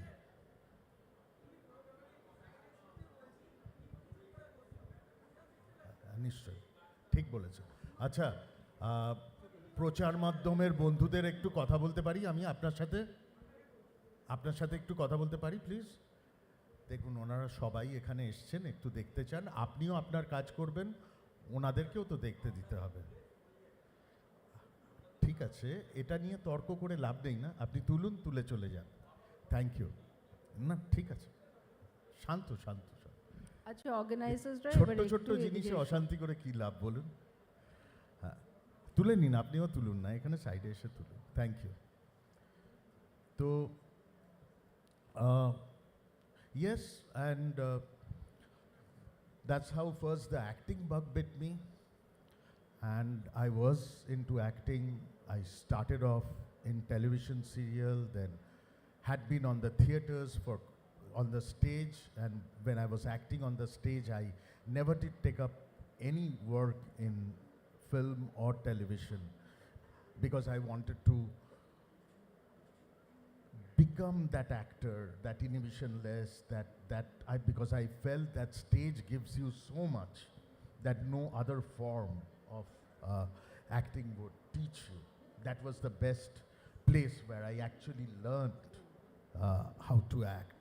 Because I am not a trained actor, I'm not a trained director, I'm nothing, I'm not trained, I'm self-trained. So from there onwards I moved on to, while continuing my acting, I was a line producer, I was doing producing, and thereafter, it was in 2012 that we decided that I would get into direction. All this while, my whole experience of acting in production, in fact, I've done production with Rahul, we've done a film together, Bunohash, yes, with Mundi, I've acted. This has been a wonderful while and a lot of experiences that happened that ultimately helped me when I became a director. And right now, I feel that my director self supremely, it's the best thing that's happening, and I'm enjoying this role play of a director more than anything. Coming to the topic, if I may get into this, is that I firstly thank the Kolkata Book Fair and the Kolkata Literary Film Festival, this whole arena of creating this ambience to talk and discuss. It's very important, as I keep saying, to open dialogues, to discuss. Intellectual discourses have given away, they are eroding. And this, what else better than a place like this to discuss about cinema with this wonderful crowd in front of us. We are talking about OTT and cinema. The subject is cinema, Tollywood, Bollywood, OTT. After the pandemic, or during the pandemic, the OTT had a 67% almost raise in the amount of subscription during the pandemic. Netflix, Amazon, and its likes, they oversubscribed and they completed their budget within the first 3 months. It was a furor. Everybody was watching, and the demand for content creation grew. Yes? And then, of course, after the pandemic, the subscription level came down. That is also a fact. But what best happened, I think that's the only best thing has happened out of pandemic, is a new form of content creation came out, and which created a huge demand, and that's OTT platform. People started saying galo galo galo galo, cinema galo, cinema galo, cinema ka sab kuch gaya. Right from reviewers to journalists to various sections of the society. But I am a human being who's always been optimistic and who always keeps saying, till the time humanity lives, cinema will live. There is no second thing about it. The best thing that's happening right now here is that a new form of content creation has come out, which is incredible, which is creating avenues of new content creation. Things like contents like that never used to be brought into cinema is now getting into OTT. Right now, Scorsese is thinking of doing an Irishman. Right now, whether in Apple TV or various platforms, even Tom Hanks too, our very own Anurag Kashyap or anybody for that matter, they are redefining content. That is exactly what is happening in cinema as well as on OTT. That's why I'm saying cinema is evolving and re-evolving. Once again, এই যে সময়টা হচ্ছিল গেল and the right thing happened out here is a phenomena called Pathan happened. That was very important for Indian cinema. That the whole cinema going crowd has once again started visiting. All of a sudden this excuse came up. South Indian films are ruling the roost and Hindi films have gone into euthanasia. Once again, Pathan proved it wrong. What is actually happening is films like RRR, KGF or Pathan are redefining the big screen or Kantara.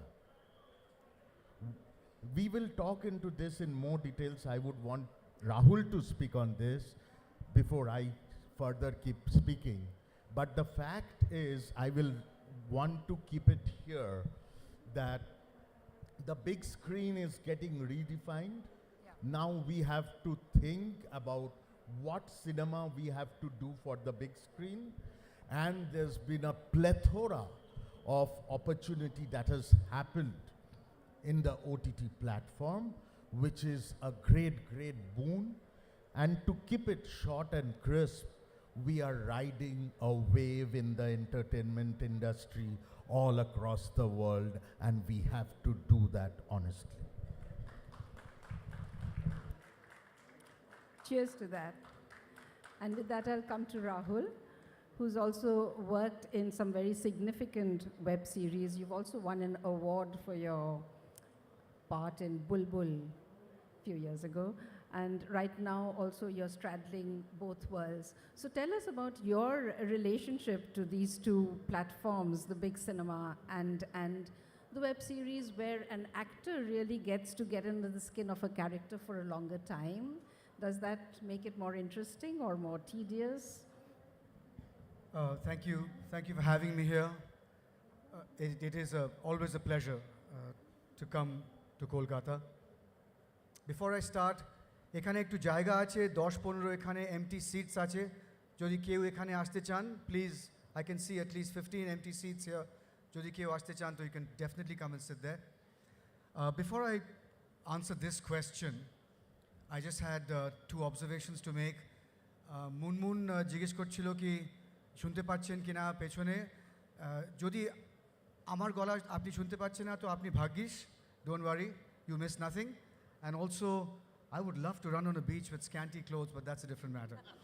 For money. You didn't have my figure. I still don't. I never will. I think what Arindam was talking about in terms of the relationship between OTT and cinema, a lot of people have been talking about it from that lens. But I think we need to see it from the other side. What has cinema done for the viewer? Is doing for the viewer, what is television doing for the viewer, and what is OTT doing for the viewer. In the main, cinema is a collective experience. You walk into a cinema hall, you almost never walk in alone. You get into a darkened space and you're watching a good or a bad film, and whether you like it or not, you're sharing a certain experience with 600, 400, 300 other people. If it's a bad film, you're all watching your mobile phones. If it's a good film, you're all being enthralled by it. And you can sense the pulse. There's a collective pulse that's happening when a movie goes on. Television is more intimate. Television, whether you're 3 friends watching a cricket match, whether you are a family watching your favorite soap opera, it's more intimate than the collective experience of a cinema hall. But it is still, to a certain extent, giving you a great freedom that cinema doesn't, which is go and get something to eat, in the ad break, talk to somebody, text while you're watching.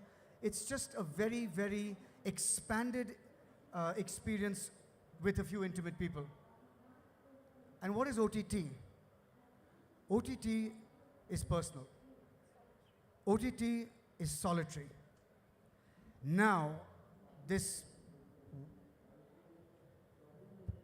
wisdom that's spreading is that the reason why content is getting better, because on OTT you're watching Narcos, and you're watching The Undoing, and you're watching The Last of Us, and you're saying to your Indian content, this is not good enough as all of that. True. But for a sliver of the audience. And it's that same person, because it's a solitary medium, you can quietly watch all the nonsense that you could never admit to your children or to your parents that you want to watch. So what's happening is that there could be a vast mountain of garbage you're watching. The very people who are saying, oh, OTT, you know, you must watch sensible stuff, are quietly watching everything else, and the rest of them are too. So if you're looking at it from the viewer's point of view, it is absolutely impossible to predict that OTT will bring about a rise in the standards of what's being written and what's being seen. It could equally spell a fall, because a lot of people watch trash on OTT which they would never admit to. So my point is this: all three media exist for the same purpose. You cannot tell me that I can't watch Tom Cruise Mission Impossible 4 on my phone, because I did. I didn't go to the theater. It wasn't half bad. And you cannot tell me that I can't watch Mr. and Mrs. Iyer on the screen, because you can.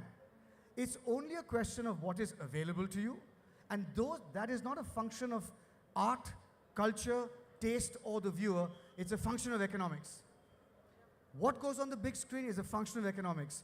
What comes on the small screen on the television is a function of economics. What stays on television for 40 years is a function of economics. And finally, what comes onto your mobile phone is also a function of economics.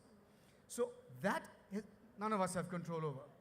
So the idea that there will be segmented things that you will do, and there will be a reverse osmosis of good taste from OTT to the movies, is absolutely, the opposite could be equally true.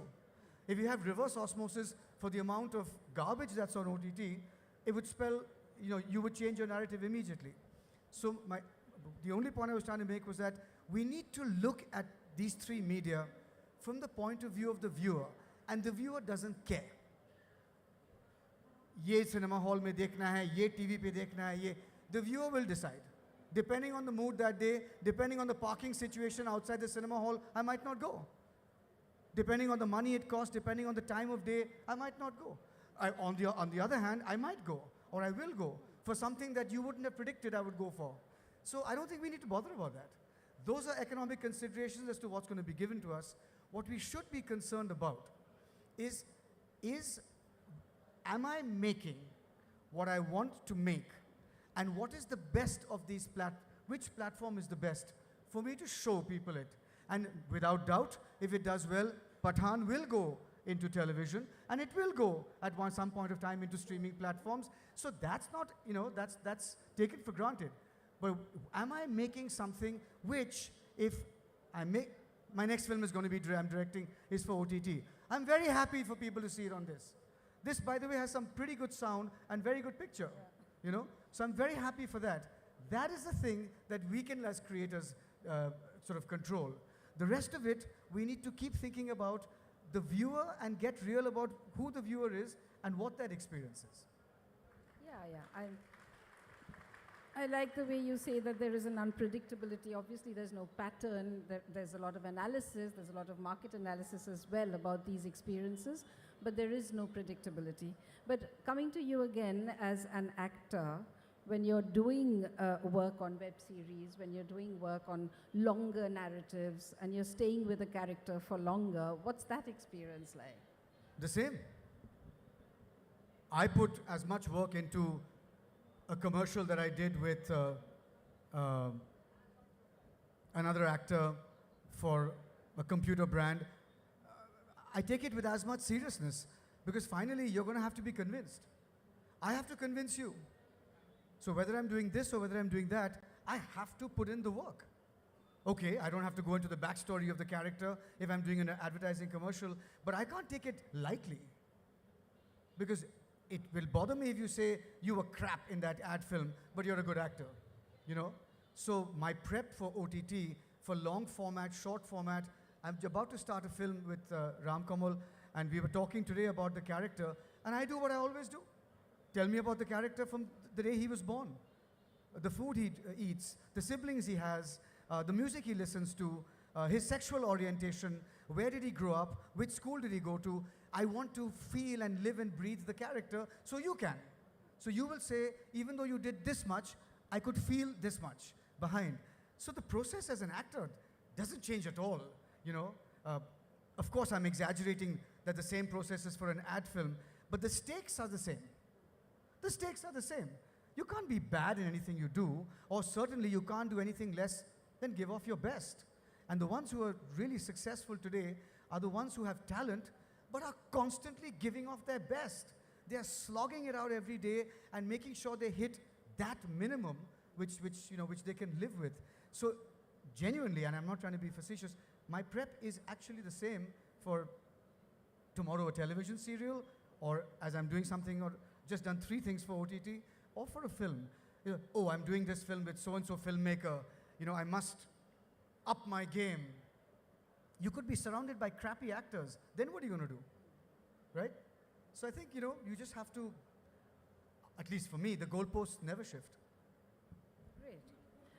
You're also a director and you work so much with younger people. So what's the sense that you get from younger people about shifting audience, viewing habits, shifting consumer patterns? You know, Sangeeta, everything you say about this country, the reverse is equally true. Everything. So if I say something right now, somebody's going to pick it up and say, what nonsense? The reverse is true. So, you know, there's no question. You're never going to win this battle. But having said that, yes, I've met some young actors. First of all, let me say, Arindam was saying, I think he briefly touched on it. What a brilliant time it is that the OTT world has come about. I have seen 20-year-olds in Bombay, when you ask them, what is your profession? Actor. How bloody amazing. You ask, you know, I'm an actor. I'm a full-time actor. I don't need to do anything else. I don't need to have a fallback option, which I certainly didn't have. I don't know whether you had that too, apart from being a great sprinter on sand, you know. But having said that, I've also met some young people, some young talent that, number one, not very talented, and number two, supremely entitled, as if, you know, they just have to show up. So that, you know, they both exist. It's the same mix of conscientious, hardworking, mediocre, supremely talented, lazy, you know, all kinds of people. The kids are very much how we were. I don't think the ratio has increased, oh my God, they're also lazy, or oh my God, they're amazing. It's pretty much the same. And you know, and I've had long conversations with them on the set, in between shots, in between setups and things. And the curiosities, as well as the certainties and smugness, are in equal measure. So we are also talking about this world of technology, you know, how technology has given us access to so much more material, so much more viewing material from across the world than we could have ever imagined. You know, we grew up on Film Society experiences, we grew up as Film Society members. Watching a film was done with a lot of veneration and love. Putting things together also, accessing, bringing films from the Pune Film Archives, all of that was an exercise. You would know, you were there in Pune. So things were not so easy at that time. And watching a film therefore came about, you know, the sense of looking at a text or viewing a text or having some sense of reverence. So when you go to a big hall today and there are people munching food and they're on the phone, and it annoys you because viewing habits are like you're sitting in your drawing room, but it's not exactly your drawing room. You're sitting in a hall with many other people, and that really puts me off very badly. So what do you feel about the viewing habits of people who are going to, because you're working across the media? These are strange times, as I kept on saying, and I'm repeating once again, that things are getting reviewed, evolving. So that experience of drawing room viewing and cinema viewing have got into it, courtesy the Inoxes and the PVRs, and you could almost lie down, almost sleep, and watch a film. So that is also, I take it this way that instead of criticizing every bit, I think let's accept the various forms and formats that are coming up. Taking a cue from what Rahul was saying, which is very true, is that we have actually two formats of viewing. And the first being, when we watch cinema, the big experience, it's a psychological approach of group escapism. We all escape when we watch a film together.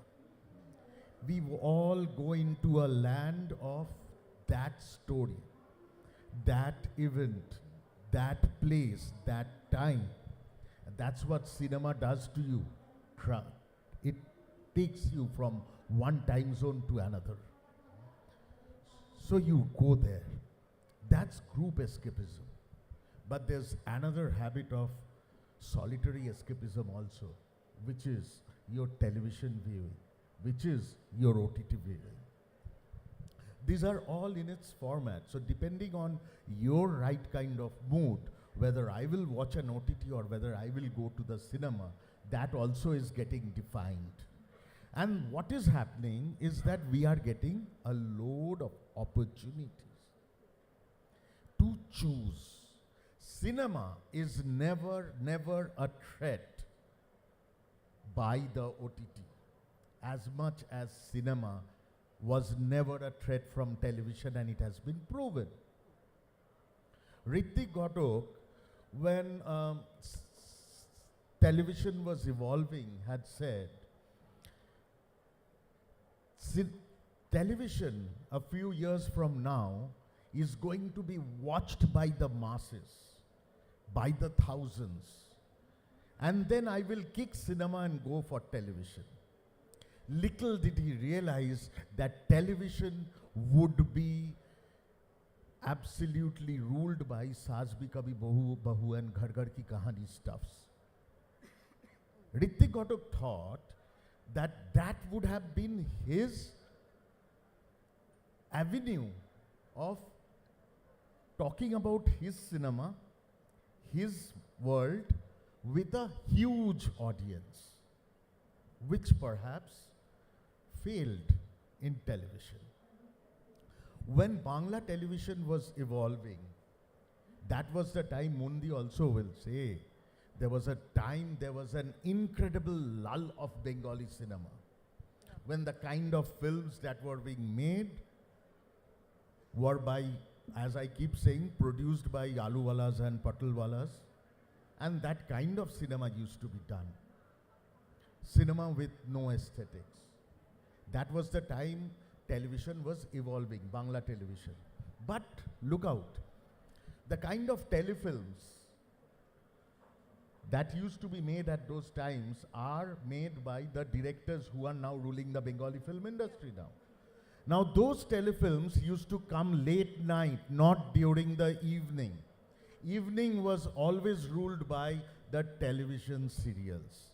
And those television serials from Akakasher Niche to Ekhane Akash Nil now has come down to Barite, Duto Bou, এ চাকর করে রেখেছে শ্বশুর শাশুড়িকে, and all those things that Indian television was actually mentoring throughout has come into Bangla television also. So Bangla television has got its own segregated viewership. You'll have to appreciate that. If it didn't have a demand, it wouldn't have survived. In this huge country, there are the literary, the aesthetic, the intellectual segmentation of the society is incredible. So it has to be, you know, content creation also has to cater to all kinds. So television is catering to a certain kind and doing huge amount of business, and there's nothing wrong in it. In the field of cinema, as I keep saying, cinema is redefining itself, and the huge screen experience matters. When you go to an INOX or a PVR, the amount of money that you would spend is, for a couple going over, is no less than a couple of thousand rupees perhaps. So maybe in a larger aspect you are looking for a kind of entertainment, the big screen experience. The big screen experience can be in various forms. It cannot only just be Mardhar and VFX Shoshebajis. The big screen experience can be a form of Ben-Hur also. But the big screen experience is getting redefined. And a certain kind of content is getting focused in OTT platform. It started with Game of Thrones, and it's continuing with criminal justice. It's happening with the Nordic series. We have not seen them. We have not watched them. Have you noticed one thing, which is a wonderful thing that I would say?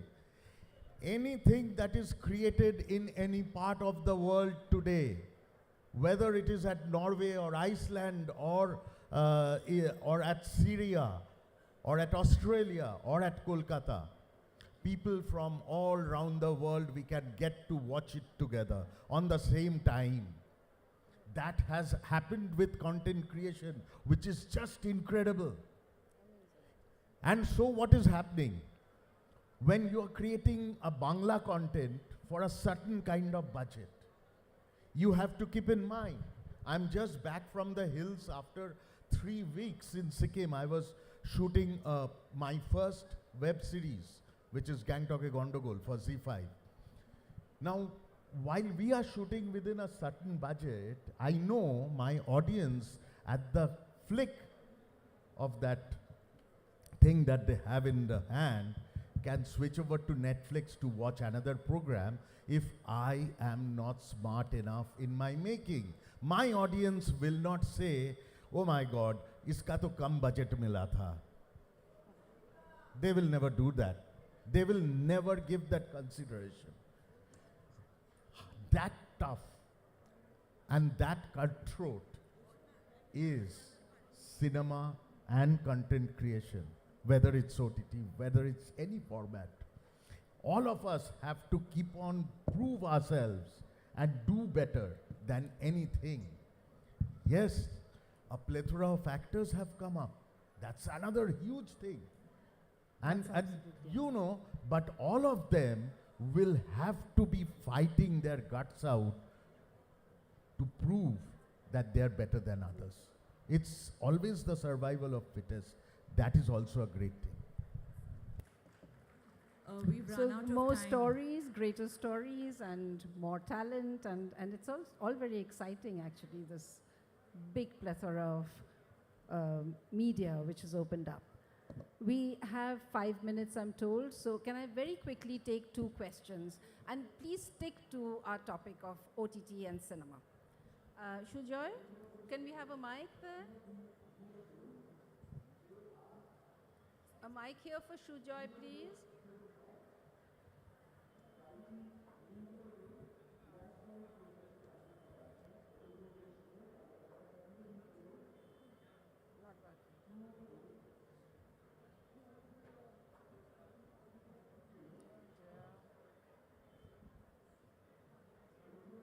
we have another mic there?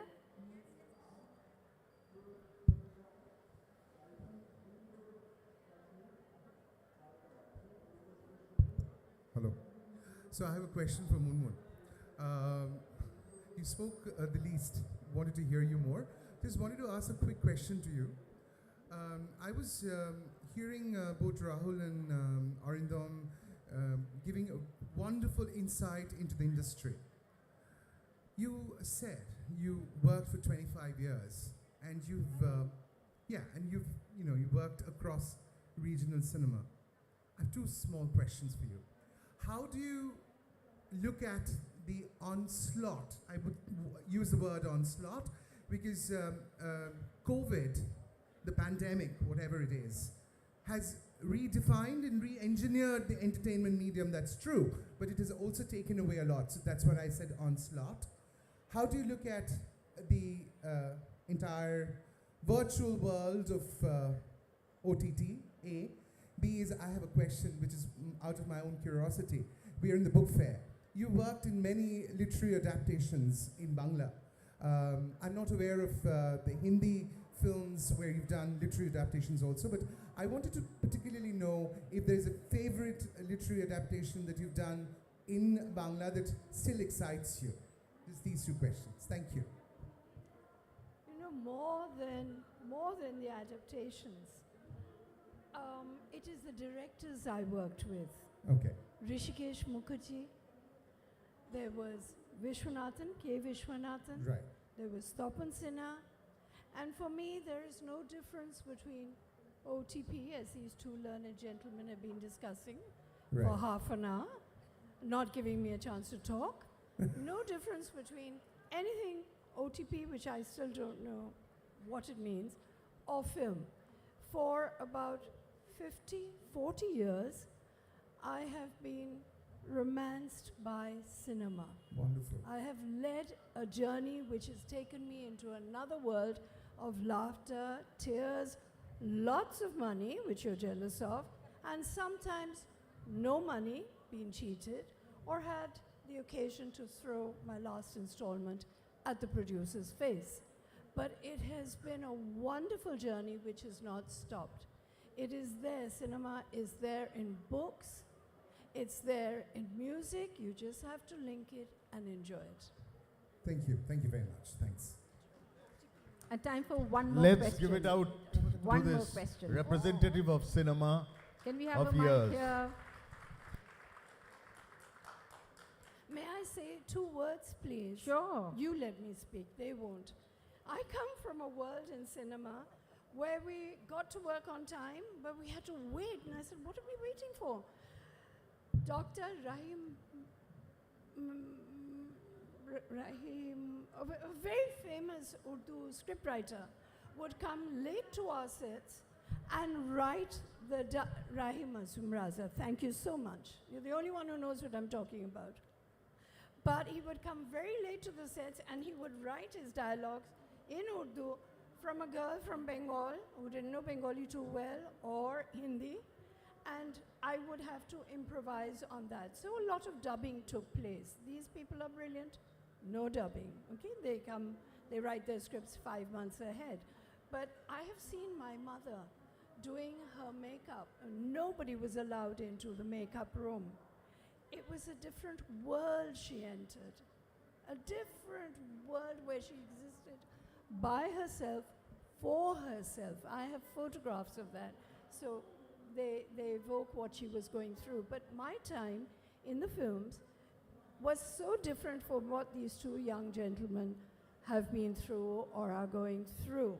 My mother said she waited for 5 hours, sometimes, for Fali Mistry, Jal Mistry, two very famous cameramen in those days, to come from another set to hers before going to another one, just to light her up.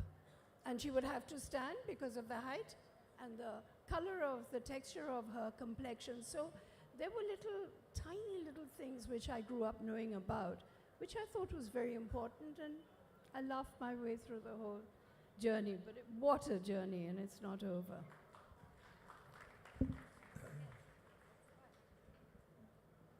May I ask my question? No, so that brings us to the end of this session. I'm sorry, I'm told that we're running out of time. Sorry about that. But thank you to all of you for being a wonderful audience. And thank you to our panelists, Munshen, Mundi, Rahul, Arindam. Very unfortunately,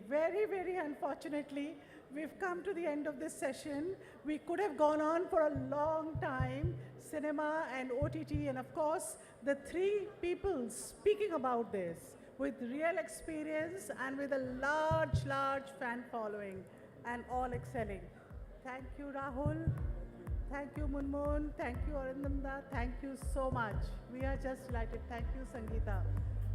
And very sadly, we're bringing this session to a close with just a ceremony.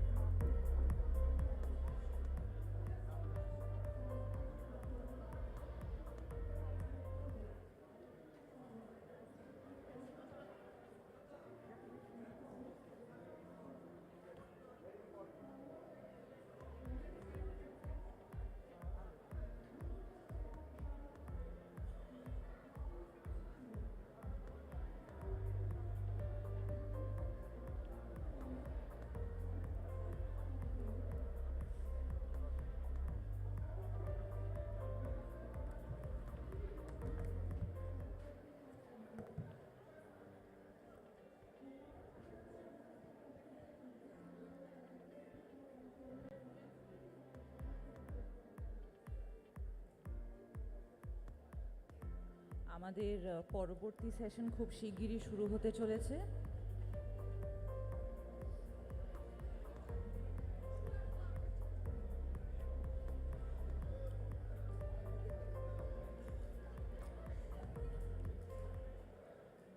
রসে বসে আর বসে নেই, বাংলা সাহিত্যে হাস্যরসের আকাল পড়েছে।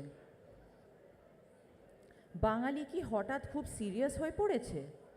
হাহা হিহি ও অন্যান্যতে আর বিশ্বাসী নয়? তবে কি রামগরুড়ের ছানাদের বংশবৃদ্ধি ঘটল? নাকি বাংলা ভাষায় এখন রম্যের আকাল? রম্যের আকাশে কালো মেঘ, ভালো রম্য বিকোচ্ছে না, না বাঙালি আর হাসতে চাইছে না? এই প্রশ্নের একরকম উত্তর খোঁজা চলবে এই পর্বে।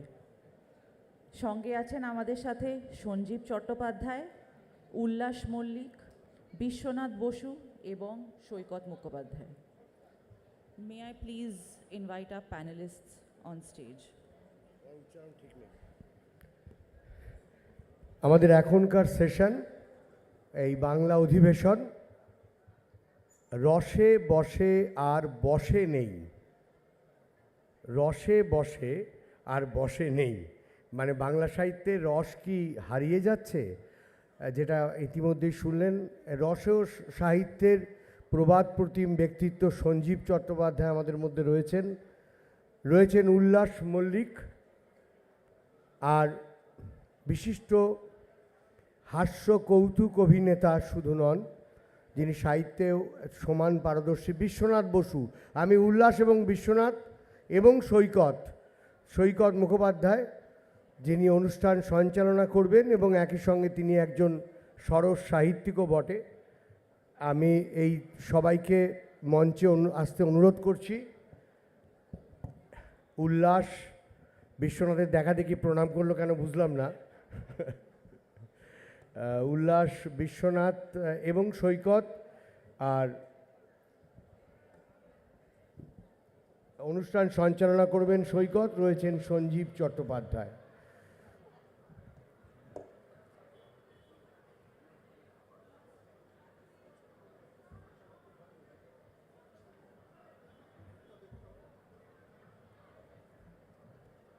শুরু হচ্ছে আজকের সঙ্গীতের আগের যে সেশন, গানের, বাংলা সাহিত্যের রসে বসে আর বসে নেই। অনুষ্ঠান সঞ্চালনা করবেন সৈকত মুখোপাধ্যায়। আমি মাইক্রোফোন সৈকতকে দিচ্ছি। ধন্যবাদ ত্রিদীপদা।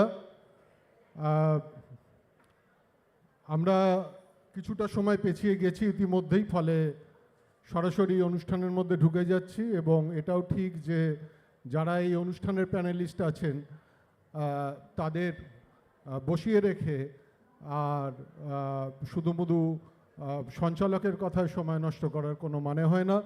যদিও যারা আছেন তারা এতটাই গুণী মানুষ যে তাদের পরিচয় নতুন করে দেওয়ার কিছু নেই, তবু ফর্মালিটিস সেক ধরে নিন যে আমি একটু তাদের পরিচয়টা দিয়ে দিই।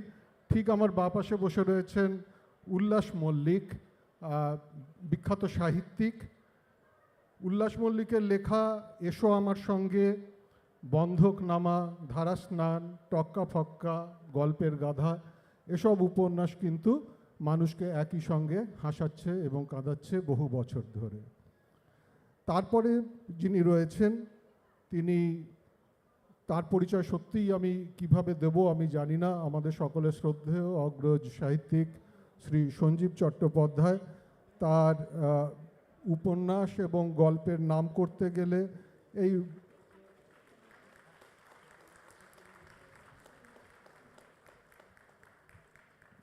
ধন্যবাদ আপনাদের এই স্বতঃস্ফূর্ত অভিনন্দনে। যেটা বলার সেটা হচ্ছে সঞ্জীবদার বহু উপন্যাসের মধ্যে একটি উপন্যাসের নাম হচ্ছে রাখিস মা রসে বসে। আমাদের আজকের যে অনুষ্ঠানের যে ট্যাগলাইন তার সঙ্গে এই প্রার্থনা মেলে কিনা আমরা আগামী কয়েক মিনিটেই সেটা বুঝতে পারবো। তারপরে রয়েছেন আমাদের সকলের প্রিয় জনপ্রিয় অভিনেতা, মঞ্চ অভিনেতা শ্রী বিশ্বনাথ বসু, যার কথামৃত, হালুয়া ম্যান, রূপান্তর, লে ছক্কা, শুকনো লঙ্কা, পাগলুটু, অজস্র এবং টিভি সিরিয়াল সুবর্ণলতা, রানী রাসমণি, ময়ূরপঙ্খী ইত্যাদি আমাদের মুগ্ধ করে রেখে দিয়েছে বহুদিন। যেটা শুধু এর সঙ্গে যোগ করার সেটা হচ্ছে যে বিশ্বনাথ বসু কিন্তু একজন নিমগ্ন পাঠকও বটে বাংলা সাহিত্যের। এটা আমরা ব্যক্তিগত আলাপচারিতার ফলে জানি। আমাদের আজকের যে অনুষ্ঠানের যে ক্যাচ লাইন বলা চলে সেটা হচ্ছে যে বাংলা সাহিত্যে রসে বসে আর বসে নেই। আমরা যেটা যে প্রস্তাবটা আমরা কর্তৃপক্ষের তরফে হাওয়ায় ভাসিয়ে দিয়েছি সেটা হচ্ছে বাংলা সাহিত্যের রসসাহিত্যে, বাংলা সাহিত্যের অনেকগুলো ধারার মধ্যে যেটা রম্য রচনা রসসাহিত্যের ধারা, সেটাই এখন আকাল চলছে। আমি আর বেশি কথা খরচ না করে আমার সহলেখক বন্ধু উল্লাস মল্লিককে প্রশ্ন করি, উল্লাস তুমি কি এই প্রস্তাবের সঙ্গে সহমত? হ্যাঁ, শুভ সন্ধ্যা, নমস্কার। এখন আমি একটু বিপদে পড়েছি। বিপদটা কি বলে নিই। সেটা হচ্ছে যে আমাকে যখন ত্রিদীপদা ফোন করে বললেন যে এরকম রসসাহিত্য আর বসে নেই, তা আমি ত্রিদীপদার ফোনটা বহুদিনই গণ্ডগোল করছে, সরাচ্ছেন না উনি। তা আমি শুনলাম রসসাহিত্য আর বসে নেই। তা আমি ভাবলাম যে রসসাহিত্য বসে নেই তাহলে কি দাঁড়াচ্ছে নাকি দৌড়চ্ছে নাকি মানে একটু অর্ধ দৌড় মতো দিচ্ছে, এই করে ব্যাপারটাকে আমি ওই রকম একটা প্রস্তুতি নিয়ে এসেছিলাম যে ওরকম একটা প্রস্তুতিতে কিছু বলবো যে রসসাহিত্য এখন দৌড়চ্ছে কত কিলোমিটার পার আওয়ার, হ্যাঁ, এই জাতীয় কিছু। এখন দেখছি ব্যাপারটা উল্টো, মানে বসে নেই। এখন এই কথাটা অনেক দিনই শুনে আসছি। খুব সত্যি কথা স্বীকার করে নিলে রসসাহিত্যের শিল্পী লেখক যারা, তারা সংখ্যায় বরাবরই নগণ্য। ওই 10 জন যদি মেন স্ট্রিমের লেখক থাকেন, তাদের মধ্যে হয়তো দেখা গেল 2 জন বা খুব বেশি হলে 3 জন, চিরকালই এটা ত্রৈলোক্যনাথের আমল থেকেই চলে আসছে। সঞ্জীব যারা যখন লিখেছেন তখনও প্রায় একই ব্যাপার। তো এখনও মানে লেখক লিখছেন না এটা ঠিক জোর দিয়ে বলা যাবে না। লেখকরা যেরকম রেশিওটা কম, আগেও ছিল, এখনও সেরকম একটু কম অনুপাতে লেখক লিখে যাচ্ছেন তাদের লেখা, এবং পাঠক সমাদর যেটা হচ্ছে সেটা ওই আনুপাতিক হারে মোটামুটি ঠিকই আছে। মুশকিল হচ্ছে অন্য কতগুলো জনার, আমি নামই বলছি, যেমন তন্ত্র, মন্ত্র, ভৌতিক, এই ধরনের জনারগুলো এত হৈ হৈ করে এগিয়ে গেছে, হ্যাঁ, যে তখন মনে হচ্ছে যেন পিছিয়ে পড়ছে রসসাহিত্য আর বসে নেই, লোকে যেন আর হাসতে পারছে না। আসলে এটা না, সে জায়গাতেই আছে।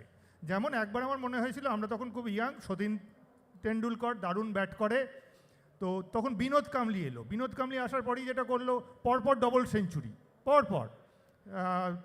তো সেই সময় সচিনের খুব নিন্দে হতে থাকলো যে সচিন শেষ, সচিন পড়ে গেছে। বাঙালির এটা খুব স্বভাব, কাউকে শেষ বলে দিতে পারলে তাদের অশেষ আনন্দ হয়। তা সেরকম তারা বলে দিল সচিন খুব দুঃখ করে বলেছিলেন যে আমার এবছর টেস্টে গড় হচ্ছে 68।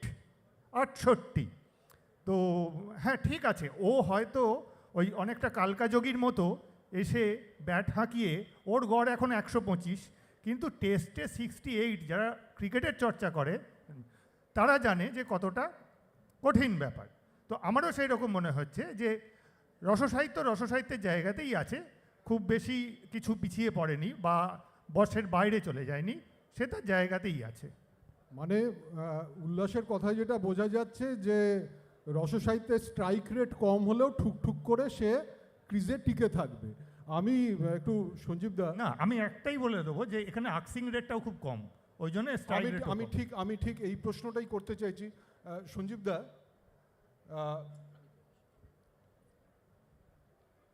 লেখক সঞ্জীব চট্টোপাধ্যায়ের কাছে নয়, আমি দেশের সহসম্পাদক যিনি ছিলেন দীর্ঘদিন, সেই সঞ্জীব চট্টোপাধ্যায়ের কাছে প্রশ্ন রাখবো উল্লাসের এই বক্তব্যের সূত্র ধরে, যে চাহিদা বাঙালির পাঠকের হাস্যরসের বা রম্য রচনার চাহিদা আপনি কীরকম বুঝেছেন?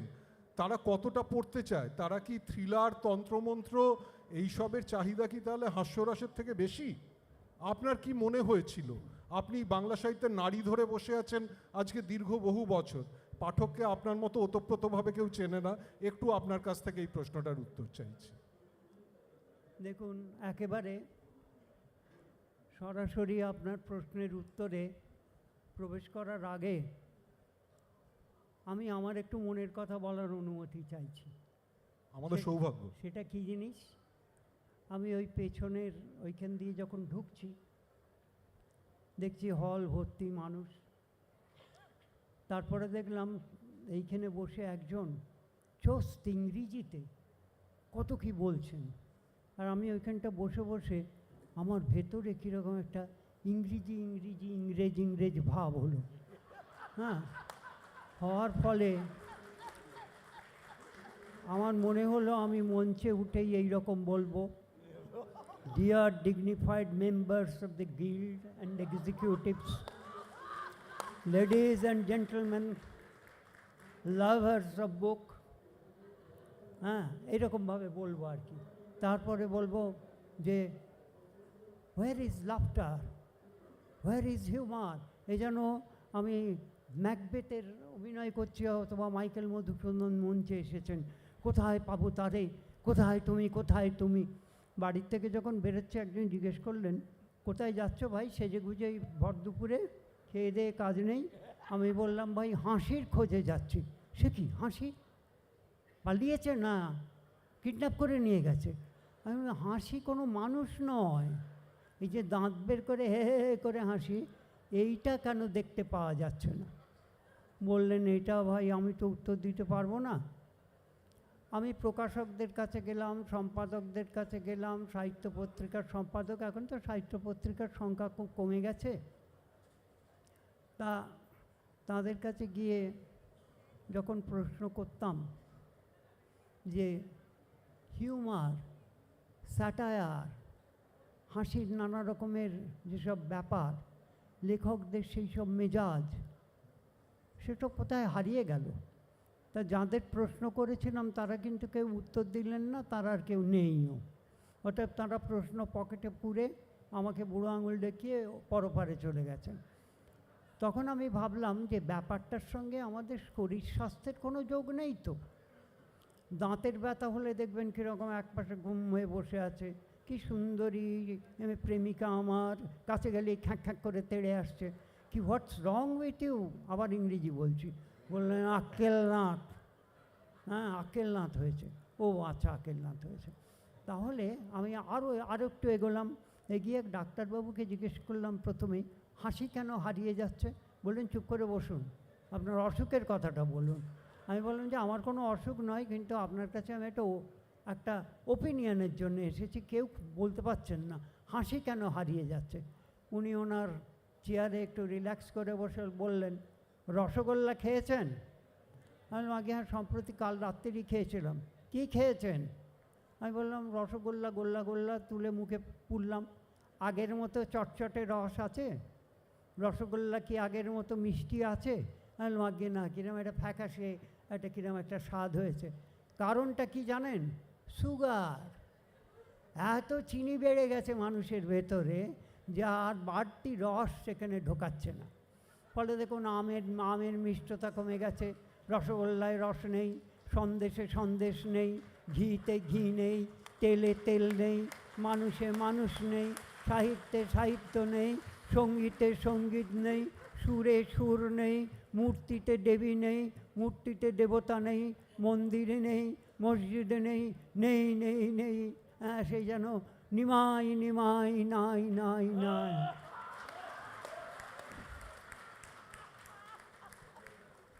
সঞ্জীবদা, মানে মোটামুটি আপনার বক্তব্য যা শুনলাম, তা আপনি বহুদিন আগে থেকেই তার মানে এই প্রশ্নটা আপনারও মনে যে হাসি কোথায় হারিয়ে যাচ্ছে? না, এটা একটা খুব মজা। আমার মস্তিষ্কটা এমনভাবেই গঠিত যে আমাকে ছেলেবেলায় বাবা যখন পড়তে বসাতেন রাত্রির বেলা 10টার সময় আমার পড়া শুরু হতো রাত 1টা পর্যন্ত। প্রথমে তিনি আমাকে অভিহিত করতেন এই বলে, ইডিয়েট। তা আমি বললাম, আজকে বোধ হয় রাত্রিটা ইডিয়েট সেক্টরেই কাটবে। কিছুক্ষণ যাওয়ার পর বললেন, ক্রিস্টালাইজড ইডিয়েট, মানে ইডিয়েট চিনির দানার মতো ক্রিস্টাল হয়ে গেছে। তারপরে বললেন, idiots of idiot, idiot of idiots. সেটা আবার কী তো বুঝতে পারলাম না। করতে করতে পরের দিন সকালে যখন স্কুলে যখনই ঢুকতাম, আমার শিক্ষক মশাইরা বললেন, ওই দেখ বাঁদরটা আসছে। পরে যখন চাকরি বাকরি করছি, রাস্তায় দেখা হলো, তখনও বলছেন, ওই দেখ বাঁদরটা যাচ্ছে। বাঁদরত্ব ঘুজলো না। গাধা গাধা, ছাগল ছাগল, এই সমস্ত অভিধায় অভিযুক্ত হতে হতে আমার মনে হয়েছে, ভাই আমি নিজেই একটা হাসির ব্যাপার। এটা মানে খুব দামি কথা। এই প্রসঙ্গে আবার পরে আসছি আমরা, যে অ্যাকচুয়ালি দুঃখ আর হাসির মধ্যে খুব বেশি তফাৎ নেই। আপনি তখন দুঃখিত হতেন, নিজের সম্বন্ধে আত্মকরুণাকে আপনার মনে হতো যে হাসির ব্যাপার। বিশ্বনাথ বাবুকে জিজ্ঞেস করি বাংলা সিনেমার হাল হকিকতের ব্যাপারটা। আচ্ছা, আমার এটা একদম আমার ব্যক্তিগত মানে যেটা অবজারভেশন থেকে যে প্রশ্নটা আমার মাথায় জাগে, সেটা হচ্ছে একটা সময় বাংলা সিনেমায় কমেডিয়ানদের কথা ভেবে চিত্রনাট্য লেখা হতো। মানে ভানু বন্দ্যোপাধ্যায়, জহর, চিন্ময় রায়, মানে কত নাম বলবো, তুলসী চক্রবর্তী, নবদ্বীপ হালদার, এরা তো আরও আগের।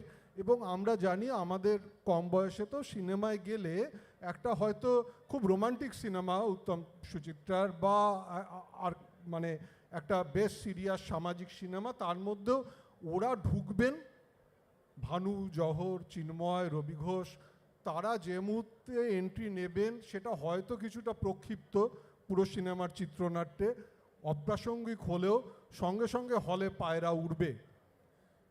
এই যে আমরা যে প্রস্তাবনা রেখেছি আজকে, যে বাংলা সাহিত্য শুধু না, বাংলা সিনেমাতেও কি এই কমিক অ্যাক্টিংয়ের যে ধারা, সে কি কিছুটা ব্যাক বেঞ্চে সরে গেল? আপনার ভেতরে থেকে কি মনে হচ্ছে? আপনার প্রশ্নের সঙ্গে আমি আরেকটা লেজুর জুড়ে দিতে চাই। সেটা হচ্ছে যে আমাদের জীবন থেকেই কি হাসিটা হারিয়ে গেল?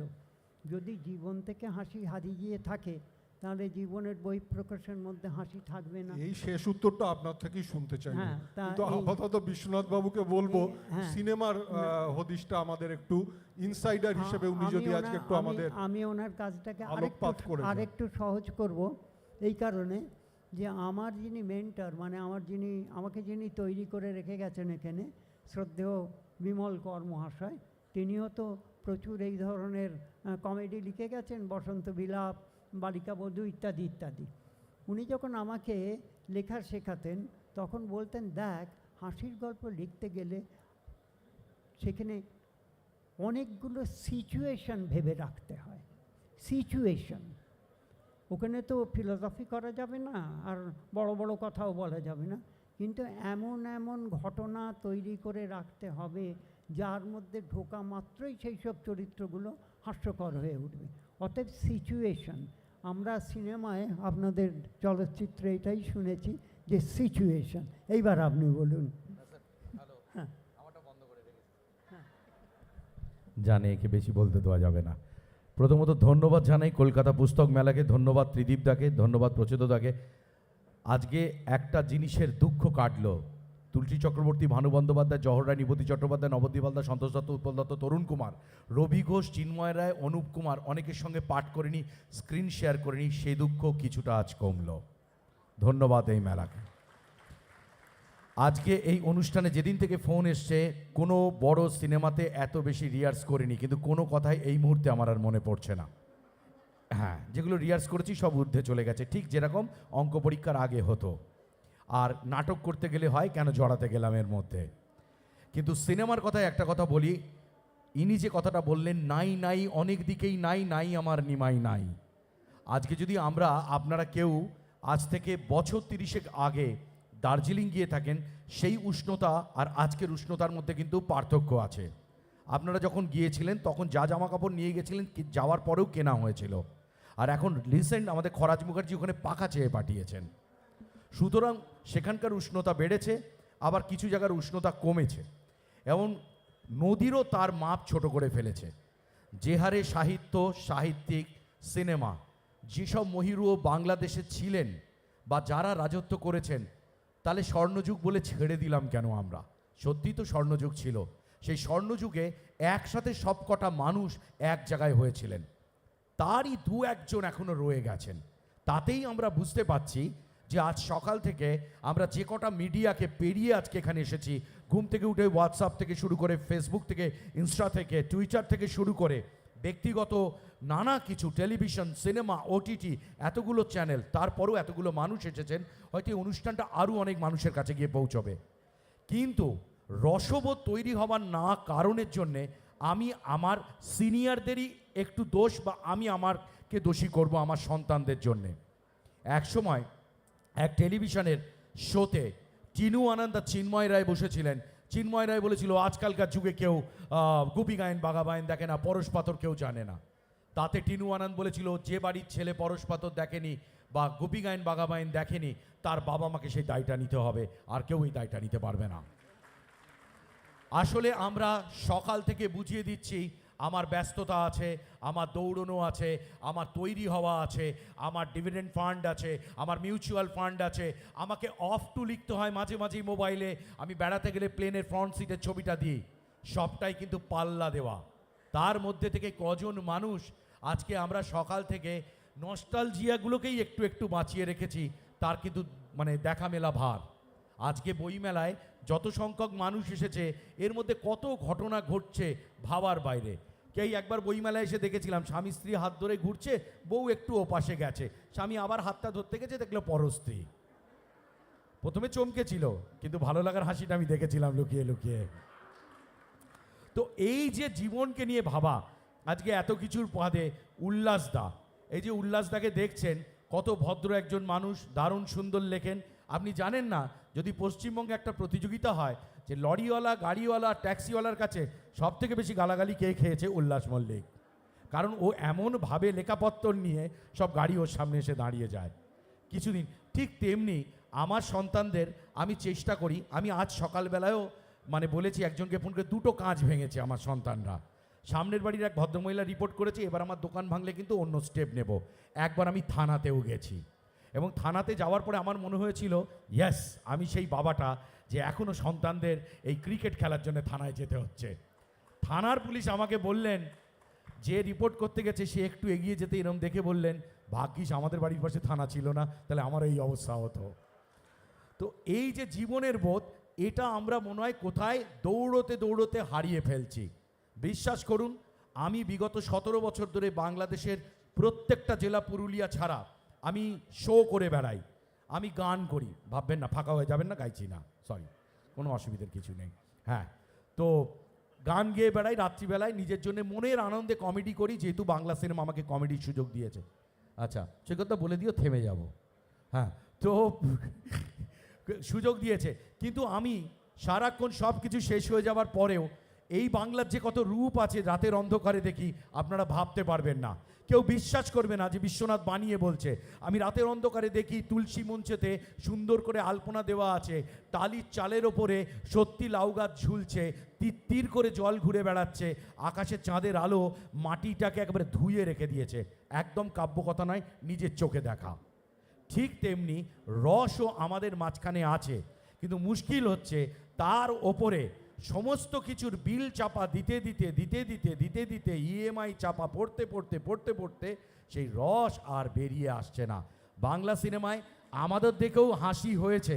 কাঞ্চন মল্লিক প্রবেশ করেছে, পরাণ বন্দ্যোপাধ্যায় প্রবেশ করেছে, খরাজ মুখার্জি প্রবেশ করেছে, সুভাষিস মুখার্জি প্রবেশ করেছে, বাংলার হলেতে হাসি হয়েছে। কিন্তু বাংলা সিনেমা তো দুভাগ হয়ে গেছে।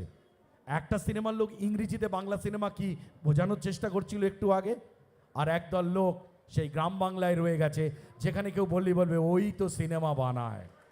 এই ভাগটা বড্ড বিধ্বংসী হয়ে গেছে।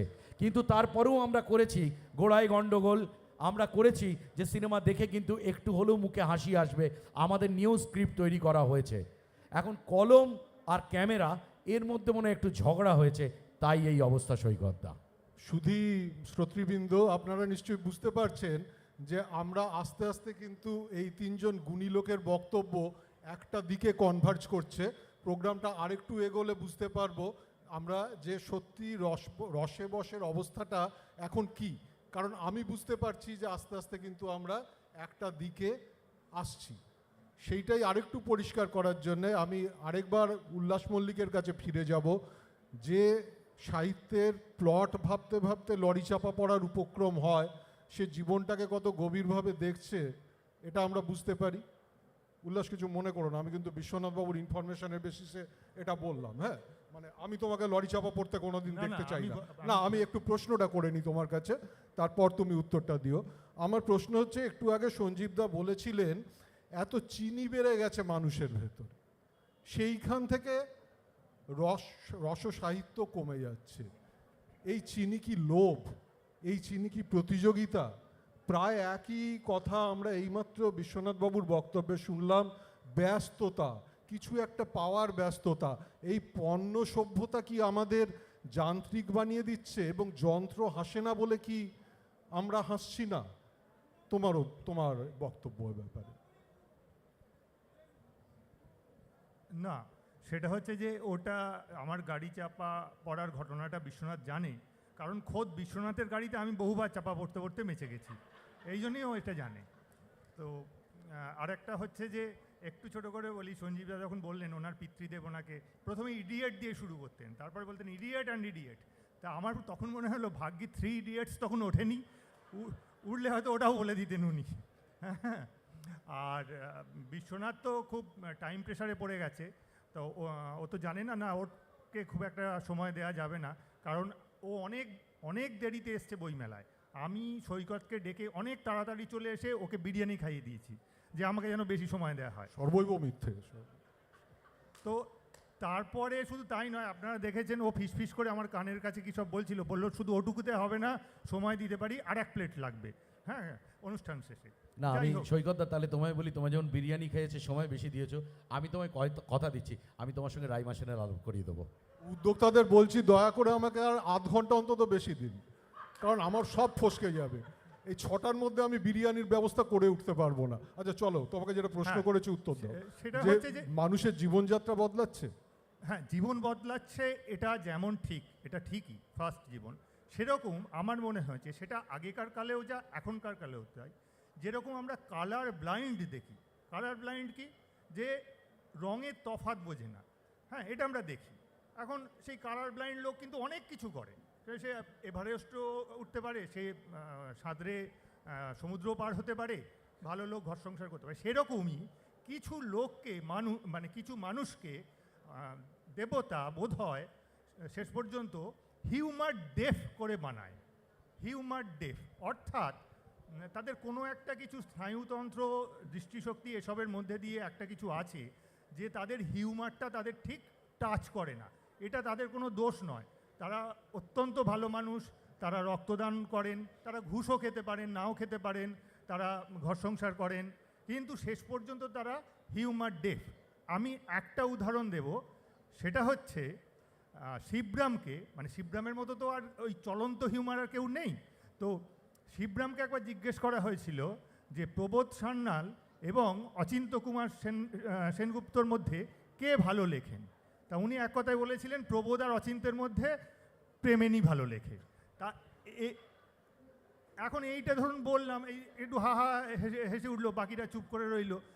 আমি জানি না, এটা অনেকে শুনলে ভাববে বলার ভুল হয়েছে, অনেকে পড়ে ভাববে প্রিন্টিং মিস্টেক হয়েছে, কিন্তু আসলে তা নয়, হিউমারটা এটার মধ্যেই আছে। এইটা কিছুটা আমার মনে হয় জন্মগত। হ্যাঁ, এবার ঠিক আমাদের এই আধুনিক যুগে, এই ভীষণ গতিশীল যুগে সেই হিউমার সেন্স নিয়ে আসা মানুষগুলোর কোথাও যেন একটু মরচে পড়ে যাচ্ছে, এটা অনস্বীকার্য। আগেকার দিনে সেই খোলামেলা ঢিলে ঢালা দিনটা তো আর নেই, এইগুলো এই প্রতিযোগিতার যুগে সেটা একটু মরচে পড়ে। উল্লাস, এইখানে আমি তোমাকে আরেকটা প্রশ্ন করি। তুমি প্রায় 25 বছর তো লিখছো, 22 বছর ধরে লিখছো তুমি। 22 বছর একটা দীর্ঘ সময়, যার মধ্যে মানুষ বদলায়। আমি তোমাকে যেটা প্রশ্ন করব সেটা হচ্ছে যে তুমি তো হাসির গল্প, তোমার সিরিয়াস গল্প, হাসির গল্প সিরিয়াস হতে পারে না তা আমি একবারও বলছি না। আমি বলছি যে মনের বেদনাতন্ত্রীতে আঘাত করার মতো গল্প তোমার প্রচুর। বক্তা বলাই নিরুদ্দেশ। তো তোমার এই যে গল্প তো তুমি জীবন থেকেই খুঁজে পাও, তো আলোচনাটা বড্ড একাডেমিক হয়ে যাচ্ছে আমাদের। আমি তোমাকে অনুরোধ করব অন্তত 1-2টো যদি এরকম গল্প খুঁজে পাওয়ার গল্প তুমি আমাদের বলো, তাহলে আমরা একটুখানি রিফ্রেশড হই আর কি। তোমার প্রায় সব গল্পই বাস্তব থেকে পাওয়া। যেমন একটু আগে যেটা ঘটলো আমি সেটা বলি। ব্যাপারটা হচ্ছে যে আমি সাধারণত খুব মোটা গেঞ্জি পরে তারপর জামা পরি, নাহলে লোকে এত করুণা দেখায়, চেহারা নিয়ে আর কি। তা আজকে সোয়েটারটা ওপরে পরেছি, ফলে বোঝা যাচ্ছে যে ভেতরে কি আছে আর কি কঙ্কালটা আছে। তার সত্ত্বেও দেখলাম একটা লোক আমার একটা লিভলেট দিয়ে দিল হাতে। লিভলেটটা আমি হাতে ধরে দেখলাম যে রোগা হওয়া সহজ উপায়। তা আমার এটা থেকে একটা মনে হলো যে এটা থেকে একটা গল্প লেখা যায়। আর একটা ছোটো কথা বলি, আমি দীর্ঘদিন প্রাইভেট টিউশন করেছি, হ্যাঁ, তো প্রচুর বাড়ি পড়িয়েছি, আবার বাড়িতেও পড়িয়েছি। তা প্রাইভেট টিউটরদের যা অভিজ্ঞতা সেটা নিয়ে খুব কমনগুলো আমরা সবাই জানি, যে বেড়ালে মুখ দিয়েছে সেই দুধে চা করে দিচ্ছে, এগুলো পচে গেছে আর কি, হ্যাঁ, এগুলো খুব বেশি নয়। কিন্তু আরও এত কিছু ঘটে যে সেটা নিয়ে একটা মহাভারত লেখা যায়। তা আমার একবারই হয়েছিল, ওইটা বলো, তোমাকে দিয়ে কুকুর ঘুরিয়ে আনতে বলেছিল যে স্যার একটু কুকুরটা ঘুরিয়ে দিন, স্যার একটু কুকুরটা ঘুরিয়ে আনুন বাইরে থেকে, ওই যে বাড়ি। হ্যাঁ, সেটা হয়েছিল যে এটা বললে আবার একটু বেশি হয়ে যাবে, আর 1 প্লেট বিরিয়ানিও দাবি করবে, ঠিক আছে তবু বলি। তা সেটা হলো যে ওই গেছে আর বড়লোকের বাড়িতে, বড়লোকদের ওই দুষ্টু কুকুর তা মানে কুকুরকে যে বাইরে ঘুরিয়ে পটি করে আনায় আর কি, সেই ছেলেটি দেশের বাড়িতে গিয়ে আর ফেরেনি। তো এই টিউশন করতে গেছে, টিউশন হয়ে যাওয়ার পর ওই খুবই মানে অমায়িক গলায় বলেছিল যে আপনি যদি একটু ওই টমিকে একটু পটিটা করিয়ে আনেন, হ্যাঁ, তাহলে বেশ ভালো হয়। তা এরকমও আছে, কিন্তু আমি একদম একটা অন্যরকম বলি, অসংখ্য আছে, কয়েকশো আছে আমার স্টকে আর কি। তো সেটা হচ্ছে যে একটা বাড়িতে নতুন টিউশনে গেছি, তা যেতেই দেখলাম সঙ্গে সঙ্গে বসার সঙ্গে সঙ্গে ছাত্র প্রণাম করলো আর ছাত্রের মা চা দিয়ে গেল। তা আমি বললাম যে অবাক, এ কী রে বাবা, এরকম তো দেখা যায় না।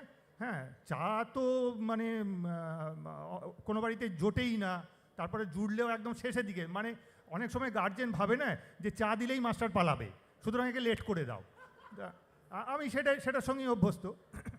তা আমি জিজ্ঞেস করলাম যে ছাত্রকে যে বাবা আমি তো একটু তাড়াতাড়ি চলে এসেছি আজকে, তা তোমার মা কি মানে আগে থেকে চাটা বসিয়ে রেখেছিল, আমাকে দূর থেকে দেখে আসতে দেখে আসা মাত্রই চা পেয়ে গেলাম।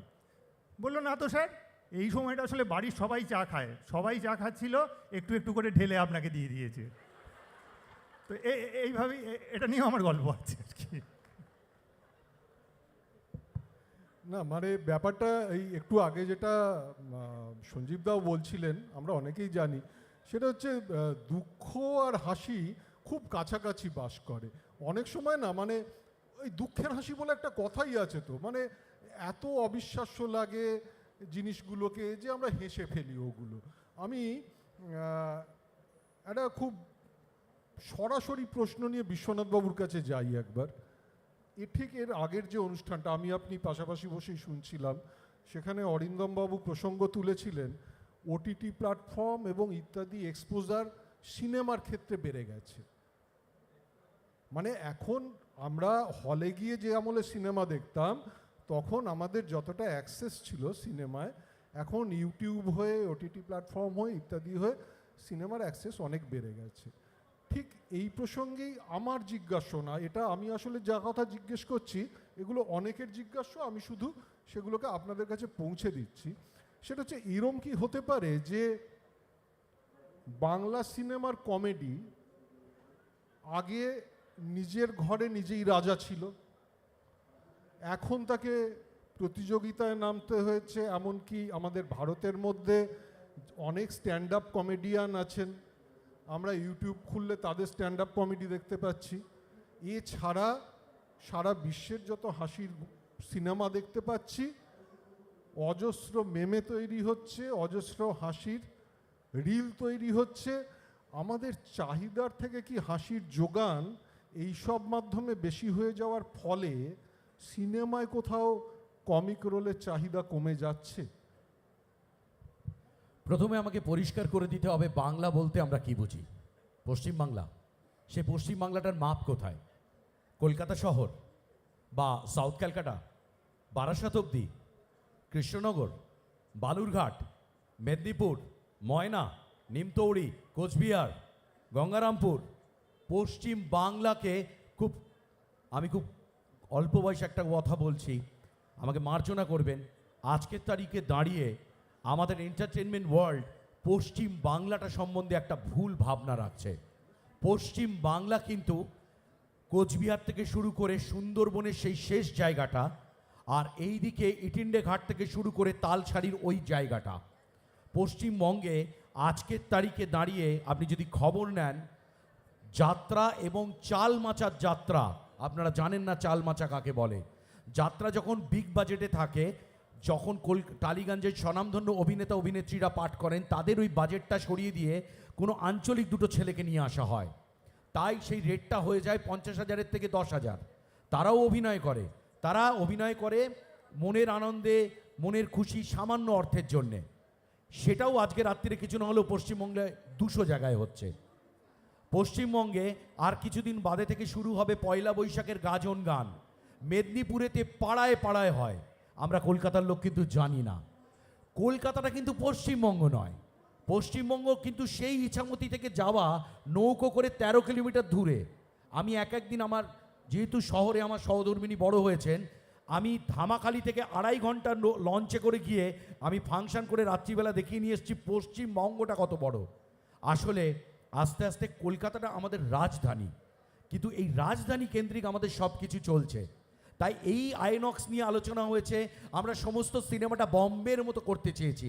আমাদের পারফরমেন্সগুলোর যে লক্ষ্য, যেহেতু বম্বেরা যখনই কথা বলে they all are use to say in English, যেটা আমাকে বলেছিল কিছুদিন আগে ইন্টারভিউতে पंकज त्रिपाठी যে ये लोग जब बात करते हैं हिंदी फिल्म में तो इंग्लिश में क्यों बात करते हैं। আমাদের এখানে একটা জিনিস, একটা ফ্লোরেতে যখন ওয়াকি টকি থাকে তখনও লোক মাইক্রোফোনে কথা বলে, সবটা একটু জাম্বেলড আপ হয়ে রয়েছে। আগে ঠিক করতে হবে পশ্চিমবঙ্গ।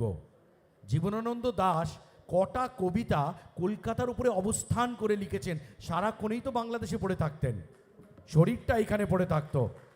প্লিজ আমি শহরের মানুষদের বলবো, এখানে লেখকদের বলবো, পশ্চিমবঙ্গটাকে ভাবুন। হ্যাঁ, আমি কালকের শো মিলিয়ে আমি সংখ্যা জানি না, 35 বার কলকাতার বাইরে গেছি এই বছরে। ঈশ্বরের ইচ্ছায় কম লক্ষ্মী লাভ নয়, সরস্বতীর ব্যবসা করি মন থেকে, হাসাই, মানুষকে গান গেয়ে শোনাই, একটু মোটা দাগের কমেডিও করি, কিন্তু আমি মনে করি ওটা পশ্চিমবাংলা। কারা ওই পশ্চিমবঙ্গের বাসিন্দা? সকাল থেকে মাঠে কাজ করে যারা কর্মচারী, কর্মহীন, কাজ হারিয়েছে, তারপরেও তারা 20 টাকা বরাদ্দ আছে তাদের জীবনে রাত্রির এন্টারটেনমেন্টের জন্যে। সেই 20 টাকা থেকে 5 টাকা আমার পরিবারের জন্য তারা এই মাঠে বসে দেয় এবং হাততালি দেয় আমাকে। ওইটা আমার পশ্চিমবঙ্গ। আমার পশ্চিমবঙ্গে আমি দেখেছি ভাতার বলে একটি জায়গা বর্ধমানেতে, সেখানে আমি শো করতে গেছি, শো অনেকটা হয়ে গেছে, আমার কালো কাঁচ হাফ নেমে আছে, একটি ইট ভাটার শ্রমিক আর তার স্ত্রী কোনো রকমের শাড়িটা পরেছে, ইট ভাটার ছেলেরা ভয়তে 100টা টাকা বের করে জিজ্ঞেস করছে ফাংশানটা আর হবে? তো বলছে হ্যাঁ ফাংশান হবে। বলে ফাংশান এখনো কে আছে? বলছে সায়ন্তিকার নাচ আছে। বউকে বলছে সায়ন্তিকা নাচবে রে? তো বলছে আর কে আছে? বলে বিশ্বনাথ আছে। বলে টিকিট কত করে নিবি? তো বলছে 80 টাকা করে নিচ্ছিলাম, তোরা দুজনে মিলে 50 টাকায় দেখেলে। ও 50 টাকায় দুজনের টিকিট কেটে ভিতরে চলে গেল, একটু হাসবে, একটু নাচ দেখবে। ওটা পশ্চিমবঙ্গ। এই আমি কাউকে ছোট করছি না, কিন্তু আজকে এখানে সবাইকে বসানোর জন্য যে চেয়ার, যে এসি, যে আলো, যে ব্যবস্থাপনা বা যে নাটক দেখানোর জন্য যে ব্যবস্থা করা হয়, তার জন্য কিন্তু অনেক কিছু দিতে হয় শহরের দর্শককে, কিন্তু পশ্চিমবঙ্গ দর্শককে কিচ্ছু দিতে হয় না। ভালোবাসা, হাসি সব কিছু দিলে ওই ভিজে মাঠেতে বসে দেখে চলে যায়। ভীষণ ঋদ্ধ হওয়ার মতো একটা আলোচনা হচ্ছে। সঞ্চালক নয়, সামান্য শ্রোতা হিসেবে এই আলোচনায় উপস্থিত থাকতে পেরে গর্ববোধ করছি। মানে সত্যি এই হাসির গল্প বা হাসির সিনেমার ওপর কত দিক দিয়ে আলো ফেলছেন আমার এই গুণী অগ্রজ এবং বন্ধুরা। আমি এবার একটু আপনার অনুমতি চাইছি। লজ্জা দেবেন না, আপনি বলুন সঞ্জীব দা। সভাটা আমি এখান থেকে লক্ষ্য করছি একটু ভারী হয়ে যাচ্ছে এবং মনে হচ্ছে যেন সবাই আইসিইউতে বসে আছেন, ইন্টেনসিভ কেয়ার ইউনিটে। এখন প্রশ্ন হলো, হাসতে গেলে এত সব জানতে হবে, করতে হবে, এ তো মহা মুশকিল। তাহলে আবার আমি সেই প্রখ্যাত সাহিত্যিক বিমল কর মহাশয়, আমার বিমলদার কাছে চলে যাই। তিনি বড় ভেটারান ছিলেন এবং অসাধারণ সব লিখে গেছেন, নিশ্চয়ই আপনারা স্বীকার করবেন। তিনি বলতেন, দেখ সঞ্জীব, হাসির গল্প, হাসির লেখা, কান্নার লেখা, যন্ত্রণার লেখা, নাচের লেখা, লেখার এইভাবে লেখাকে চিহ্নিত করা যায় না। হাসি কান্না একসঙ্গে জড়াজড়ি করে আছে। কোনোটাকে একটা ব্র্যান্ড দিয়ে যদি দাঁড় করাতে হয়, আমি এখন কেন হাসির গল্প লেখা যাচ্ছে না সেইটাই বলছি। আমার যদি উদ্দেশ্যটা হয় যে প্রতি মুহূর্তে আপনাদের হ্যাঁ হ্যাঁ করে হাসাবো, তাহলে কিন্তু সেটা হাসিরও গল্প হবে না, কান্নারও গল্প হবে না। পরতে পরতে একটু একটু করে দুঃখ, একটু একটু করে আনন্দ, একটু একটু করে আপনার হাসি, যেমন রবীন্দ্রনাথ বলছেন, আছে দুঃখ, আছে মৃত্যু, বিরহ দহন লাগে। তা সেই রকম সবই আছে আমাদের সঙ্গে। এখন কথাটা কি হচ্ছে, আমাদের দেখার সময় আর নেই। আমি লক্ষ্য করে দেখেছি, সকালবেলা যখন সবাই অফিস যান, এখন তো কর্পোরেট, তারা কি বেগে যাচ্ছেন, কোথায় যাচ্ছেন তারা নিজেরাই জানেন না। তাদের যেতে হবে সল্ট লেকের কোনো একটা সেক্টরে, সেখানে গিয়েই দমাস করে ঢুকে পড়তে হবে, কার্ড পাঞ্চ করাতে হবে। জীবনটাকে এতটা যান্ত্রিক করে তোলা হয়েছে যে আপনি কোথায় যাচ্ছেন বলে খ্যাঁক করে ওঠে। আমার এখন সময় নেই। আমি একজনকে জিজ্ঞেস করেছিলাম আপনি কেমন আছেন, বললেন সব বলার আমার সময় নেই, আপনি ভালো থাকুন বলে এমন একটা ভঙ্গি করে বেরিয়ে গেল। আমি ভয়ে ভয়ে আর কোনো দিন জিজ্ঞেস করিনি আপনি কেমন আছেন। আবার আমি এরকম দেখেছি, আমাকে হয়তো কি জিজ্ঞেস করলেন কি কেমন আছেন, বয়স তো অনেক হলো, এখনও হেঁটে বেড়াচ্ছেন। আমি বললাম হ্যাঁ বড় দুঃখের কথা, এখনও বেঁচে আছি, আই এম ভেরি সরি, কী করবো বলুন, আত্মহত্যা করবো না বলেই বেঁচে আছি, অপেক্ষা করে আছি, শুয়ে আছি, ঠান্ডা লাগাচ্ছি। গিরিশচন্দ্র ঘোষ তিনি প্রতিদিন গঙ্গায় স্নান করতেন। তিনি যে ঘাটে স্নান করতেন সেখানে গঙ্গা যাত্রী অর্থাৎ মৃত্যুর আগে সে সময় মানুষকে ওই একটা ঘরে এনে রাখা হতো, পরে অন্তর্জলি করা হবে। তা গিরিশবাবু একদিন ওই রকম ঘাটে গেছেন, গিয়ে দেখছেন যে একটি মানুষকে এরকম ফেলে পালিয়ে গেছে। তো উনি গিয়ে তিনি সেবা করতেন এদের। তিনি যখন ওই ঘরে বসে সেই মানুষটিকে একটু দুধ খাওয়াবার চেষ্টা করছেন, তখন পরিবার পরিজন এক কাঁধি কলা নিয়ে সেখানে ঢুকলো। তো তিনি জিজ্ঞেস করলেন এত কলা এই ঘাটে তো কোথাও মাদর ঠাঁদর নেই? বললেন ওই বুড়োটাকে খাওয়াবো যাতে নিউমোনিয়া হয়ে যায়। বললে হ্যাঁ এ কি দয়া? বললেন এইটুকু দয়া না করলে ওই যে মুক্তি পাচ্ছে না, মোক্ষ লাভ করবে ও। তো এই যে ঘটনা, এটার মধ্যে একটু হাসিও থাকতে পারে, একটু চিমটি থাকতে পারে, আমাদের জীবন আমাদের মানসিকতার একটা পরিচয় থাকতে পারে। তো এগুলোকে আমরা বাদ দিই, অতটা বিশ্লেষণাত্মক আমরা হব না, মনস্তত্ত্বের ওপাড়াতেও আমরা যাব না। বরং এইটাই বলবো যে আমাদের ধরুন ডিকেন্সের পিকুইক papers, জেরোমকে জেরোমের 3 men in a boat, কিংবা 2 in a bicycle, কিংবা গেরাল্ড ডারেল। আমাকে যখন আবু শহীদ আয়ুব মহাশয় ডেকে পাঠালেন, সঞ্জীব তোমার লেখা পড়েছি ভালো লেগেছে, তোমাকে কিছু আমি বলতে চাই। তা আমি গেলাম, উনি বললেন যে তুমি গেরাল্ড ডারেলের বই পড়ো। এই যে উনি আমাকে সাজেস্ট করলেন তুমি গেরাল্ড ডারেলের বই পড়ো। কেন পড়বো না, তুমি হিউমার কাকে বলে, স্যাটায়ার কাকে বলে, ডিকেন্সের হিউমার, গেরাল্ড ডারেলের হিউমার, জেরোমকে জেরোমের হিউমার, হিউমার কাকে বলে। তা আপনাদের এত সব বলার তো আমার দরকার নেই, তার কারণ যখন হাসবো তখন হাসবো। আমার একবার হলো কি কীরকম যেন মনে হলো আমার স্নায়ু ঠিক কাজ করছে না। তখন ডাক্তারবাবুর পরামর্শে এক স্নায়ু বিশেষজ্ঞের কাছে গেলাম। তিনি করলেন কি, আমাকে বললেন চেয়ারে ঠিক হয়ে বসুন, শরীরটাকে একটু শিথিল করে দিই। তারপরে তিনি না আমার বগলে কাতুকুতু দিতে লাগলেন। আমি কিছুতেই হাসছি না, ডান বগল বাঁ বগল বাঁ বগল। বললেন কেস খুব সিরিয়াস। কী ব্যাপার? না আপনার হাসির নাটটা শুকিয়ে গেছে। তাহলে এখন কী করবো স্যার? বললেন আপনি খান, শাঁকালু খান। তা আমি বললাম সে তো ভাল্লুকে খায়। বললেন নিজেকে ভাল্লুক মনে করে শাঁকালু খান। শাঁকালু খেলে ওর মধ্যে অনেক ক্যালসিয়াম আছে, আপনার স্নায়ু শুকিয়ে যাচ্ছে। এইবার আমি দুটি ঘটনায় আসি, যে ঘটনা দেখলে না এসে উপায় নেই। প্রখ্যাত বিজ্ঞানী সত্যেন বসু মশাই আপন বলা লোক ছিলেন। তিনি একদিন একটা সভায় এলেন, তার পোষা বেড়ালটাকে কোলে করে। বাড়িতে তার কোলে উঠেছিল, চল সবাই যাই বলে বুলের বেড়াল নিয়ে চলে এসছেন। আর একদিন তাকে আমি দেখেছিলাম, তিনি হাঁটতে হাঁটতে যাচ্ছেন, তার গায়ে একটা মশারি, পেছনে দড়ির সঙ্গে একটা হুকও ঝুলছে। তিনি কেবল এদিক ওদিক তাকাচ্ছেন। আমাকে ডেকে বললেন কি একটা আওয়াজ হচ্ছে বল, তোমার পেছনে কি ব্যান্ড পার্টি আসছে? না স্যার, আপনি মশারি হুক শুদ্ধ খুলে নিয়ে চাদর ভেবে গায়ে দিয়ে আসছেন। কতটা এসেছি? তা অনেকটাই এসছেন। বললেন এটা থেকে তুমি আমাকে উদ্ধার করো। এমন জড়িয়েছেন যে আমি আর খুলতেই পারি না। শেষ পর্যন্ত একজন বললে ওকে খোলা যাবে না, একটা জেলে ডেকে আনো যারা মাছ খোলে জাল থেকে। তিনি কি আনন্দ, হাহা করে হেসে বললেন চলো চলো, এই অবস্থাতেই আমি বক্তৃতা দিতে যাব। এই যে এইবার আমার এই আপনার কথা শুনতে শুনতে না আমাদের দুই বন্ধুরই আপনার অনেক গল্পের কথা মনে পড়ে যাচ্ছে। না এইটা এইবার আমার শেষ কথাটা বলেনি। শেষ কথাটা এইভাবে বলবো, আর একটিও কথা বলবো না, প্রমিস, কথা দিচ্ছি। শেষ কথাটা হচ্ছে এই, আপনাকে ছাড়বো না, বলতে হবে। তখন মেট্রো সিনেমা বিখ্যাত সিনেমা, এবং আমি কয়েক মাস হলো বিবাহ করেছি, করতেই হয় যেমন। এবার আমার স্ত্রীকে একটু কলকাতার বিশিষ্ট এলাকা দেখাবো বলে মেট্রোতে সিনেমা দেখেছি। আমি দেখলাম আমি সিনেমা দেখছি, সে মনের আনন্দে এসিতে বেশ আমার কাঁধে মাথা রেখে ঘুমিয়েই কাটিয়ে দিল।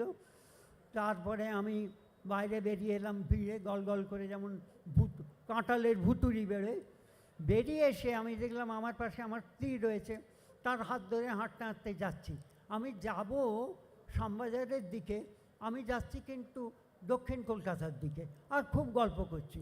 পার্ক স্ট্রিট পেরোবার মনে হলো এটা তো আমার স্ত্রীর হাত নয়। তখন আমি তাকালাম, আরে এটা এক অন্য মহিলা। তিনিও আমার দিকে তাকালেন, আরে এটা এক অন্য পুরুষ। তারপরে দুজনেই খুব হো হো করে হাসতে লাগলাম। তিনি চলে গেলেন, আমি ফিরে এলাম মেট্রোর তলায়, দেখি আমার স্ত্রী দাঁড়িয়ে আছেন। ফর্সা রং ছিল কিন্তু উত্তপ্ত চাটুর মতো মুখটা। এখন এটাকে আমি কি করে শীতল করব? নাচবো, হরে কৃষ্ণ বলে কীর্তন করব? কিছুই বুঝতে পারলাম না। হাতটা ধরতে গেলাম, এক ঝটকা মেরে ছাড়িয়ে দিল। সঞ্জীবদার এই কথাগুলো, এই গল্পগুলো শুনতে শুনতে না ভীষণ আফসোস হয় যে লেখা কেন আর পাচ্ছি না।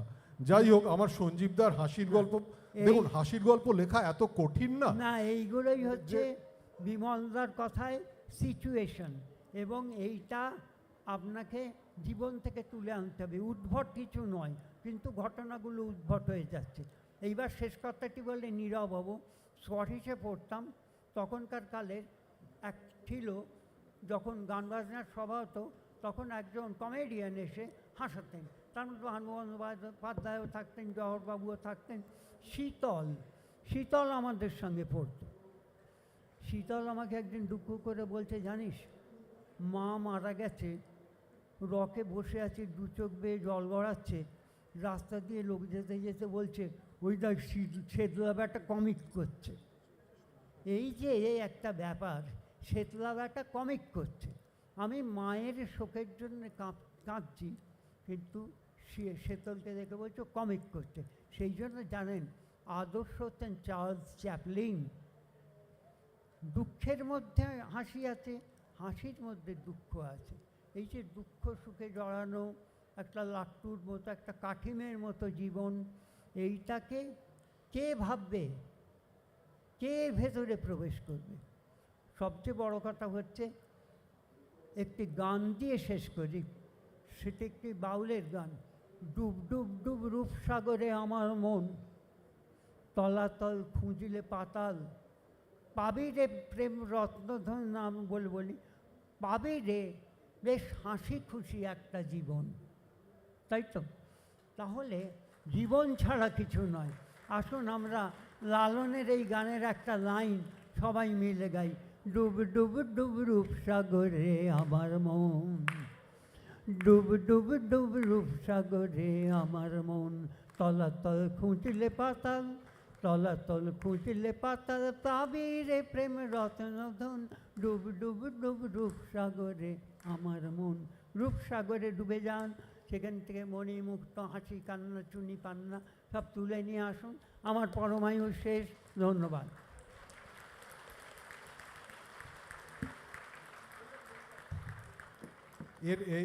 এই মধুর সঙ্গীতের রেস দিয়ে যদি অনুষ্ঠান শেষ হয়, আশা করি আপনারা অখুশি হবেন না। আপনাদের সকলকে অসংখ্য ধন্যবাদ জানাই। হ্যাঁ,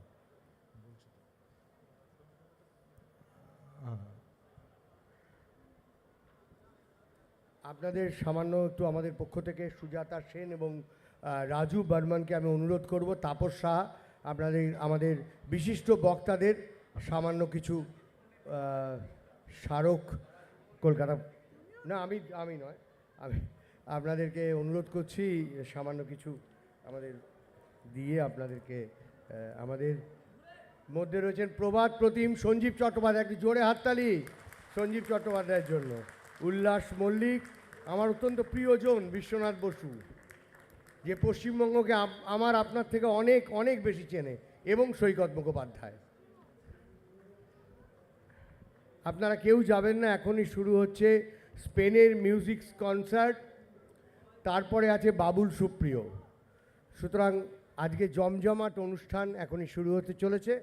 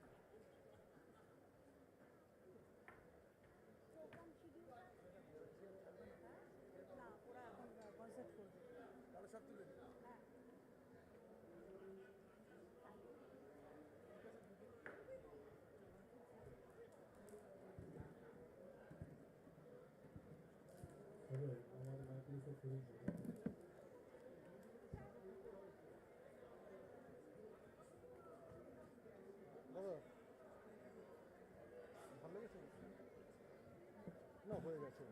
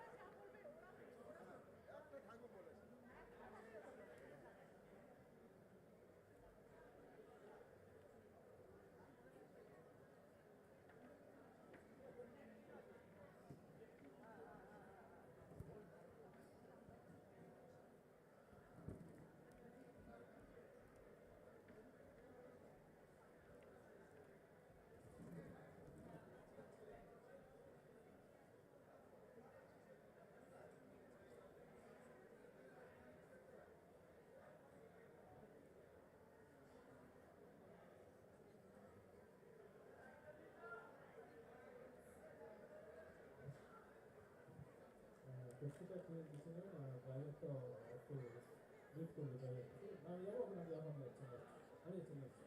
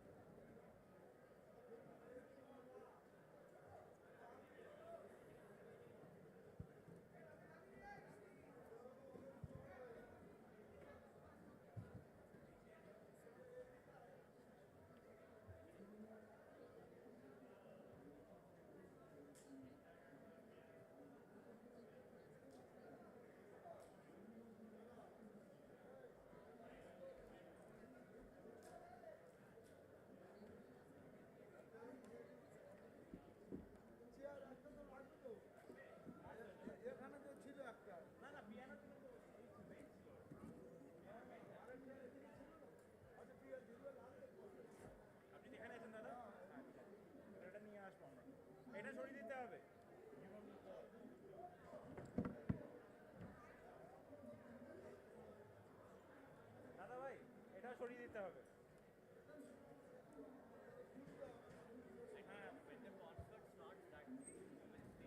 No, no,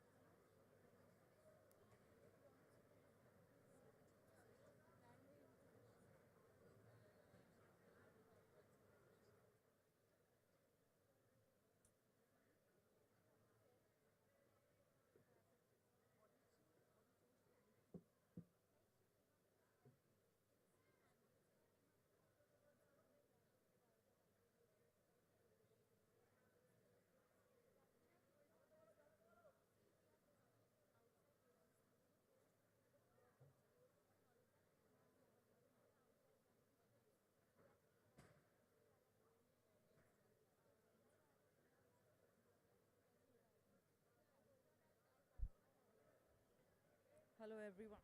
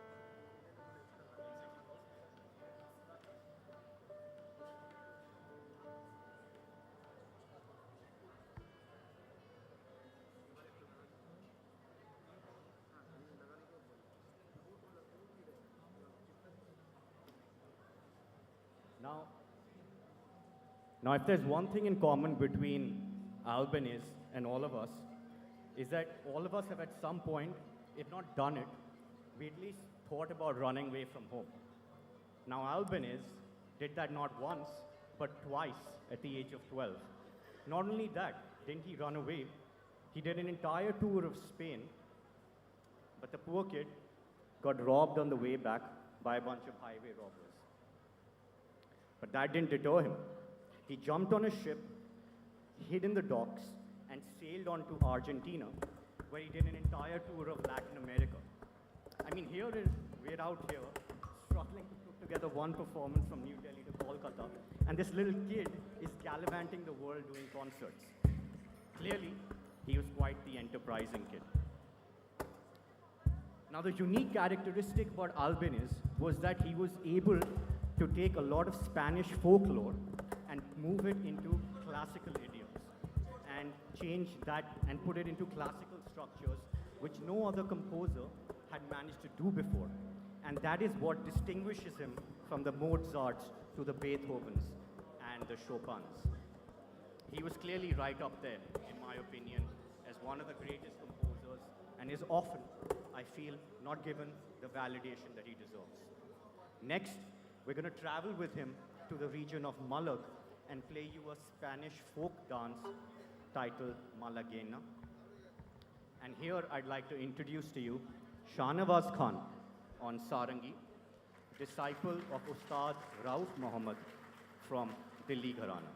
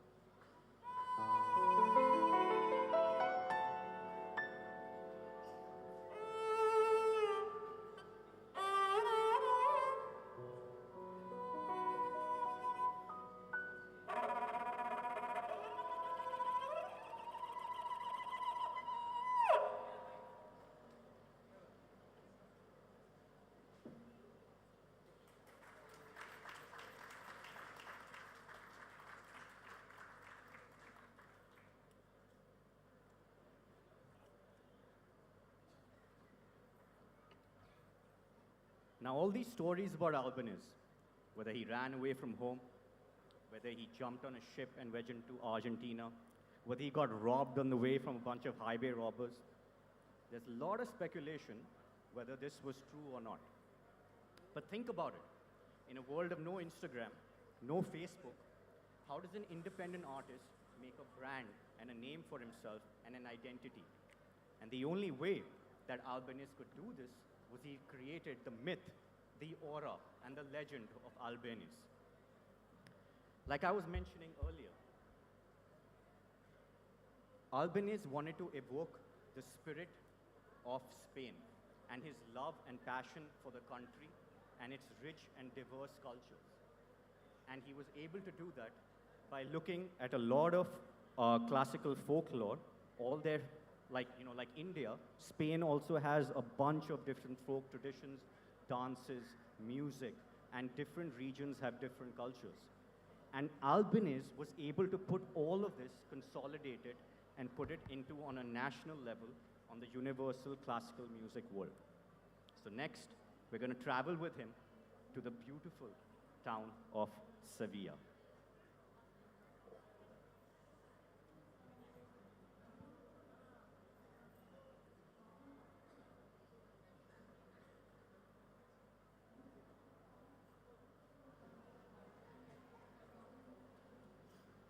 Sorry, I'd like to quickly introduce Monis Zamir on the tabla, disciple of Ustad Mushtaq.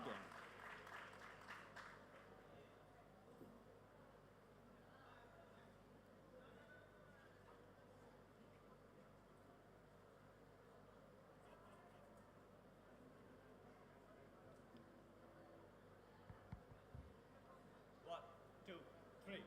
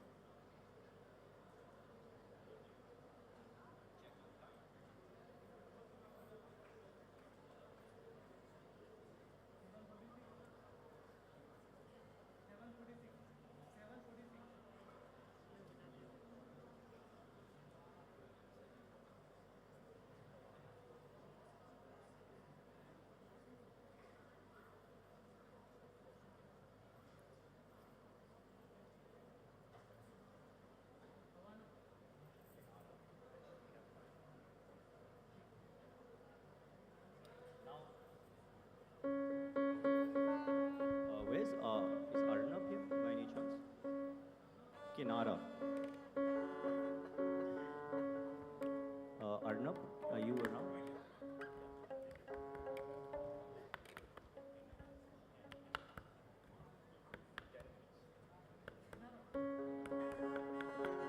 We're just going to tune our instruments now.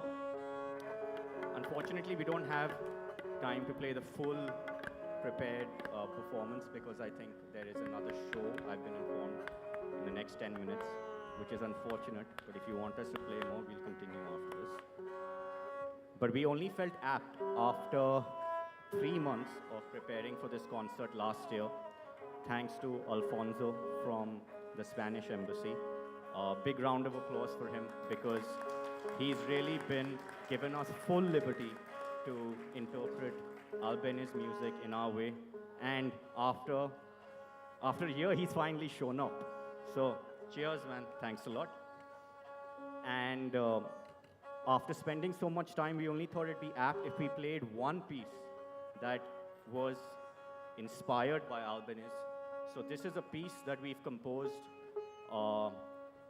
for the legacy of Albanese. So if you remember the first piece that we played, Asturias, it was built on a repeating motif, and we are going to use that as the basis of our composition.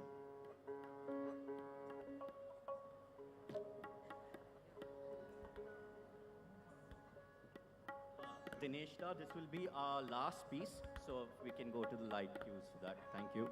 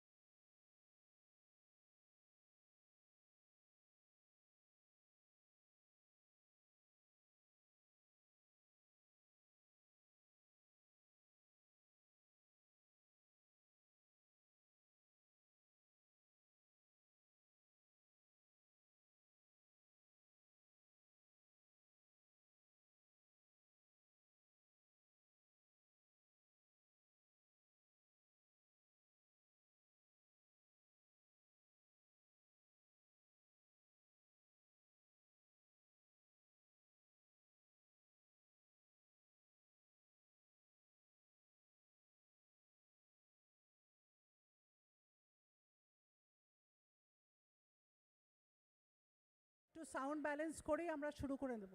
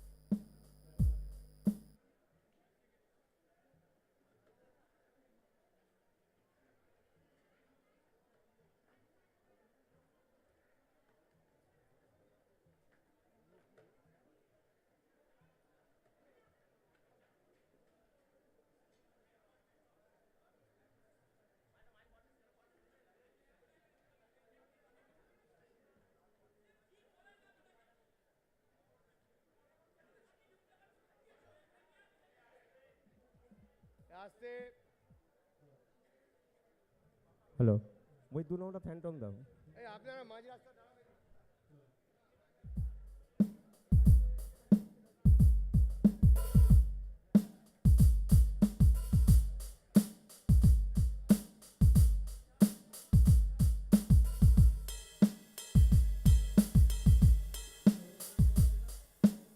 দুই দুই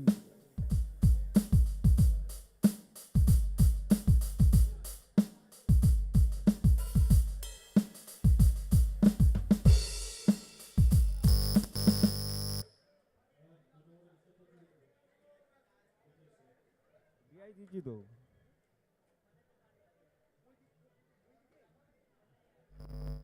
admit কর দেখো দেখো দেখো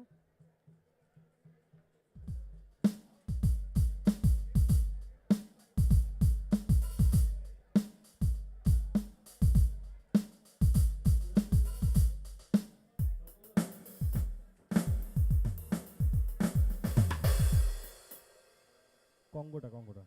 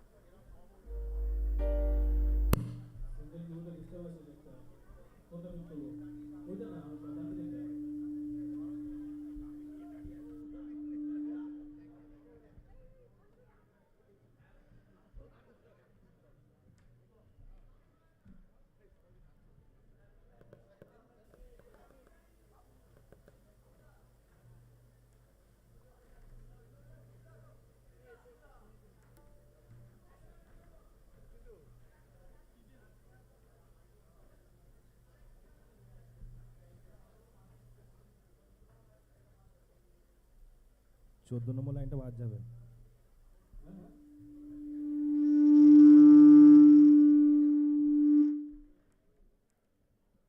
পনেরো 16 E P জায়গা আছে, truck truck.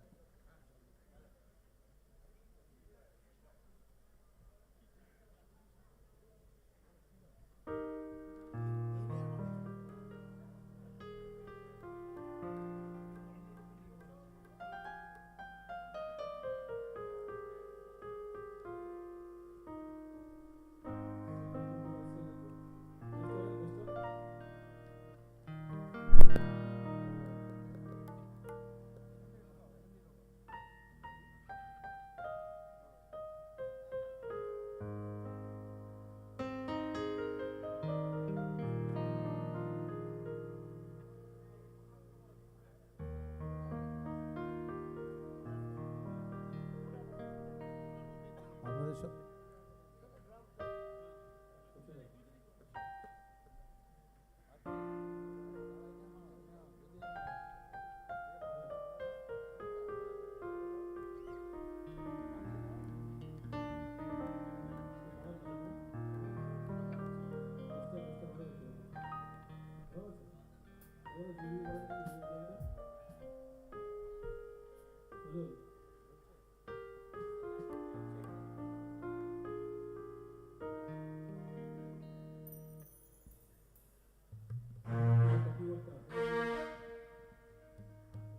Hello hello hello, কোথায় আসছে?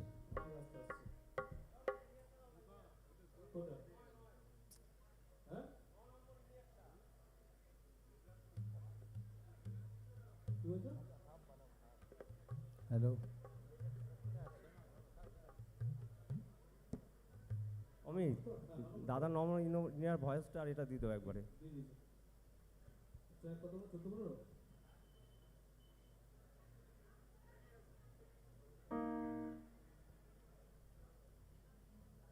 আপনাদের সবাইকে নমস্কার। দেরি হওয়ার জন্য আমাকে মাফ করবেন। বইমেলাতে বই সাজিয়ে রাখা হয়, তার মধ্যে এত যন্ত্রপাতি, এত তার লাগলে একটু বেতার হয়ে যায়। তো এখনও রেডি নয়। এটা হেডফোনটা একটু ঠিক করো বাবা, অন্য লোকের আওয়াজ মনে হচ্ছে। হ্যাঁ, পুরো বুম করছে এটা। এটা যেটা লাগালো আমার পাঞ্জাবের ভিতর দিয়ে দেখলেন, ওটা কিন্তু আমার ব্যাটারি না, আমার ব্যাটারি ফুল চার্জ আছে আপনাদেরকে গান শোনার জন্য। ওটা আমার কানে যে হেডফোনটা লেগেছে সেটার ব্যাটারি। হ্যাঁ, আর কথা বলছি, এটা শ্যুট দাও বাবা, দুঃখের কথা বলছি, শ্যুট দাও, এতদিন ধরে যাচ্ছে। আচ্ছা, আমার আওয়াজটাই মনিটরে দিতে হবে, মিউজিশিয়ানদেরও। এনারা এদেরকে আপনারা জি টিভিতে দেখেন, জি টিভিটা এরাই চালায়, ওরা শুটিং করে, বাকি সময়টা সেক্টর 5-এ অফিস আছে জি টিভি, ওখানে বসে। তো ওদের দোষ নেই, খুব কম সময় পেয়েছে সব সাজানোর জন্যে। যেটা হ্যাঁ, শ্যুটটাই দাও, দিতে থাকো। সবাই অরিজিনাল মিউজিশিয়ান। টিভিতে দেখেন বলে অনেক সময় টিভিতে যখন ট্র্যাক বাজে, আমি এই জন্য কথা বলছি যে এখনও সাউন্ডটা ব্যালেন্স হয়নি। কথা বললে ওরা ওটা হ্যালো মাইক চেক 1 2 3 4 করে দিচ্ছে। আর চিন্তা করবেন না, যতক্ষণ পুলিশ না ধরে ততক্ষণ আমি গান গাইতে পারবো, সেটা 1 ঘন্টা 1 ঘন্টা 10 মিনিটও হতে পারে। পুলিশ ধরলে ছেড়ে দেবো, আর কিছু করার নেই। তো এনারা নর্মালি টিভিতে যখন বাজান তখন ট্র্যাক বাজে, তো এনাদেরকে অনেক সময় অনেক মিউজিশিয়ানকে দেখবেন অভিনয় করতে হচ্ছে, কিন্তু আজকে এরা কেউই অভিনেতা নয়, সবাই অরিজিনাল মিউজিশিয়ান। তুমি বাজাও, এই দেখুন অরিজিনাল মিউজিশিয়ান, ওর জন্য জোরদার হাততালি দিন, জোরদার সবাই মিলে। দেখুন, ফ্রিতে গান শুনলে আপনারা তালি দিতে কার্পণ্য করবেন, এটা হতে পারে না। হ্যাঁ, feel free to clap for us. পরের আর্টিস্ট বাজাও, ঠিক করে বাজাও, তুমি নকল মিউজিশিয়ান না কী করে বুঝবে? সুরটা দাও, সুরটা দাও, আমি তো ভয়েসটা যাতে দেয় সেই ব্যালেন্সটাই তো করছি। এখানে ভয়েসটা দাও, এখানে ভয়েসটা দাও, কিছু শুনতে পাচ্ছি না মিউজিশিয়ান। একটু ধৈর্য ধরুন প্লিজ। ব্যাট করতে নেবে আগে পিচটা একটু ঠুকিয়ে নিতে হয়, নাহলে বল মুশকিল হয়। আমার ভয়েসটা ওরা পাচ্ছে না, আমি কি বলছি শুনতে পাচ্ছি না। দেখো, ওকে বাজাতে বলছি, ও বুঝতে পারছে না। একটু বাজাও, মিউজিশিয়ানের মতো বাজাও, এটা তো অ্যাক্টিং মনে হচ্ছে। ব্যাস, ভেরি গুড। হ্যাঁ, এটা হচ্ছে আমাদের বাবুয়া লোড নিয়ে বাজায়, বাজাও একটুখানি। ভেরি গুড, ব্যাস ব্যাস ব্যাস ব্যাস। তুমি সুরটা দিতে থাকো না। এটা হচ্ছে আমাদের রিন্টু। ও এমনিতে সারা বছরে ওর ডেট পাওয়া যায়, কার্তিক পুজোর দিন পাওয়া যায় না, কারণ চুলটা ওইটার সঙ্গে খুব মেলে। সেই দিন ওর জন্য আমাকে আমার যে সিকিউরিটি অফিসার তাকে ধার দিতে হয়, নাহলে ওকে ধরে লোকে বাড়ির মধ্যে ফেলে দেয়, যেখানে ফেলে সেখানে ওর পুজো হয়। এটা হচ্ছে গৌতম দাস। উনি আপনারা তো নাও চিনতে পারেন, কারণ টিভির প্রোগ্রাম হলে উনি সানগ্লাস পরেন, আজকে নর্মাল পরে এসছেন। গিটারিস্ট রেডি, শুনতে পাচ্ছে ওরা সব, সবাই শুনে যাচ্ছে। আমাদের রিন্টু হচ্ছে গিটারিস্ট, এর পরের নাম হচ্ছে পিন্টু। সোমনাথ, তোমার নাম বলো? হ্যাঁ, সানি। ভেরি গুড, রাত্রিবেলা সানি হলে ভাল লাগে। আচ্ছা, এটা হচ্ছে চিন্টু, এটা হচ্ছে রিন্টু। দুজন টু কি করে হয়? তুমি চিন্টু, রিন থ্রি, ঠিক আছে? ভেরি গুড, সব টেস্ট হয়ে গেছে। আমার কানের সাউন্ড একটু শার্প হয়ে গেছে, ঠিক করো, চিন্তা করবেন না, গানটা আমি ঠিক করে গাইব। হ্যাঁ, এই অঞ্চল থেকে কোনো হাততালি বাজবে না, তার কারণ এখানে আমার বাবা, কাকা, আমার ওয়াইফ আর আমার মেয়ে বসে আছে। ঘর কি মুরগি দাল বরাবর, ওরা হাততালি বাজাবে না। বাকি ফার্স্ট রোতে যারা আছেন বেশিরভাগই হয়তো ভিআইপি হবেন, আপনারাও হাততালি খুব একটা বাজান না। ওখানে পুলিশ আছে, পুলিশ তো বাজাবে না অবভিয়াসলি।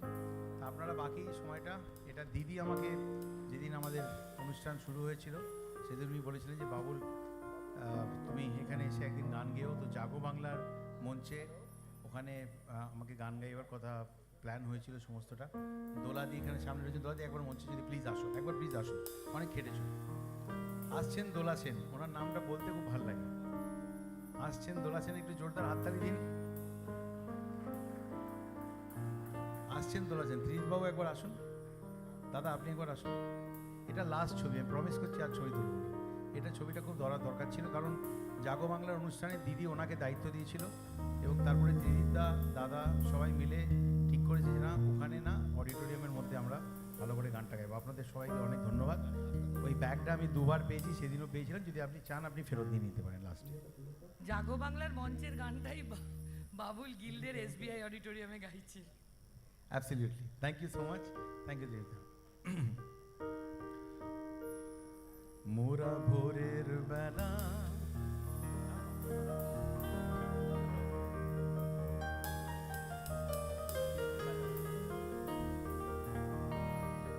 মোরা ভোরের বেলা ফুল তুলেছি, দুলেছি দোলায়।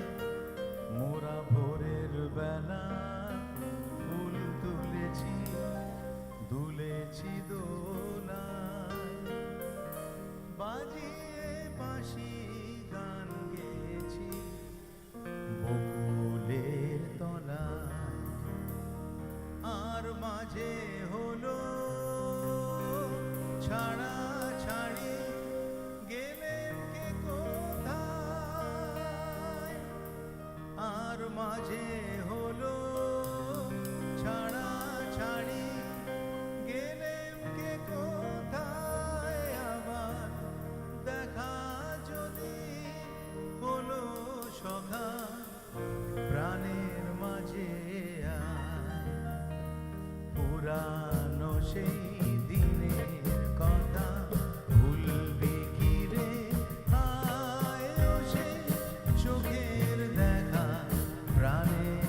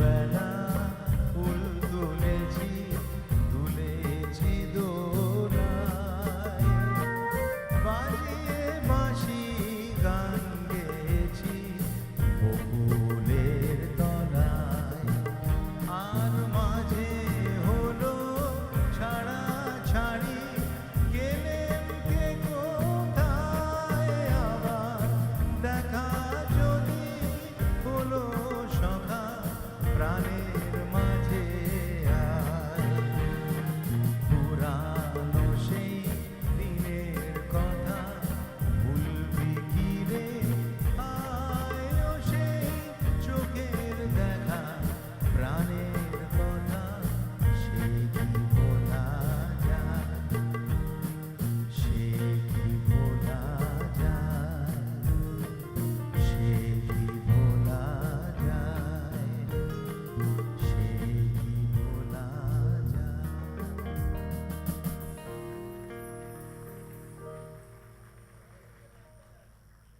এখনো কিবোর্ডের লাইনটাকে এসছে এখনো অনেক ইনস্ট্রুমেন্ট স্টেজে বাজছে না একটু বেস গিটারের বেসটা একটু কেটে দেন দাদা এখনো অনেক ইনস্ট্রুমেন্ট বাজছে না স্টেজের উপরে আর একটু ভয়েসটা যদি আমার এখানে দেন তাহলে ওরা শুনতে পাবে না শুনে বাজাচ্ছে এখানে একটু ভয়েসটা দেওয়া যাবে কি পরের গান শুনুন সমস্ত বাংলা গানই গাইবো হিন্দি আমি জানিও না হিন্দি গান গাইও না তো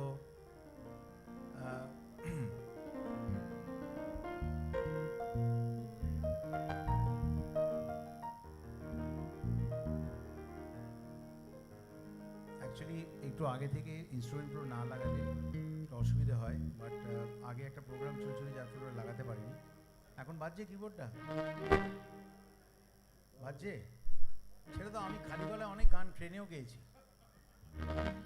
গুরু না ভোজি মন সন্ধ্যা সকালে মন প্রাণ দিয়ারে ফুরাইয়া গেল মন সাধেরি জনম ফুরাইয়া গেল মন সাধেরি জনম আপন কর্ম দোষে রে প্রাণের বান্ধব রে কিছু দাও মা যাও দেখা দয়া করে প্রাণের বান্ধব রে দাও দেখা দয়া করে 10 টাকা আছে আসিতে হবে মোর বারে বারে এই না ভবের মাঝারে আর না হবে মন বাবুল জনম আর না হবে মন বাবুল জনম আপন কর্ম দোষে রে প্রাণের বান্ধব রে দাও দেখা দয়া করে প্রাণের বান্ধব রে দাও দেখা দয়া করে দেখুন আমি মজা করে গাইছি আপনারা যদি হাততালি না দেন আমি 15 মিনিটে প্রোগ্রাম শেষ করে দেবো আপনারা যদি সবাই হাতে মোবাইল নিয়ে রেকর্ড করেন আর হাতগুলো হাততালি বাজানোর জন্য সেটা যদি সবাই মোবাইল ধরে থাকেন তাহলে গান গাইবার ইন্সপিরেশন পাবো না কিন্তু হ্যাঁ মোবাইলগুলো ছেড়ে দিন হ্যাঁ এইখানে আমার বাবা সুরটা দাও না একটা কিছু পাওয়া যায় কর দাও একটা হ্যাঁ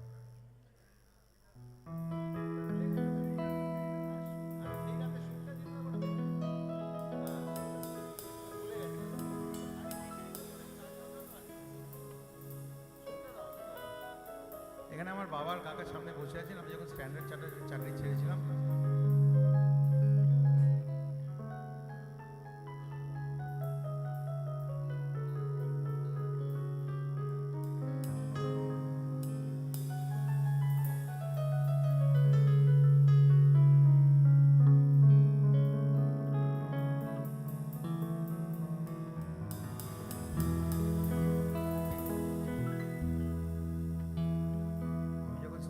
চাকরি ছেড়েছিলাম তখন এই বাবার কাকা পাশে বসে দুজনে হাসি মুখে শুনছে দুজনেই বলতেন যে এত ভালো চাকরি যাচ্ছিস বম্বেতে কারোকে চিনিস না খেতে পাবি না বিক্রি করতে হবে রাস্তায় তখন অ্যাকচুয়ালি ব্যান্ডেলের বাড়িতে আমাকে গিয়ে শোনাতে হয়েছিল যে যদি আমি ট্রেনেও গান গাই তাহলে আমি অনেক পয়সা পাবো কারণ সবচেয়ে হিট গানগুলো ট্রেনে যেগুলো গাওয়া হয় সব কটা গান আমি তুলে নিয়েছি কিন্তু ব্যাংকে চাকরি করবো না যা চাই তাই করবো সামনে বসে আছে এখন হাসি হাসি মুখ করে শুনছে তখন কিন্তু সবচেয়ে বড় মেরে জিন্দিগি মে দीवार हो आज मैं यहाँ खड़ा हूँ, मेरे पास सब कुछ है, प्यार है लोगों का, बस एक चीज़ नहीं है, माँ नहीं। चलिए सुरदम।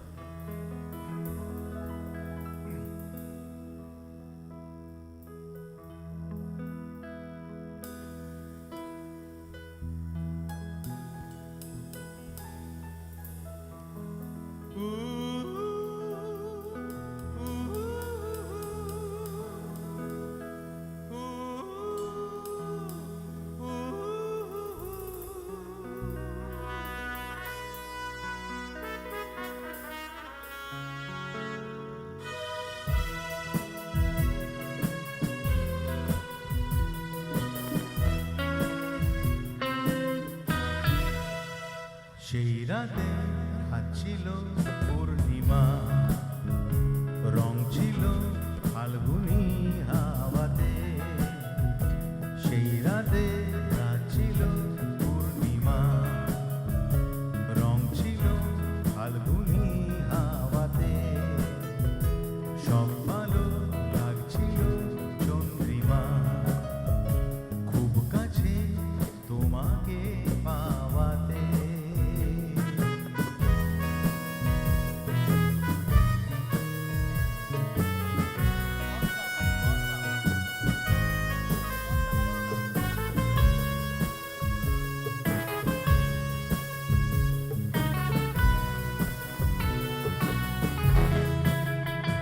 মন খুশি উর্বশী সেই রাতে, সুর ছিল গান ছিল এই প্রাণে।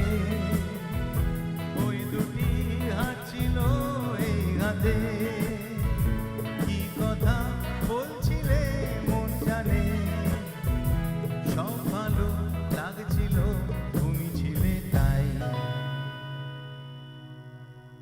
ছবি তুলছি। মন ছিল মনেরই ছায়াতে, সেই রাতে রাত ছিল পূর্ণিমা, রং ছিল ফাল্গুনি হাওয়াতে। সব ভালো লাগছিল চন্দ্রিমা, খুব কাছে তোমাকে পাওয়াতে।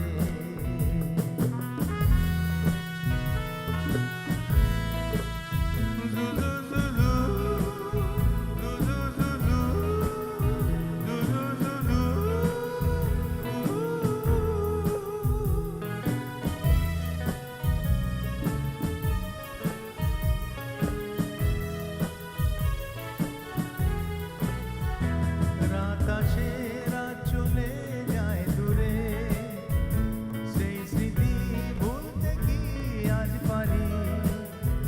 পুরানো দিন আছে মন জুড়ে, ভালোবাসা হয়েছে ভিখারি। ধূপকাঠি মন জলে একা একা তাই। চলো দুজনেই ফিমেল ফটোগ্রাফার। ছোটোবেলায় যখন বইমেলাতে আসতাম তখন অন্যরকম একটা দৃষ্টিভঙ্গি ছিল তো। তোলো তোলো তোলো, এরপরে চুলটা খারাপ হয়ে যাবে, তখন আর ভালো লাগবে না, এখনই তুলে নেব। সব ভালো লাগছিলে তুমি ছিলে তাই, মন ছিল মনেরই ছায়াতে। সেই রাতে রাত ছিল পূর্ণিমা, রং ছিল ফাল্গুনি হাওয়াতে। সব ভালো লাগছিল চন্দ্রিমা, খুব কাছে তোমাকে পাওয়াতে। দিদিদা আপনি আসুন। শুনেছি রোববার রোববার চার্চে গিয়ে কনফেশন করলে পাপ কমে যায়, ভগবান ক্ষমা করে দেয়। আপনাকে বলে দিই, যখন এখন তো বইমেলা অনেক বয়সে এসেছি, একটু সুর দাও, সুর। দুঃখের কথা বলছি, সুর দাও, সুর দাও, হ্যাঁ সুর। বলছি যে যখন বইমেলা আগে আসতাম না, কোন স্টলে ভালো বই আছে সেখানে যেতাম না, বুঝতে পেরেছি? বাকিটা আপনি বুঝে নেবেন তো? Very good. কোন স্টলে ভালো বই আছে সে তো বড় হয়ে পড়বো। তখন আমি কলেজে পড়তাম, তখন তো কলেজে বই ছিল সিআরটি, কেমিস্ট্রি ছিল, ফিজিক্স ছিল, জিওগ্রাফি ছিল, ইকোনমিক্স ছিল, স্ট্যাটিস্টিক্স ডাইনামিক্সও ছিল। তো তখন তো বই দিত, আমাদের কলেজ থেকে কিনতে হতো, সিআরডিজি, চিত্তরঞ্জন দাশগুপ্ত সব বই পড়তে হতো। তাহলে কেন শুধু শুধু বইমেলায় এসে বই পড়ব? তো যে স্টলে আমরা যেতাম সেই স্টলে প্রজাপতি নম, ভেরি গুড। দিদিদা এতদিন সঙ্গে বইমেলায় ঘুরে ঘুরে ওনার মনটা যে উৎফুল্ল আছে, প্রচুর প্রজাপতি, বাট নেভার চেজ আ প্রজাপতি। প্রজাপতিকে চেজ করলে না উড়ে চলে যায়, চুপ করে এক জায়গায় দাঁড়িয়ে থাকলে ঠিক কাঁধে এসে বসে। হ্যাঁ, থ্যাংক ইউ সো মাচ। কিন্তু বেশিক্ষণ পড়তে দেবেন না, প্রচুর খরচা, এটাও বলে দেবেন। হ্যাঁ, এবারে পরের গান যেটা গাইবো সেটা আপনারা শুনুন। গানটা হয়তো শুনেছেন আগে। এটা বাজবে তো? এটা বাজছে, জোর হবে। এটাও তো মেয়ে ফটোগ্রাফার, ছেলেগুলোর হলো কি? বাঁ দিক থেকে তুলবে, এদিকে চুলটা বেশি ভালো।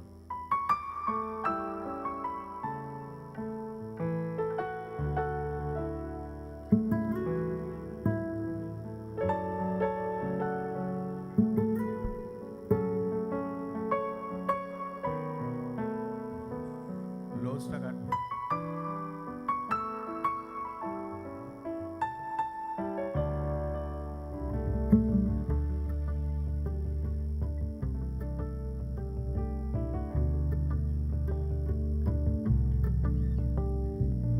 আলো আলো রং জমকালো চাঁদ ধুয়ে যায়, চেনা শোনা মুখ জানা শোনা হাত ছুঁয়ে যায়, ধীরে ধীরে ঘুম ঘিরে ঘিরে গান রেখে যায়, কিছু মিছু রান পিছু পিছু টান রেখে যায়, আজও আছে গোপন ফেরারি মন, বেজে গেছে কখন সে টেলিফোন, চেনা শোনা মুখ জানা শোনা হাত ছুঁয়ে যায়, ধীরে ধীরে ঘুম ঘিরে ঘিরে গান রেগে যায়, আজও আছে গোপন ফেরারি মন, বেজে গেছে কখন সে টেলিফোন।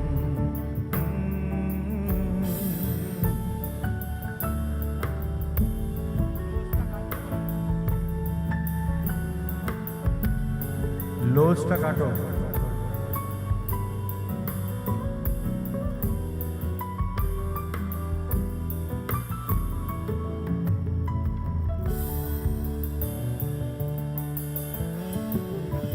গুঁড়ো গুঁড়ো নীল রং পেন্সিল জোছনার জল, ঝুরো ঝুরো কাঁচ আগুন ছোঁয়াচ ঢেকেছে আচলা, ফুটপাতে ভিড় জাহাজের ডাক ফিরে চলে যায়, আহা আহা,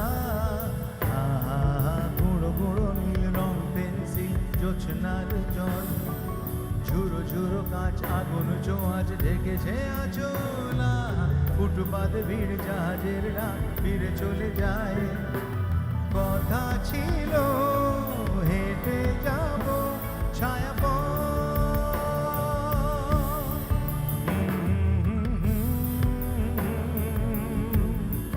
ফেরারি মন, বেজে গেছে কখন সে টেলিফোন, চেনা শোনা মুখ জানা শোনা হাত ছুঁয়ে যায়, ধীরে ধীরে ঘুম ঘিরে ঘিরে গান রেগে যায়, আজও আছে গোপন ফেরারি মন, বেজে গেছে কখন সে টেলিফোন, চেনা শোনা মুখ জানা শোনা হাত ছুঁয়ে যায়, ধীরে ধীরে ঘুম ঘিরে ঘিরে গান রেগে যায়, আজও আছে গোপন ফেরারি মন, বেজে গেছে কখন সে টেলিফোন, আজও আছে গোপন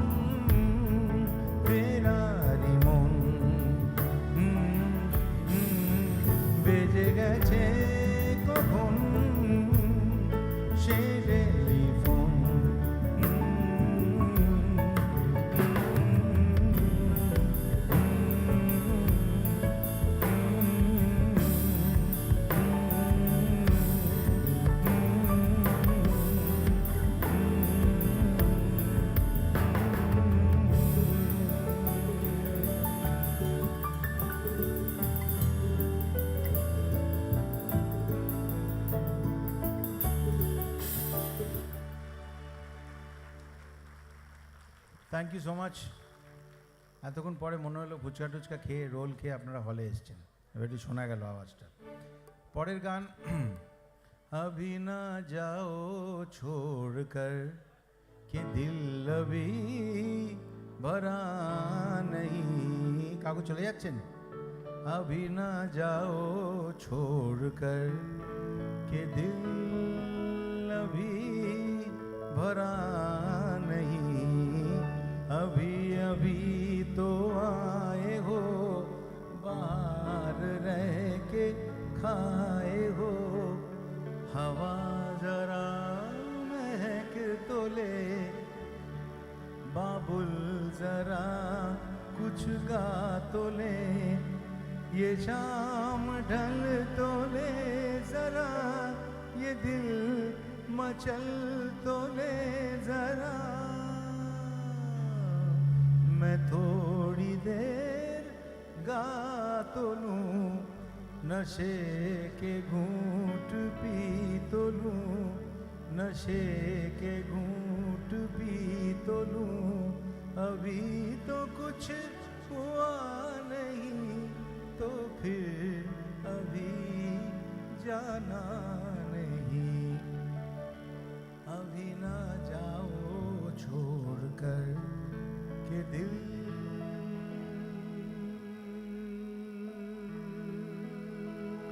এখানে হাত না বাজালে আমার দম আটকে মারা যাবে।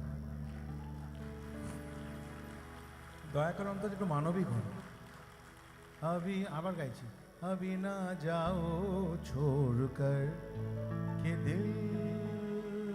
তাড়াতাড়ি বাজিয়ে দেবেন তো, কারণ আমাকে আন্ডার এস্টিমেট করলেন। এবারে কিচ্ছু করতে হবে না, আমি বলবো কখন বাজাতে হবে। अभी ना जाओ छोड़ कर के दिल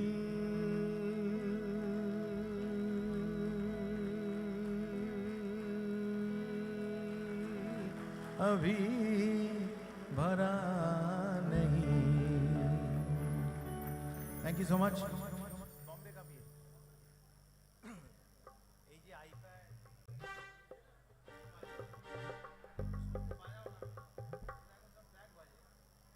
বাজানোর অভ্যেসটা চলে গেছে। আরে গৌতম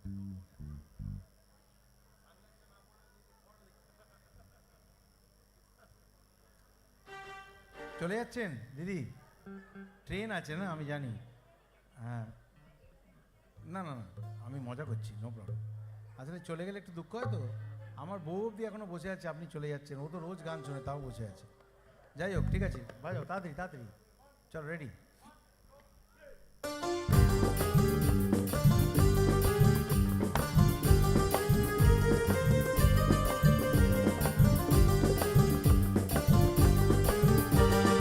बॉम्बे का पिए, अरे भारत नाचिए। अरे बॉम्बे का पिए, भारत नाचिए। এসেছি দেখো বই মেলাতে। বম্বে का पिए, भारत नाचिए। এসেছি আমার বই মেলাতে।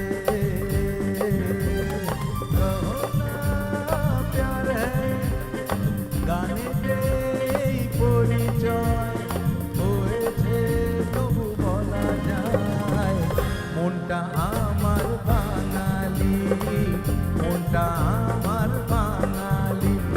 বম্বে কাঁপিয়ে, আরে ভারত নাচিয়ে। আরে বম্বে কাঁপিয়ে, ভারত নাচিয়ে। এসেছি আমার বাংলাতে। কহো না প্যার হ্যায়, গানেতেই পরিচয় হয়েছে, তবু বলা যায় মনটা আমার বাঙালি। আমরা সবাই বাঙালি, মনটা আমার বাঙালি।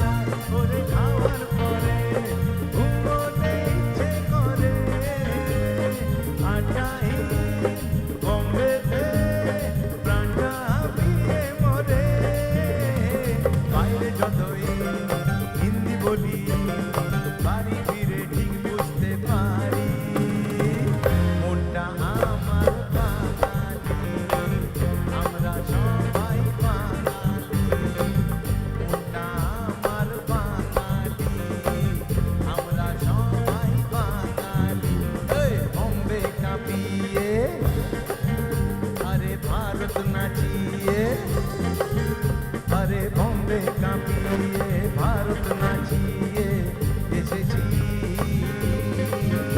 আমার বই মেলাতে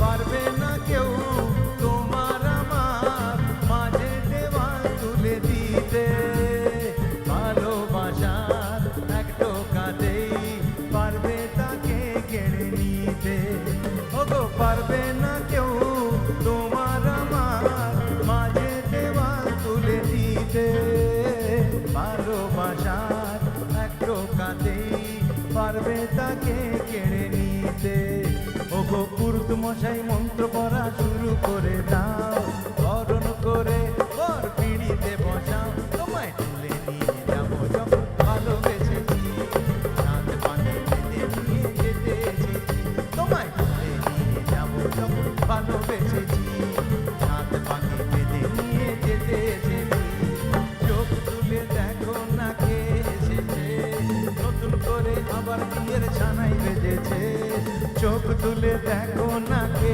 এসেছে নতুন করে আবার বিয়ের ছানাই বেজেছে তোমায় তুলে নিয়ে যাবো যখন ভালোবেসেছি সাত পাখি বেঁধে নিয়ে যেতে এসেছি তোমায় তুলে নিয়ে যাবো যখন ভালোবেসেছি সাত পাখি বেঁধে নিয়ে যেতে এসেছি চোখ তুলে দেখো না কে এসেছে নতুন করে আবার বিয়ের ছানাই বেজেছে উত্তম কুমার শিলচর কুমার ছিলেন বাঙালি সাচা বুদ্ধিতে বাঙালি সারে জাহাজে আচ্ছা উত্তম কুমার গুরু কিশোর কুমার ছিলেন বাঙালি সাচা বুদ্ধিতে বাঙালি সারে জাহাজে আচ্ছা বাইরে যতই হিন্দি বলি বাড়ি ফিরে ঠিক বুঝতে পারি মনটা আমার বাঙালি মনটা আমার বাঙালি বম্বে কাঁপিয়ে আরে ভারত নাচিয়ে আরে বম্বে কাঁপিয়ে ভারত নাচিয়ে এসেছি আমার বাংলাতে কহো না প্যার গানেতে পরিচয় হয়েছে তবু বলা যায় মনটা আমার বাঙালি আমরা সবাই বাঙালি মনটা আমার বাঙালি আমরা সবাই বাঙালি মনটা আমার বাঙালি আমরা সবাই বাঙালি মনটা আমার বাঙালি আমরা সবাই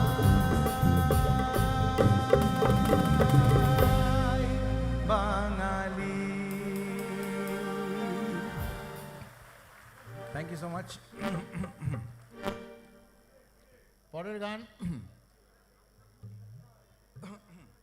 প্রচুর ধোঁয়া হ্যাঁ পরের গান যেটা গাইবো সেটা আপনারা সবাই জানেন কিন্তু আমি একটুখানি ভাবছি অর্ডারটা অল্প একটু চেঞ্জ করব কারণ এই বইমেলাতে এই গানটা আমি খুব গাইতাম আর যখন এই হাত বাড়িয়ে বাড়িয়ে গাইছিলাম তখন ওই গানটা বিশেষ করে মনে পড়ছিল অনেকবার বারণ করেছিলাম যে দেখো বড় হলে আমার নাম হবে শোনেনি এখন SMS করে কিন্তু কোনো লাভ নেই এখন ওই দেখুন হ্যাঁ তখন বলেছিলাম যে আমাকে এভাবে এরকম করো না অনেক খরচা করে ফেলেছি তোমার উপর আমার বড় হলে নাম হবে চাকরি ছাড়লে এরকম হবে না দাদা আপনি গল্পটা শুনে যাচ্ছেন না পরে দুঃখ পাবেন চলে যান দেখুন আমি মঞ্চে যখন থাকি আমি একজন এন্টারটেনার সারাদিন অত্যন্ত মন দিয়ে নিষ্ঠার সঙ্গে কাজ করি আস্তে আস্তেও আমি আমাদের ওয়েস্ট বেঙ্গল গভর্নমেন্টের যে দিদিও এতটা চান যে ট্যুরিজমটা খুব পপুলার হোক তার যে মেন হোম পেজটা সেটা ডিজাইনটা ফাইনাল করতে করতে এসেছি আপনারা কদিনের মধ্যেই দেখতে পাবেন কাজে আমি খুব মন দিয়ে কাজ করি এবং স্টেজে যখন থাকি কোনো মন্ত্রিত্বের জ্যাকেট পরি না আমার যে গানটা ওপরওয়ালা দিয়েছেন তার সঙ্গে কোনো রকমের আমি অসততা বা বেইমানি করি না আমি অ্যাজ অ্যান এন্টারটেনার যদি কেউ আমার ভিডিও তুলে দেখায় যে আমি ডান্স করছি বা মজা করছি বা স্টলে গিয়ে প্রজাপতি দেখার কথা বলছি আমার ঘন্টা এসে যায় কিচ্ছু এসে যায় না because I know what exactly I am doing and if I work well I sing well, it's a cycle. ভালো কাজ করলে মন ভালো থাকে, ভালো গান গাইলে কাজ ভালো হয়, it's like that, so no problem. তার মধ্যে যদি আবার এত ফিমেল ফটোগ্রাফার থাকে তো মন তো ভালো হয়ে যাওয়ারই কথা, এটা তো আমার এক্সপেকটেশনের বাইরে। কিন্তু তোমরা একটু বেছে বেছে ছবি তুলো, হ্যাঁ। আমার বউ ডান দিকে থাকলে নর্মালি আমার বাঁ দিকে চুলটা বেটার হয়, এটা একটা কিউ ফর ফিউচার শোজ। এই গানটা আমি গাইবই, কারণ এটার সঙ্গে বইমেলার একটা স্মৃতি জড়িয়ে আছে। এবং মান্নাবাবুর গান, আমরা যখন আমার নিজের গান ছিল না তখন এইসব গানগুলো খুব গাইতাম। যদি ভালো লাগে খুব ভালো কথা, আর যদি ভালো না লাগে ত্রিদীপদা আপনি যেটা বলছিলেন সেটা একবার বলে দিন, একবার আসুন। সুর দাও, সুর এমনি সুর দিতে থাকো। হ্যাঁ, ত্রিদীপদা আপনাদেরকে একটা অফার দিয়েছে যে যাদের গান ভালো লাগছে তাদের খুব ভালো কথা, আপনারা এই দুদিকে রাস্তা আছে, এই পেছনে এক্সিট ডোর আছে, ওখান দিয়ে বেরিয়ে চলে যেতে পারবেন আস্তে আস্তে। আর যাদের গান ভালো লাগবে না তারা এখানে ত্রিদীপদাদের যে অফিস আছে ওখানে আপনাদের একটি করে মেগান এবং আমাদের হ্যারি এবং মেগান মার্কেলের যে বইটা বেরিয়েছে স্পেয়ার বলে, ওটার একটা স্পেয়ার পার্ট আপনাদেরকে দেওয়া হবে ফ্রিতে। তো যাদের ভালো লাগছে না যদি আপনারা হাত তোলেন তাহলে স্পেয়ারের একটা করে কপি, যেগুলো স্পেয়ার পড়ে আছে সেগুলো দেওয়া হবে। এটা ত্রিদীপদার বিশেষ একটা ঘোষণা আমি করে দিলাম। চলুন এটা গাওয়া যাক।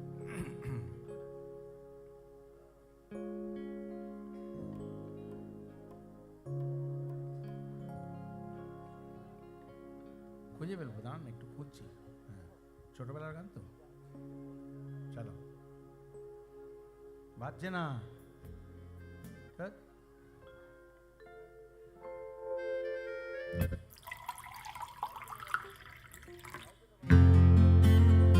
জল পড়ে গেল মোবাইলের উপরে।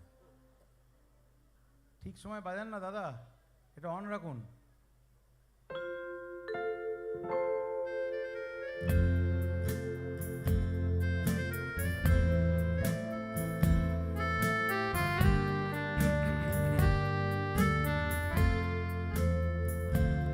अपना सीट बेल्ट बांध लीजिए, दिल में तूफान आने वाली है।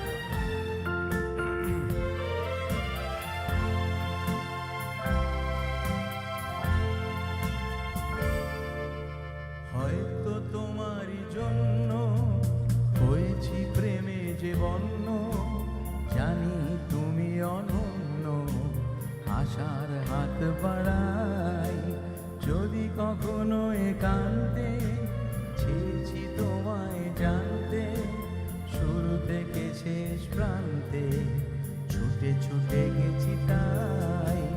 হয়তো তোমারই জন্য হয়েছি প্রেমে যে বন্য, জানি তুমি অনন্য, আশার হাত বাড়াই যদি কখনো একান্তে, চেয়েছি তোমায় জানতে শুরু থেকে শেষ প্রান্তে, ছুটে ছুটে গেছি তাই।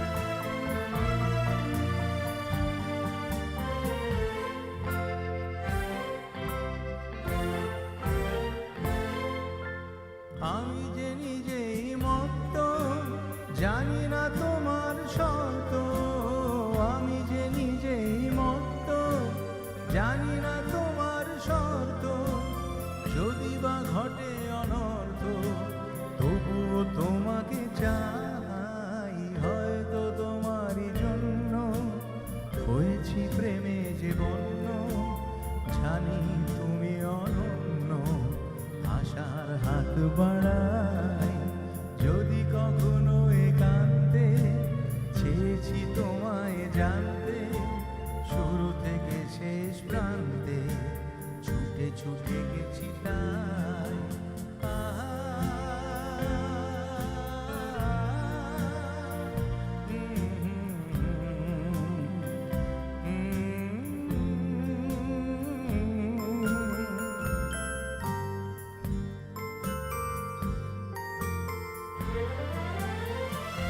আমি যে দুরন্ত, দু চোখে অনন্ত, ঝড়ের দিগন্ত জুড়ে স্বপ্ন ছড়াই। আমি যে দুরন্ত, দু চোখে অনন্ত ঝড়ের দিগন্ত জুড়ে স্বপ্ন চড়াই। তুমি তো বলনি মন্দ, তবু কেন প্রতিবন্ধ? তুমি তো বলনি মন্দ, তবু কেন প্রতিবন্ধ? দেখো না মনে দ্বন্দ্ব, সব ছেড়ে চলো যাই। হয়তো তোমারই জন্য হয়েছি প্রেমে যে বন্য, জানি তুমি অনন্য, আশার হাত বাড়াই। যদি কখনো একান্তে চেয়েছি তোমায় জানতে, শুরু থেকে শেষ প্রান্তে ছুটে ছুটে গেছি তাই। হয়তো তোমারই জন্য হয়েছি প্রেমে যে বন্য, জানি তুমি অনন্য, আশার হাত বাড়াই। যদি কখনো একান্তে চেয়েছি তোমায় জানতে, শুরু থেকে শেষ প্রান্তে ছুটে ছুটে গেছি তাই।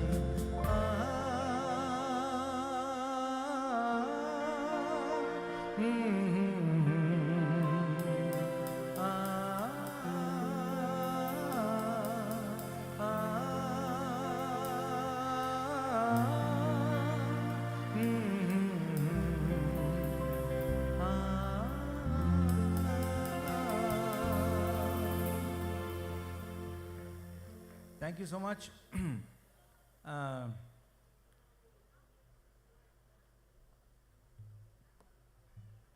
আচ্ছা,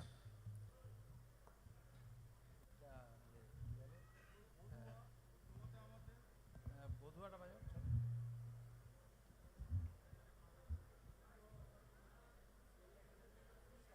আর বেশিক্ষণ গাইব না, বাস 10-15 মিনিট, আবার ছেড়ে।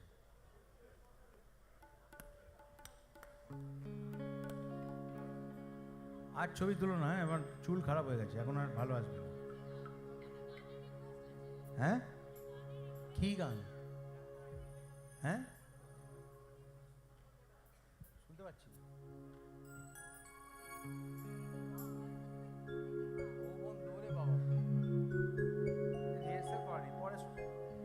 ছবি পেলে যাবে, ভালো ছবি হলে নিশ্চয়ই শোনো।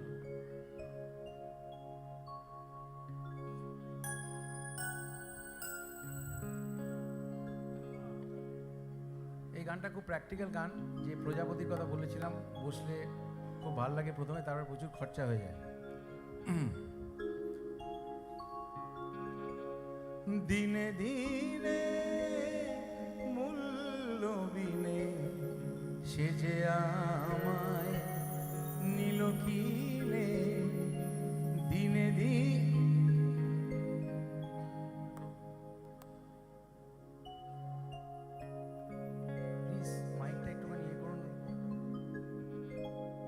ভেতরে রাগ হচ্ছে এত প্রচন্ড, কিন্তু মুখে হাসি, এই অ্যাক্টিংটা আর পাচ্ছি না, ভীষণ কষ্ট হচ্ছে। একটুখানি প্লিজ এই হামিংটা যাতে না আসে সেটা একটু চেষ্টা করুন।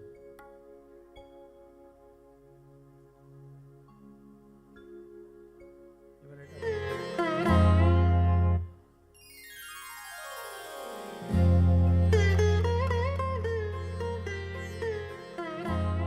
নয়ন সরসী কেন ভরেছে জলে,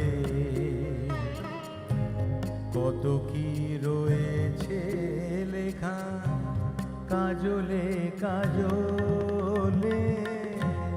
নয়ন সরসী কেন ভরেছে জলে, কত কি রয়েছে লেখা কাজলে কাজলে। নয়ন সরসী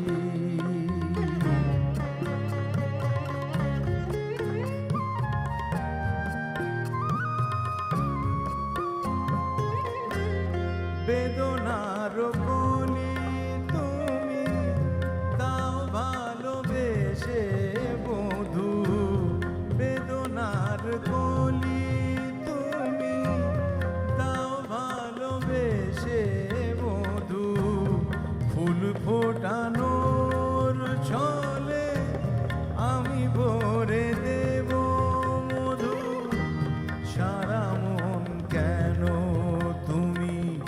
চোখে সাজালে কত কি রয়েছে লেখা কাজলে কাজলে নয়ন সরসী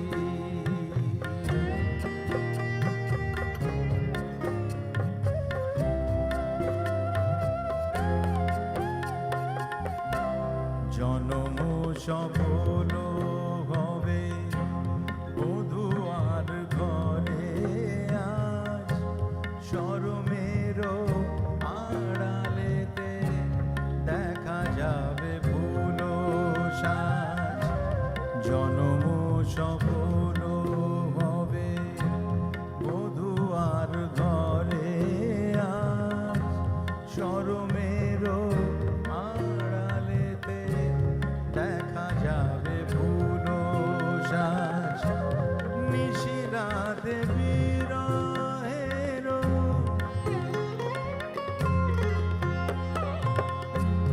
নিশিরাতে বিরহের বাঁশিও রেখে বাজায় ভালোবেসে কেন বধূ আজ শুধু কেঁদে যায় সেদে সেদে কেন তুমি মরণ নিলে কত কি রয়েছে লেখা কাজলে কাজলে নয়ন সরসী কেন ভরেছে জলে কত কি রয়েছে লেখা কাজলে কাজলে নয়ন সরসী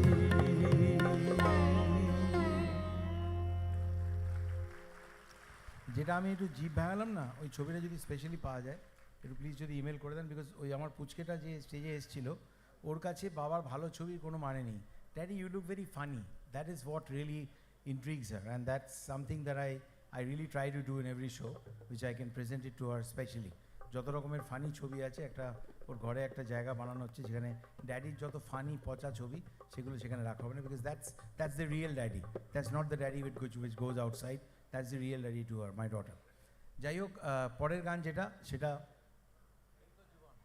মনে আছে তো উত্তম কুমার আর কিশোর কুমার বাপিদা সব মনে করে দিচ্ছি সব মনে আছে তো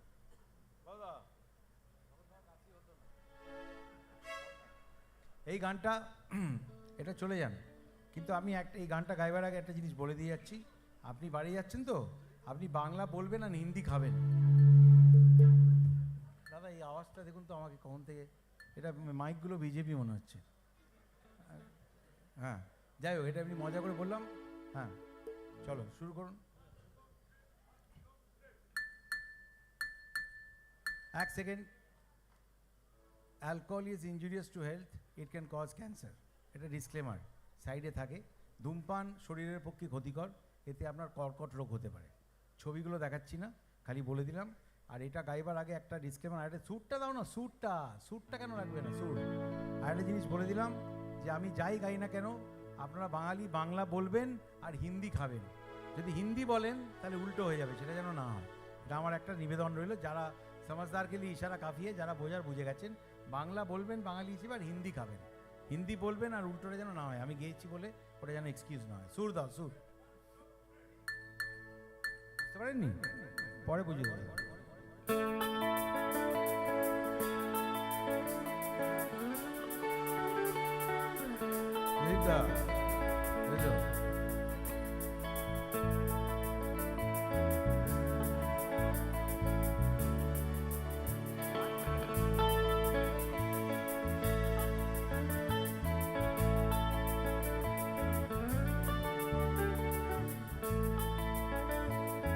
এই তো জীবন যাক না যেদিকে যেতে চায় প্রাণ দিদিদা চালা ফোয়ারা ঝিনসেরি শ্যাম্পেন রাম আমি কিন্তু টিটর লাই এই তো জীবন যাক না যেদিকে যেতে চায় প্রাণ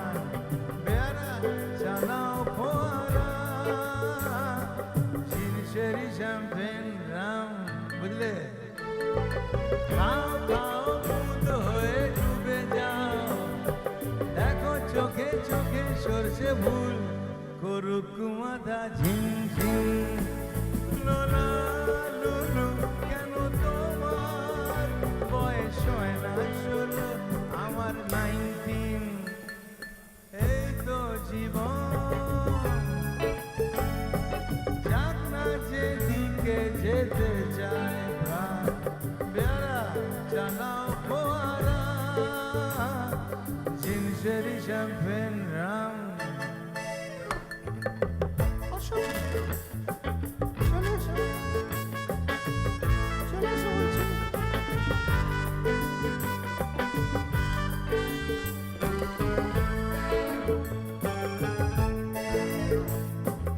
যাবো বলে তো আসিনি আজকে আজ হবেই হবে সর্বনাশ বুঝেছো স্বর্গ যদি না হয় সখী হোক না তবে নরকবাস স্ক্যান্ডেল চাই বুঝলে স্ক্যান্ডেল চাই ব্যাকগ্রাউন্ডে নইলে সমাজে পুরুষ বলে পাবে না মা খাও খাও মুদ হয়ে ডুবে যাও দেখো চোখে চোখে সরষে ফুল করুক মাথা ঝিমঝিম লোলা লুলু কেন তোমার বয়স হয় না 16 আমার 19 অসভ্য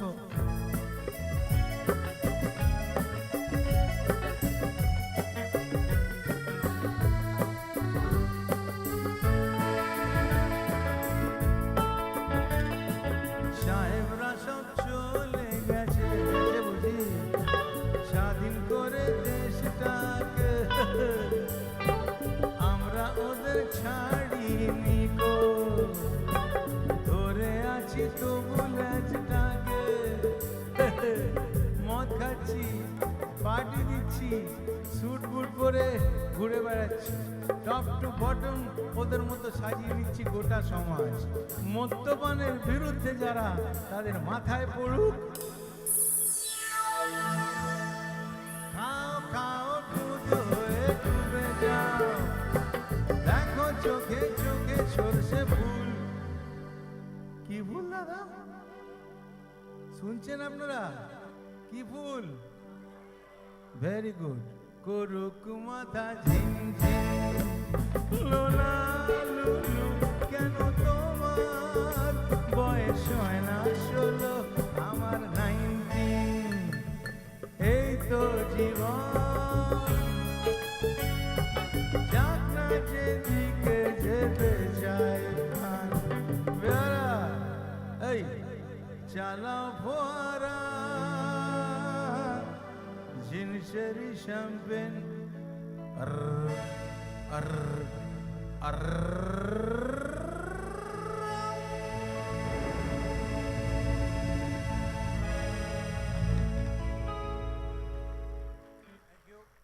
থ্যাংক ইউ আর দুটো গান গাইবো তার মধ্যে একটা গান খুব গাইতে ইচ্ছে করছে আমার ক্যারিয়ারের এটা খুব ভদ্র গান ওই জন্যে খুব ভালো গান ওই জন্যে হিন্দি গান হলেও এটা আমি গাইছি ত্রিদীপদা সব রকমের বই আপনারা ইয়ে করেন আমি অন্য কোনো হিন্দি গান গাইনি এই একটা গান আমার গাইতে খুব ইচ্ছে করছে কারণ খুব ভালো অডিয়েন্স আর কতক্ষণ 5 মিনিট আছে তো আরও পুলিশ কখন ধরবে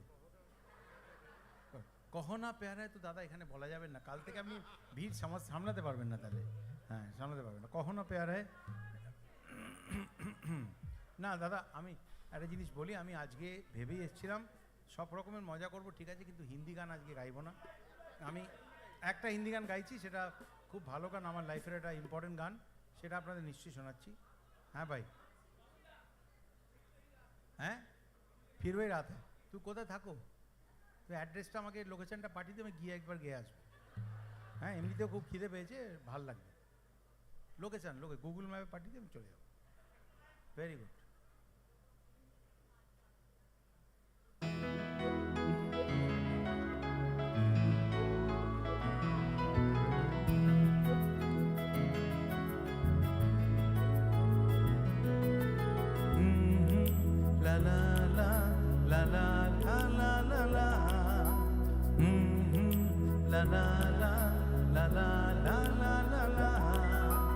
सांसों को सांसों में ढल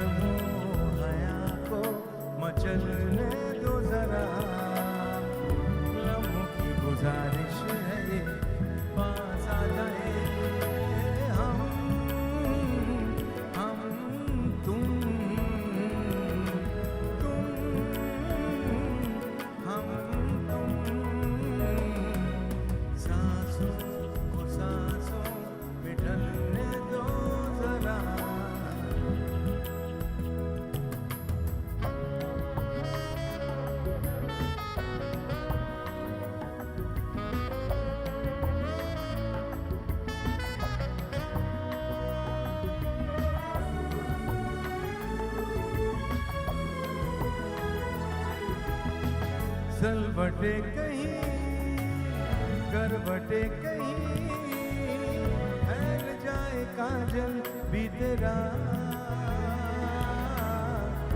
नजरों में हो गुजरता हुआ ख्वाबों का कोई काफिला जिस्मों और रूहों को जलने दो जरा शर्मो हया को मचलने दो जरा लम्हों की गुजारिश है पास आ जाए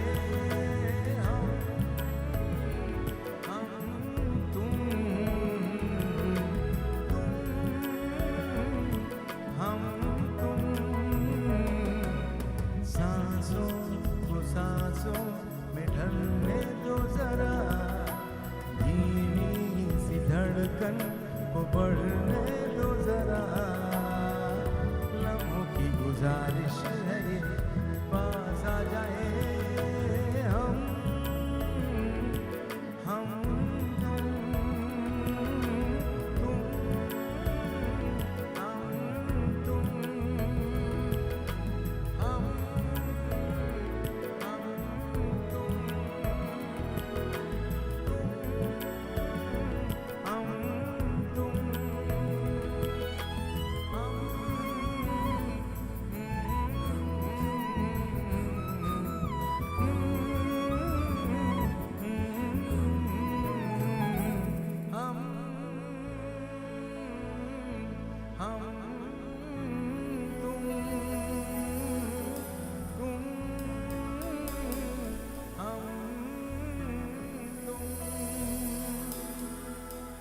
Thank you, thank you, thank you.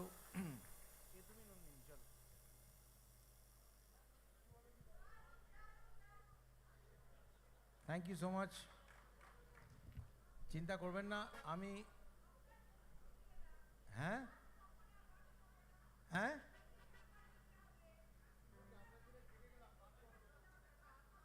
আপনি চিন্তা করবেন না আপনি কোথায় থাকেন রুবি তো আমি ড্রপ করে দেবো বসুন আমি মিথ্যে কথা বলি না মিথ্যে কথা যা বলার সামনে রোতে বসে আছে ওকেই বলি তারপরে আমি হাওড়ায় থাকি গঙ্গা ক্রস করে আসি পাপ ধুয়ে যায় আবার সারাদিন এদিকে যাই আপনাকে রুবিতে ড্রপ করে দেবো আমার সরকারি গাড়ি একটা গাড়ি আছে ড্রপ করে দেবো চিন্তা করবেন না পুলিশ পুলিশ ধরবে না তো পুলিশ গান শুনছে হ্যাঁ একদম কারেক্ট এই গানটাতে আচ্ছা আপনারা কারা কারা নাচতে পারেন একটু হাত তুলবেন কারা কারা আমি তো জিজ্ঞেস করছি না আমি তো নিচে দেখাতে বলছি না আপনারা সবাই হাত তুলুন না কি অসুবিধা আছে কে কে গিটার বাজাতে পারেন সবাই হাত তুলুন আমি তো জিজ্ঞেস কে কে শাহরুখ খানকে চেনেন কার বাড়িতে শাহরুখ খান গেছে খাবার খেতে হাত তুলুন না কি অসুবিধা কি আছে আমি কি জিজ্ঞেস করবো আপনাকে ছবি দেখান হ্যাঁ বুদ্ধি করে চলতে হয় তো যাই হোক বসো ঠিক আছে খুব ভালো করে যারা যারা নাচ জানে নাচবেন না এটা গিল্ডের চেয়ার ভেঙে গেলে মুশকিল হয়ে যায় আমার চেয়ার নড়ে যাবে চলো বাজাও দাদা দুটো গান হ্যাঁ হাততালি হোক একটু ভাই আইকনিক গান একটা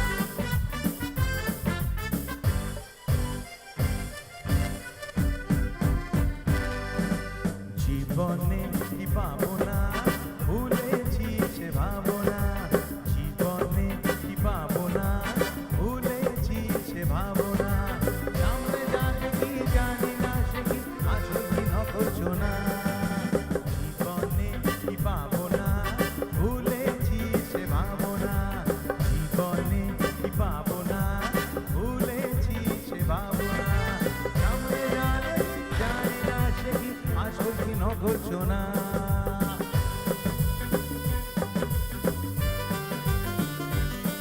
যারা যারা চিন্ময় রায়ের মতো নাচতে পারেন নাচুন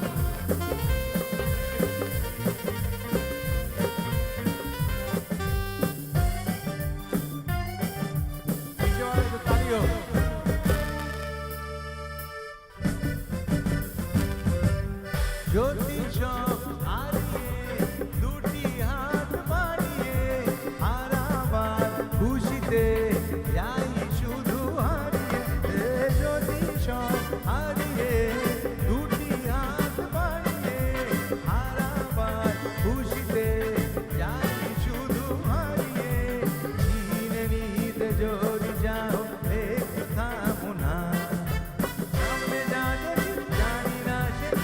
আসল কি নকল চোরা জীবনে কি পাবো না ভুলেছি সে ভাবনা জীবনে কি পাবো না ভুলেছি সে ভাবনা সামনে যা দেখি জানি না সে কি আসল কি নকল সোনা अरे हम तो मोहब्बत करेगा दुनिया से नहीं डरेगा हम तो मोहब्बत करेगा दुनिया से नहीं डरेगा चाहिए जमाना कहे हमको दीवाना अजी हम तो मोहब्बत करेगा दुनिया से नहीं डरेगा चाहिए जमाना कहे हमको दीवाना अजी हम तो मोहब्बत करेगा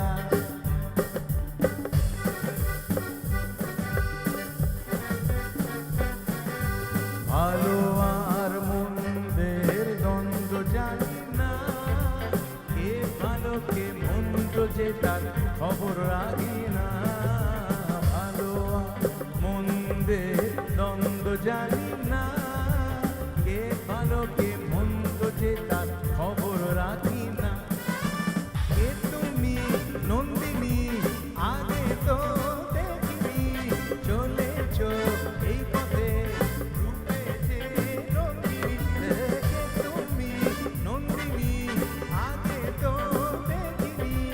চলেছ এই পথে রূপে যে রঙিনী চিনে নিতে যদি চাও একটু থামো না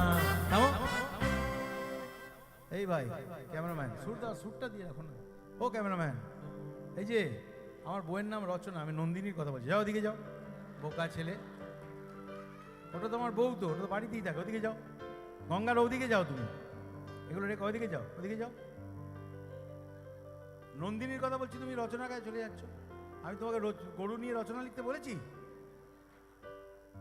চুপ করে দাঁড়িয়ে থাকো কে তুমি নন্দিনী আগে তো দেখিনি চলেছ এই পথে রূপে যে রঙিনী কে তুমি নন্দিনী আগে তো দেখিনি চলেছ এই পথে রূপে যে রঙিনী চিনে নিলে যদি যাও এ কামনা সামনে জানে জানি না সে আসল কি নকল সোনা জীবনে কি পাবো না ভুলেছি সে ভাবনা জীবনে কি পাবো না ভুলেছি সে ভাবনা সামনে জানে কি জানি না সে কি আসল কি নকল সোনা সামনে জানে কি জানি না সে কি আসল কি নকল সোনা সামনে জানে কি জানি না সে কি আসল কি নকল সোনা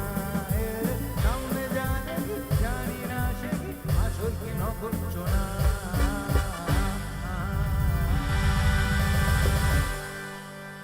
thank you so much Tridip দা এক মিনিট আপনাকে একটা জিনিস বলে দিই আর একটা গান গাইবো যদিও আমি একটা বই লিখছি বুঝলেন এখন শেষ করবো না আরও 2-3 বছর লাগবে বইটার নাম হচ্ছে ট্রুথ দ্যাট লাইজ উইদিন এটা দুটো মানে আছে ট্রুথ দ্যাট লাইজ উইদিন মানে হচ্ছে সত্যি যেটা মিথ্যে কথা বলে ট্রুথ দ্যাট লাইজ উইদিন আরেকটা হচ্ছে ট্রুথ দ্যাট লাইজ উইদিন যেটা ভেতরে থাকে ট্রুথ দ্যাট ভেতরে আছে বাইরে বেরোয় না তো তেমনি ওই ট্রুথ দ্যাট লাইজ উইদিনে আমার লেখা থাকবে যে আমার একমাত্র জীবনে প্রেম হচ্ছে আমার বউ রচনা বাকিটা আপনারা বুঝে নিন যে মানেটা আমি যে বইটা যে কারণে লিখছি সেটা হচ্ছে ট্রুথ দ্যাট লাইজ উইদিন আমার জীবনে একমাত্র প্রেম হচ্ছে রচনা ভেরি গুড বাকিটা আপনি গরুর রচনা করে নেবেন হ্যাঁ হ্যাঁ very good thank you so much পরের গান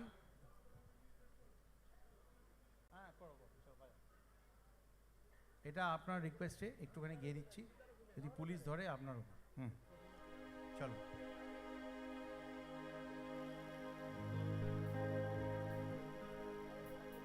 জি দিচ্ছ তো জি না জি স্যার আচ্ছা জি স্যার লা লা লা লা লা লা ला ला ला ला ला दिल ने दिल को पुकारा लो मैं आया मिलने दोबारा मंजिल प्यार तुम्हारा मैं हूँ बाबुल तुम हो सहारा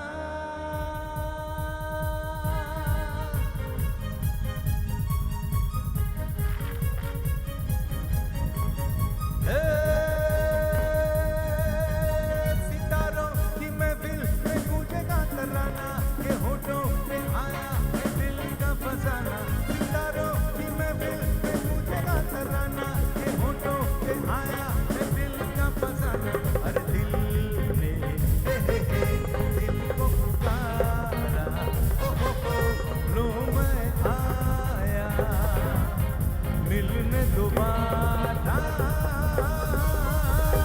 मंजिल प्यार तुम्हारा ओ मैं हूँ सागर तुम हो किनारा सितारों की महफिल में गूंजेगा तराना ये होठों पे आया है दिल का फसाना दिल वालों दिल मेरा सुनने को बेकरार है कहो ना प्यार है कहो ना प्यार है हो चाहत से हम तुम हैं चाहत से संसार है कहो ना प्यार है कहो ना प्यार है ये तुमसे प्यार है कहो ना प्यार है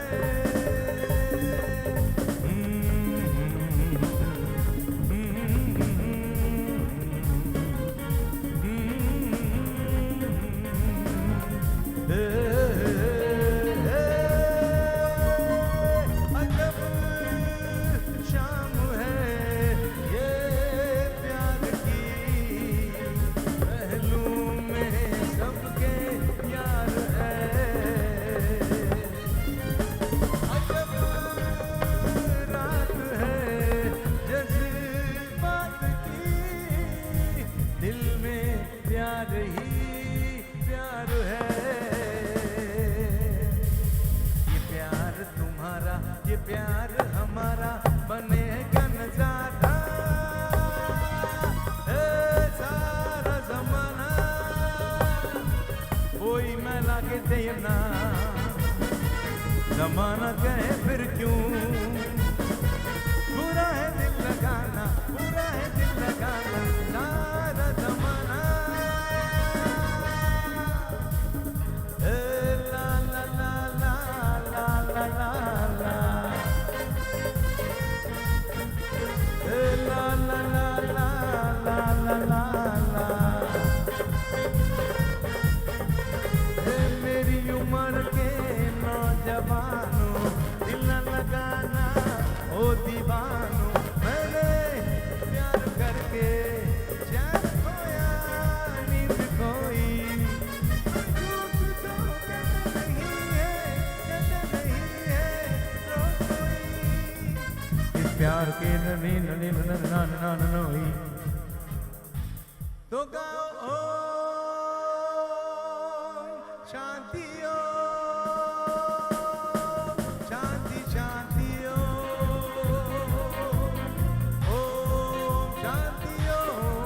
शांति शांति ओम जानू मेरी जान मैं तेरे कुर्बान जानू मेरी जान मैं तेरे कुर्बान अरे मैं तेरा तू मेरा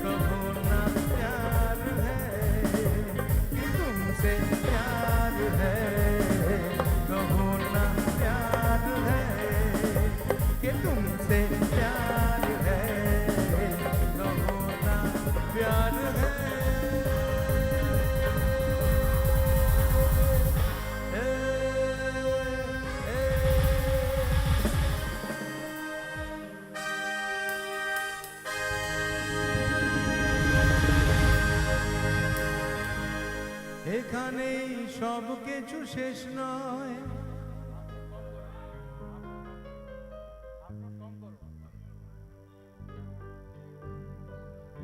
এখানেই সব কিছু শেষ নয়, বেশ নয় যদি মনে হয়, লিখে নিও গল্পের শেষটা, থাক না তবু রেশটা, থেকো না গোছে তুমি আনমনা চরণে, কোন ফুল ভুল করে তুললাম, চললাম এক গোছা রজনী গন্ধা হাতে নিয়ে বললাম, चललाम। सच्चाई छुप नहीं सकती बनावट के असूलों से, के खुशबू आ नहीं सकती कभी सुबह की सूखा फूलों से। বেশ কিছু সময় তো থাকলাম, রাখলাম মন রাখলাম, দেখলাম দুটি চোখে বৃষ্টি, বৃষ্টি ভেজা দৃষ্টি, মনে করো আমি এক মৃত কোনো জোনাকি, সারা রাত আলো জেলে বললাম, চললাম এক গোছা রজনী গন্ধা হাতে নিয়ে বললাম, চললাম চললাম চললাম। चलते चलते मेरे ये गीत याद रखना, कभी अलविदा ना कहना, कभी अलविदा ना कहना। रोते हंसते बस यूं ही तुम गुनगुनाते रहना, प्यार करते करते हम तुम कहीं खो जाएंगे, इन ही बहारों के आंचल में थक के सो जाएंगे। प्यार करते करते हम तुम कहीं खो जाएंगे, इन ही बहारों के आंचल में थक के सो जाएंगे। सपनों का फिर भी तुम यूं ही सजाते